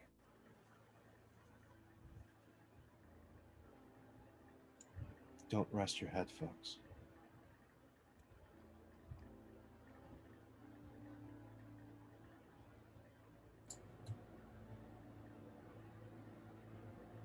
Everybody okay? Sudden explosion of. Let me tell you something. Holy jeez, dude. It's like Colin goes, hey, well, you want to be on a one-shot Sunday? And I'm like, yeah, sure, I'll be on a one-shot Sunday. You know, nothing bad will happen in this one. No, nothing melodramatic will happen in this one at all. Well, you'll be good. I'm like, all right, Colin, I trust you, my boy. You're my boy. And Pope's running? Yeah, I trust him too. He's my boy. I trust him. That was a lie. Wally, my dear, we must come to the conclusion that it is me you should not trust because I've played with you a sum total of 2 times, and there has been incredible sadness 2 out of 2 times. But also smooches. That was the first time I've ever smooched in a TTRPG. Fun fact. I'm so happy to have witnessed that. And also, Wally, my boy, do not forget, the unofficial slogan of this channel is crying is a free action. So, I mean, I'm not saying you were forewarned, but I'm kind of saying you were forewarned. Look, I knew what I was getting into, and I do not regret any single bit of it at all whatsoever. No. Colin, you need any help building the graveyard for all of your characters? I know, right? My death toll is insane. Oh my gosh, you have a body count, dude. Colin, please. For the love of all things holy, since I don't have the power to do this, will you please add cry as a free action to the channel points things? Because that's the one thing on this Twitch channel that I can't do. You have to do it, my friend. You must do it yourself. You should put that as the channel reward / challenges. That was my idea, and I was like, hey, I can't do this. Can't do it. You should do that. Tell you what I did we need it. Tell you what I did just do. There is now a crying command in chat as of right now. So that works. That's fair. To start there. Crying Small beginnings is a free action. There you go. Yes, there we go. Can I just say, Pope, of all of the times that I have been wide awake at 4 o'clock in the morning, my time, wherever and whenever that has been, this is probably the best thing that's ever come out of that. So thank you for offering to run this and saying, I want you to play in it. That was all in the same conversation. 4 o'clock in the morning, my time. That was all one big conversation at the time. Yeah. Because my God, that was something else, y'all. Thank just you. Wonderful. All of you, thank you. So wonderful. Thank you all. Hey, first character death of 2021. How about that? And I got to play with Celeste for the first time ever, which is fucking awesome. Like, And I played an asshole. I loved just. No, Just I like was- 3 days. 3 days into 2021 and first character death. I'm off to a flying start. Yeah, for real, you're doing great. no, This you is all par have for the course. you all have run really. in the new year wonderfully. You have there has been smooch, there has been death, there has been cries of frustration, pain, regret, guilt. It's all good. Syringes. Yeah, syringes and nuts. Apparently that's my brand. There is so much artwork we need done from this game. All right, just... adding new Nightbot command. Exclamation point Pope will now get you syringes and nuts. Just. That's my brand. Jim, oh my God. Colin, thank you for christening the new year with Liam's blood. I love you for that comment alone. My goodness Jim me. was on fire in the chat. Oh, okay, you guys blame me for this game, but actually, no, that's wrong. By transitive property, you have Jim to blame for this game. Tis Sounds about true. right. Sounds about right. Yes, Tis chat. true. Checks out. Chat, please spam exclamation point Pope. Let's get as many syringes and nuts in there as we can. But no. Oh, it didn't want to work for Celeste. That's weird. I think your Nightbot is on a cooldown. Yeah, it's on cooldown. But no. Once again, things I have not the power to affect. I just know far too much about how they work. But no, Jim exposed me to this game's actual existence in one of his mini campaigns, which got me hooked. And then I had the fortune of playing with him, running this. Oh, wow. And I am, Morgan from that game that was established, and that's where we found Morgan, as he bullet trained to madness. Oh my! Well, so yes, we have the stranger now, all thanks to Jim. But yeah, no. Hey, 2 of you survived. 2 of you made terrible choices. It's all good. I'm happy. the real question is which of us survived and which of us made terrible choices. I mean, I That's know for y'all to find out. at least one of y'all went back to a job in academia, so I know who fucked up. Yeah, there it is. That's right there. Listen, That's right there. While we're on the topic of guilt, Connor's gonna have that on his conscience for a long time. Okay, God. but like the choice of remaining behind in the dream world was less to be sacrificial on Lily's part and more just like, I don't know. I like It penguins. seemed like the next great adventure, honestly. I mean, like in her actual mundane life, she didn't really have anything to be ashamed about, but she didn't have anything to be proud of either. I think being offered the chance to be proud of something and to actually have the chance to make a difference, which is amazing. Pope, I don't know if you saw that before Roll20 decided to eat half of my character sheet, but that was originally there in the what are the like secrets that you would die to protect. Is no that her wanting her life to actually mean something and her choices to mean something. I caught that beforehand before deciding to consume. Cool. But no, yeah. The thing that you guys did for me, and I can't thank you all enough for it, is you illustrated how the city works. It is terrifying, it is awful, it wants to consume you. But it also wants to seduce you. Yeah. It's a fly trap. It wants you to stay here. And especially the Wake, because unlike the locals, unlike the nightmares, you have free will and powers. Mm-hmm.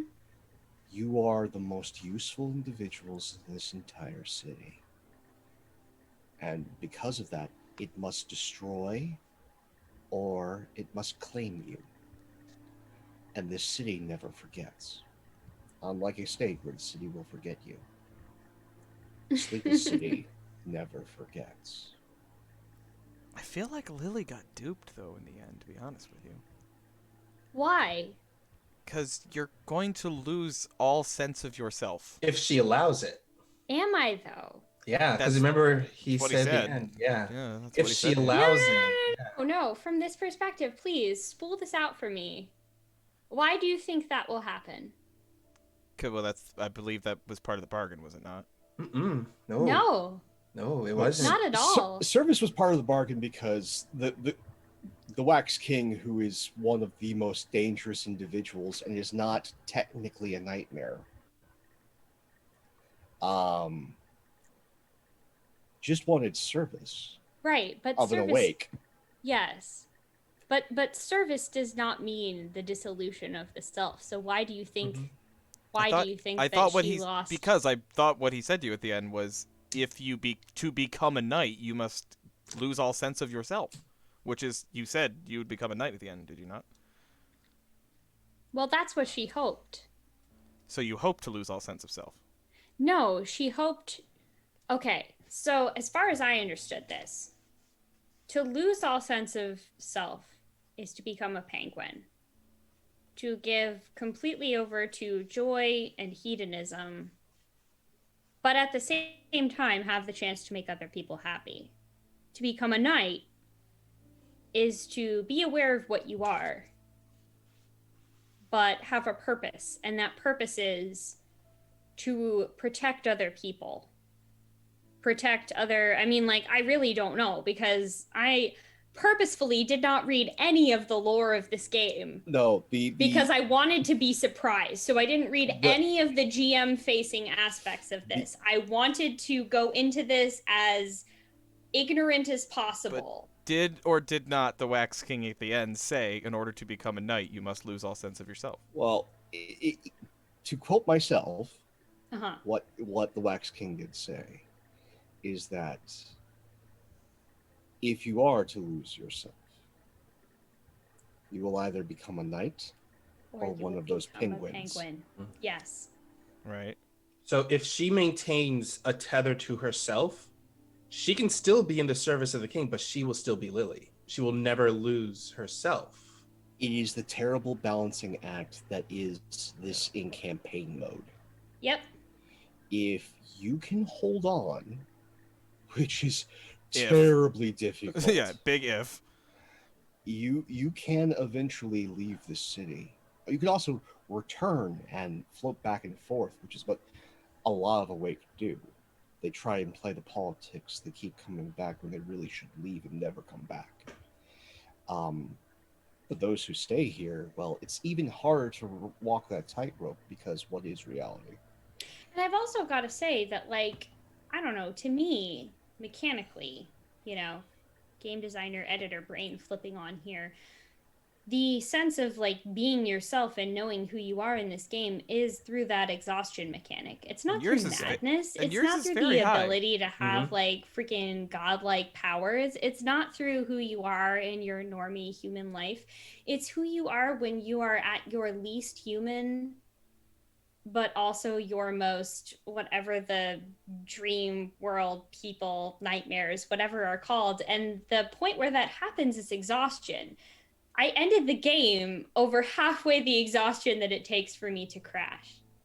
And if that isn't knowing who Lily is, from a purely mechanics perspective of the game, but also from an RP perspective, because most of what happened with me was pain dominating, which was exactly who Lily was, then I don't know what that is. Yeah, you know, like it just seemed what she would do. It seemed it's the rough choice, but when you really look at it, her struggling to maintain that humanity of herself is Lily.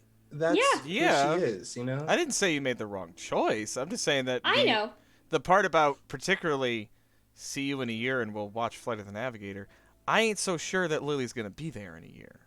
But it doesn't matter. Yeah. Because right now she thinks that she's going to be there. It's sad. No, I'm sorry. I don't mean it doesn't matter because your feelings don't matter.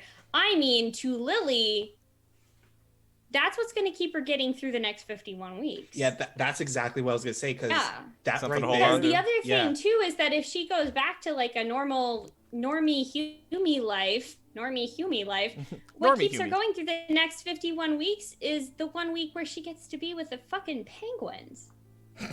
So, like, who cares, right?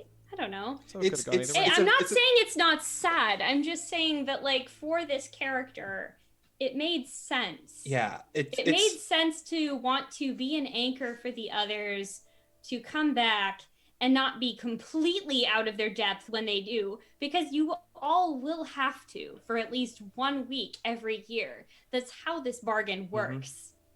Yeah, but like, I mean, yeah, go ahead, Wally. It's like, so in the Flash comics, Flashes can come back to life after they enter the Speed Force.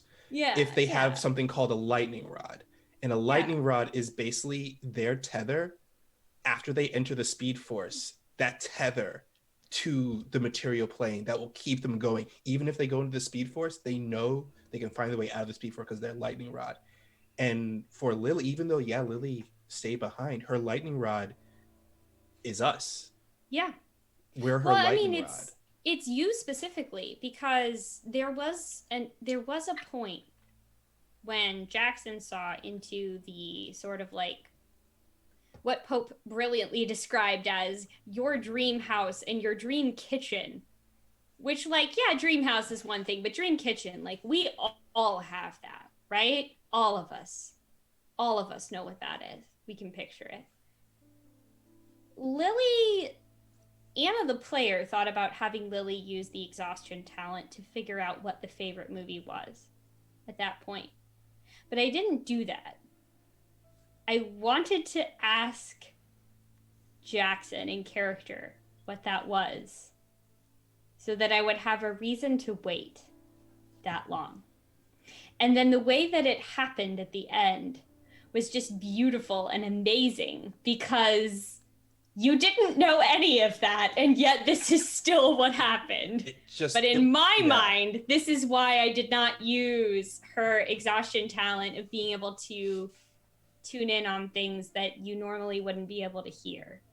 Because I think she legitimately just wanted to hear it from Jackson and not,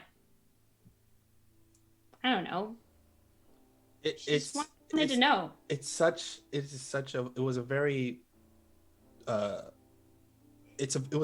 was a bitter ending matching for the game. Yeah. Because the game it's one of the mechanics. It's an exhausting game. You feel exhausted after coming through it all. And when it comes to like exhausting journeys, it's neither a good thing or a bad way it ends. It's just that you made it. And that's like... Mechanically, that's something I found fascinating about the game the way that the mechanics really match the narrative flow of it, is that you never really win. Yeah. Like, there's no such thing as There a isn't. out-and-out complete success at anything that you do in this game. Exactly. It's always a little bit worse than what you wanted, Yeah, at like, best. That sigh Or of it's relief significantly we all let worse. Out, like that sigh of relief we all let out when Pope said, "And it's over." That was it. That was that feeling of we did it. You know. And I'm dead. So, Celeste, I'm curious from Connor's perspective, because I feel like out of all of us, you had the most clearly defined character idea going in. And that's kind of what I then decided to base Lily off of, as kind of a foil to someone who was extremely scientific and very excited to research and try and find, the most scientific reason for what we were doing. Like, what happens next for him? Like, what is sitting in his craw at the end of this story? Honestly, aside from just the guilt of feeling like he's failed Liam again. Hadn't thought of that. Fuck. Yeah. Oh, damn. Aside from just that, that's the largest part of it. But aside from that, I think at this point, he feels duty bound to look into it more. Just to prevent things from happening to others. Like at that, from that point, he would start to, he would want more knowledge, because knowledge is his big thing. Knowledge is right. His sword and shield against an uncaring world. He would want to know as much as possible, and then he would want to arm not only himself but also others with that knowledge.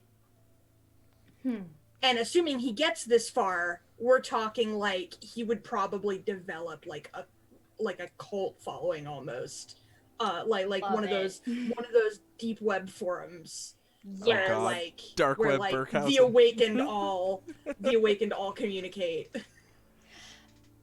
Oh, question for you, because again, I purposefully didn't read any of the lore or other things pursuant to running this game.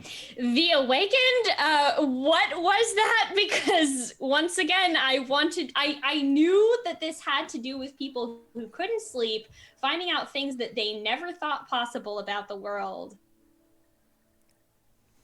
You just described it. Like help, because I didn't read literally anything else. So what? Each of you who are able to actively find the sleepless city are what is referred to as an awake. You haven't been asleep. You are awake. You are terribly, terribly awake. Inconsolably awake. To the point where you're manifesting abilities that no human being should possess. That is what it means to be awake or awakened. Okay. And the really similar to Cult Divinity Lost, actually. Yes. It's very much in the same vein.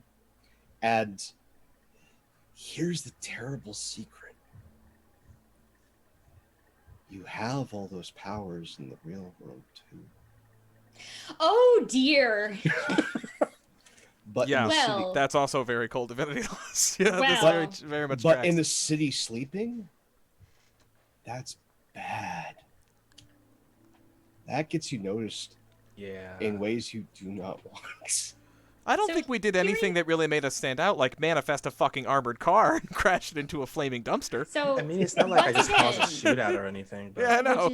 You caused all the guns in the world to fire. Amazing. Why I specifically didn't read any of the lore, because I did not want to know. I wanted to go in exactly as much as this character would go into, being like, there's fucking police with clocks in the pupils of their eyes. What is happening? Yeah, no, the lore on this game is deep, but also there is both an explicit and implicit understanding with the lore. Hi, these are the established bits of the world. Please add. Please add. Also, there's an understanding that sometimes nightmares just find their way out. Yeah, that'll because happen. they're awake on that side. And if you're awake on that side, that means that the nightmares can come through. The one part of the lore that I absolutely adore about this is the Sleepless City stole the 13th hour. It used to exist here, but the city took it. Ooh.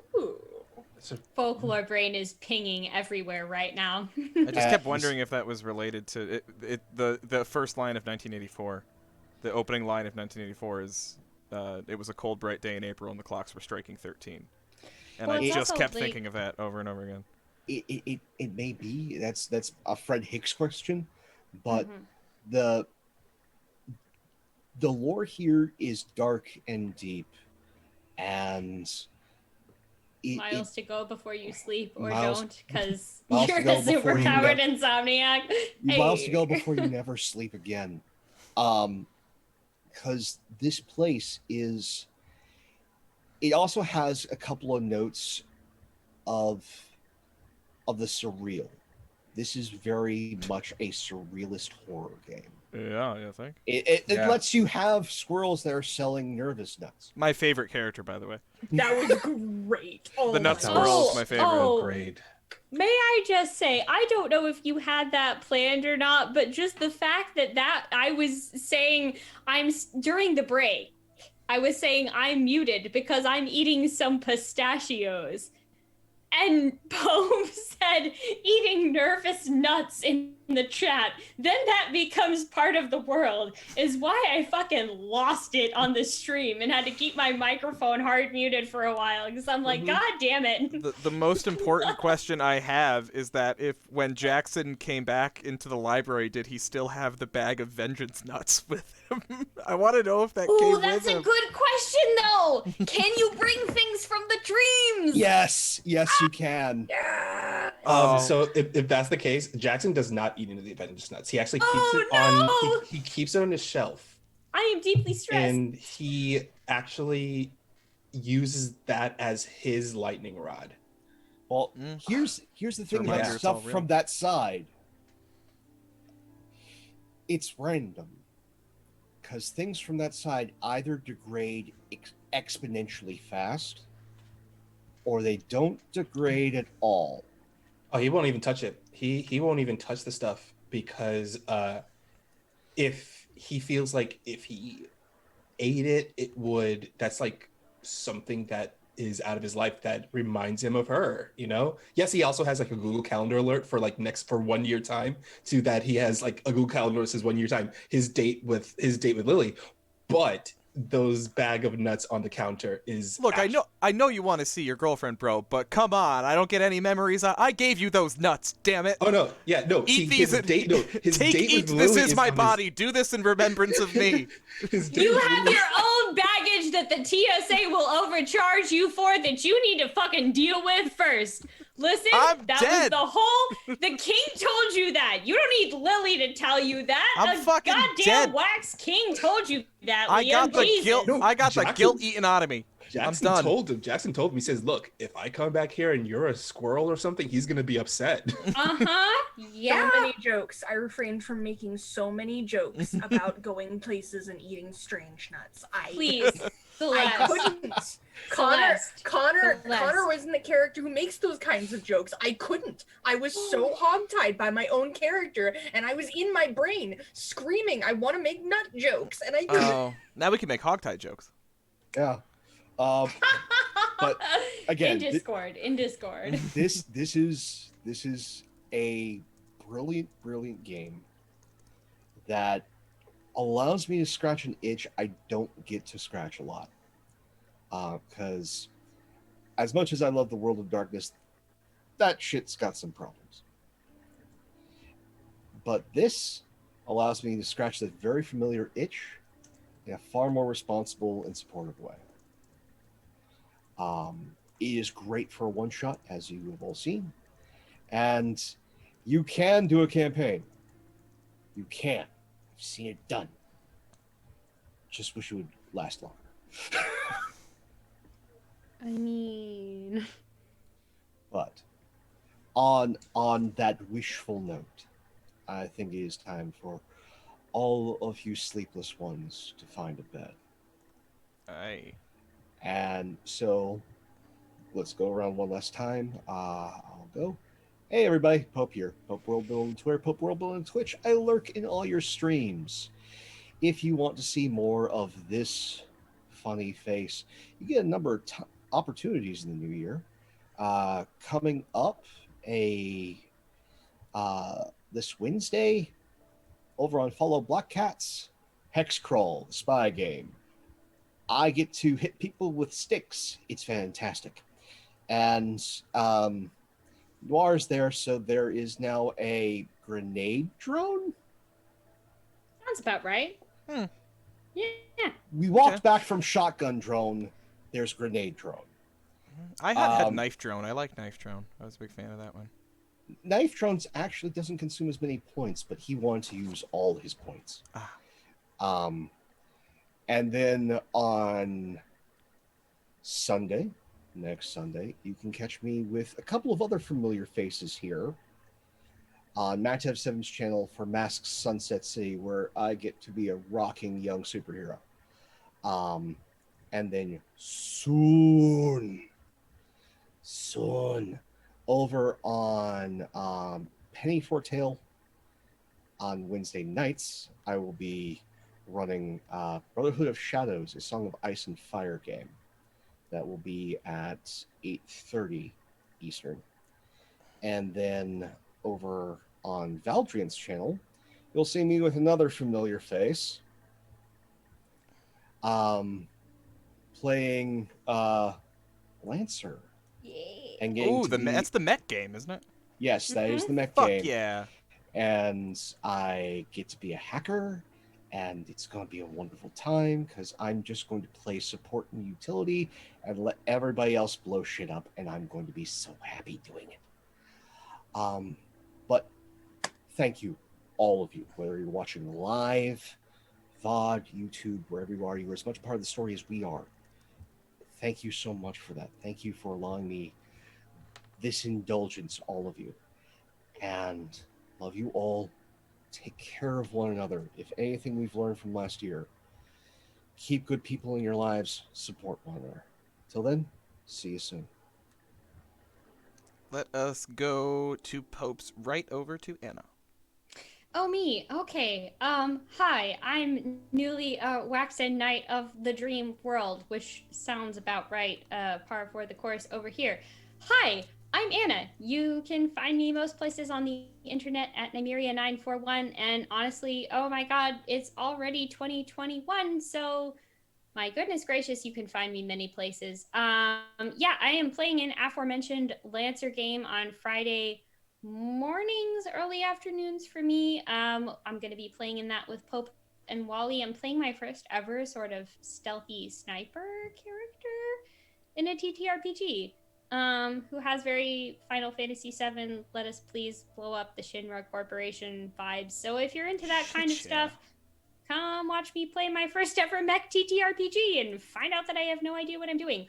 Also on Fridays there, later in the evening, I will be playing in a new Zweihander game, Beyond the Twilight Road, over on the Critical Misses channel, which is a complete 180 from Lancer. I will be playing a Grendel Scald that leads people into war and plays musical instruments and does weird fae stuff. Additionally, 2 weeks from today, I'll be back here playing Morkborg as part of One Shot Sunday. Oh yeah, I already forgot you were in that. Sorry. Yeah, no, that's okay. I mean, like, I would have forgotten too, except for the fact that I literally have it written down on my calendar right above my head, because if I don't write things down, I will forget what my life is. And then I'll be playing in our Estate, the series, which is going to be super awesome with Colin and Wally. That's going to be on Monday nights, I believe. And you know what? If I'm forgetting anything else, that's okay. Just, you know. I'll just add that you get 2 straight days of Anna, because actually the first episode of Estate, which will be a pre-recorded episode, airs the day after Morkborg.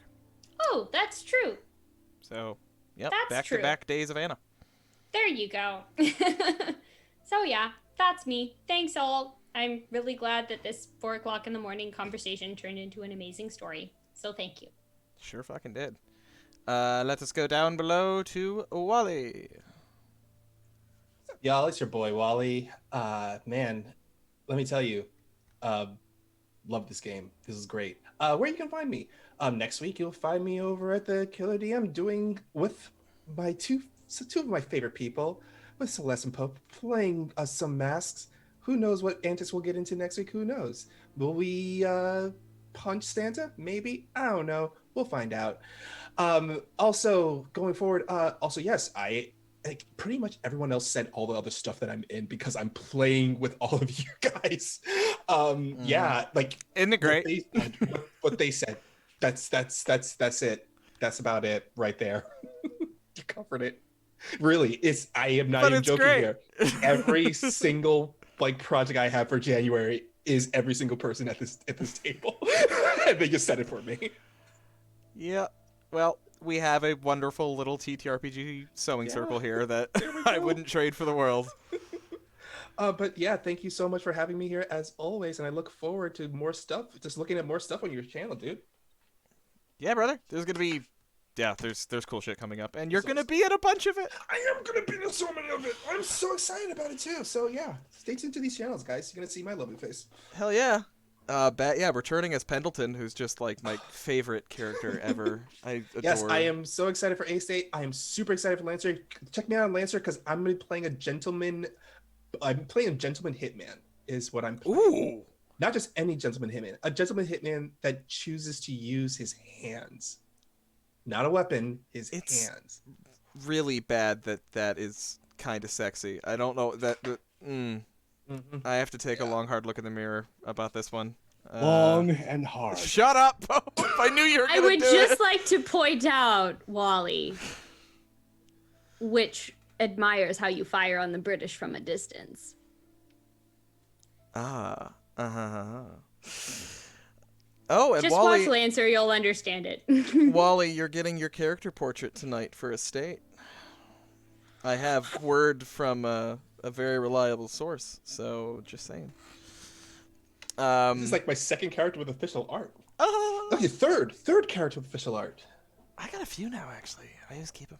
I gotta make like a dream board of all my character. Anyway, to Celeste. Hey, I'm Celeste PLS with way too many underscores on Twitter. I'm Celeste Shepherd here on Twitch. I show up on a bunch of folks' channels. Not so many right this second. I don't really have a whole lot going on. I've got some things in the works. I'm going to be back here at some point. It's going to be a while down the road, but I'll be here. And then, of course, next week, going to be over on Tab 7 playing Party Crasher in that Masks game. Oh, man. I'm afraid. I've got concerns. Yeah, but yeah, a lot of what I'm working on right now, I can't really talk about too much, but I have things in the works. Things will be happening. I will be places. You'll see my face. You'll hear my voice. It'll be great. But yeah, follow these folks, please. Please follow these folks. They're one of the best things in my life right now. Like, you cannot go wrong following these folks. It is endlessly entertaining. Okay. Yeah, great. Love you guys. This is awesome. Thank you for having me, Colin. Of course, and you'll be back, I'm sure. There's always more where you have, I mean, y'all, like, on my server right now, everyone's sharing pictures of their TTRPG shelves, their big shelves of all their books, and I'm just sitting over here like, oh, honey, come on. Is that all you got? I am so ready for so many weeks of One Shot Sunday because I own way too many fucking games, and I'm going to run all of them, so... on that note, next week here on this channel is going to be Quest RPG that I am going to be running. It has been suggested to me so many goddamn times, not least of which by Anna. And it is finally going to happen. I have a great assembly of people for that. We're going to have Kat. I'm going to run this thing with Kat, Doug from Nerdarchy, the other Colin, who I usually call Better Colin Kelly. And Shauna, my first ever stream DM, and I'm so glad to be reunited with her. Flying Scur. I never know how to say Shauna's Twitter handle. Is it Flying Scurious? Flying Cirrus. Scurus? Okay. Scurus? It's like Flying Circus, but think of cirrus clouds. Flying Okay. cirrus. But that's not how it's spelled. I know, but I'm telling you what to think of, not how it's spelled. Flying Cirrus. Okay, so phonetically, yeah, all right, fair enough. Yes, that's going to be awesome. I should probably learn how to play the game, but I have a week to figure that out, not a big deal. And coming up after that on One Shot Sunday, which, by the way, is every Sunday here on this channel from 7 to, well, in theory, 11, but sometimes things go long. The week after that is going to be Morkborg, which is the one I am most looking forward to of everyone coming up. I have a stacked cast for that that's going to have Matt Evans himself, the Killer DM. Anna's in that as well, with Pope, our boy Flounder of the 12, and Ray with a brick also. All going to be in that. It's going to be stupid awesome, so check that out. It's going to be so fucking metal, you need to see it. And then the week after that, we're going to play some Werewolf. Week after that's going to be Aegon, which is a Greek mythology TTRPG by John Harper. Just came out that I've been wanting to play forever. Week after that is going to be some Masks. Then we got Pokemon one shot that Draku's running. And then the week after that, I'm taking a week off from One Shot Sunday because I have a special appearance to make in Sunset City that day. I'll see you all there. So there's a hell of a lot coming up. And then, of course, starting the 18th, we're going to be airing the first episode, which will be a pre-recorded series of vignettes for the new Estate series that Wally and Anna will both be in, returning as Pendleton and Jane Card. It's going to be fucking awesome, and I am so excited to get back into that world. And then we are going to run for probably about 6 weeks after that, starting on January 25th, every Monday night from 7 to 11. We will be back in Mire End, seeing what the Troublemakers are getting up to. This channel, of course, also has the GM Postmortem, our chat show where we talk with GMs and game developers about how to run a better game. Coming up this Friday, we have our conversation with Trooper SJP, Academic Foxhole, where we're going to talk about whatever the fuck he wants to talk about because he's a goddamn genius and he can just rant. I don't care.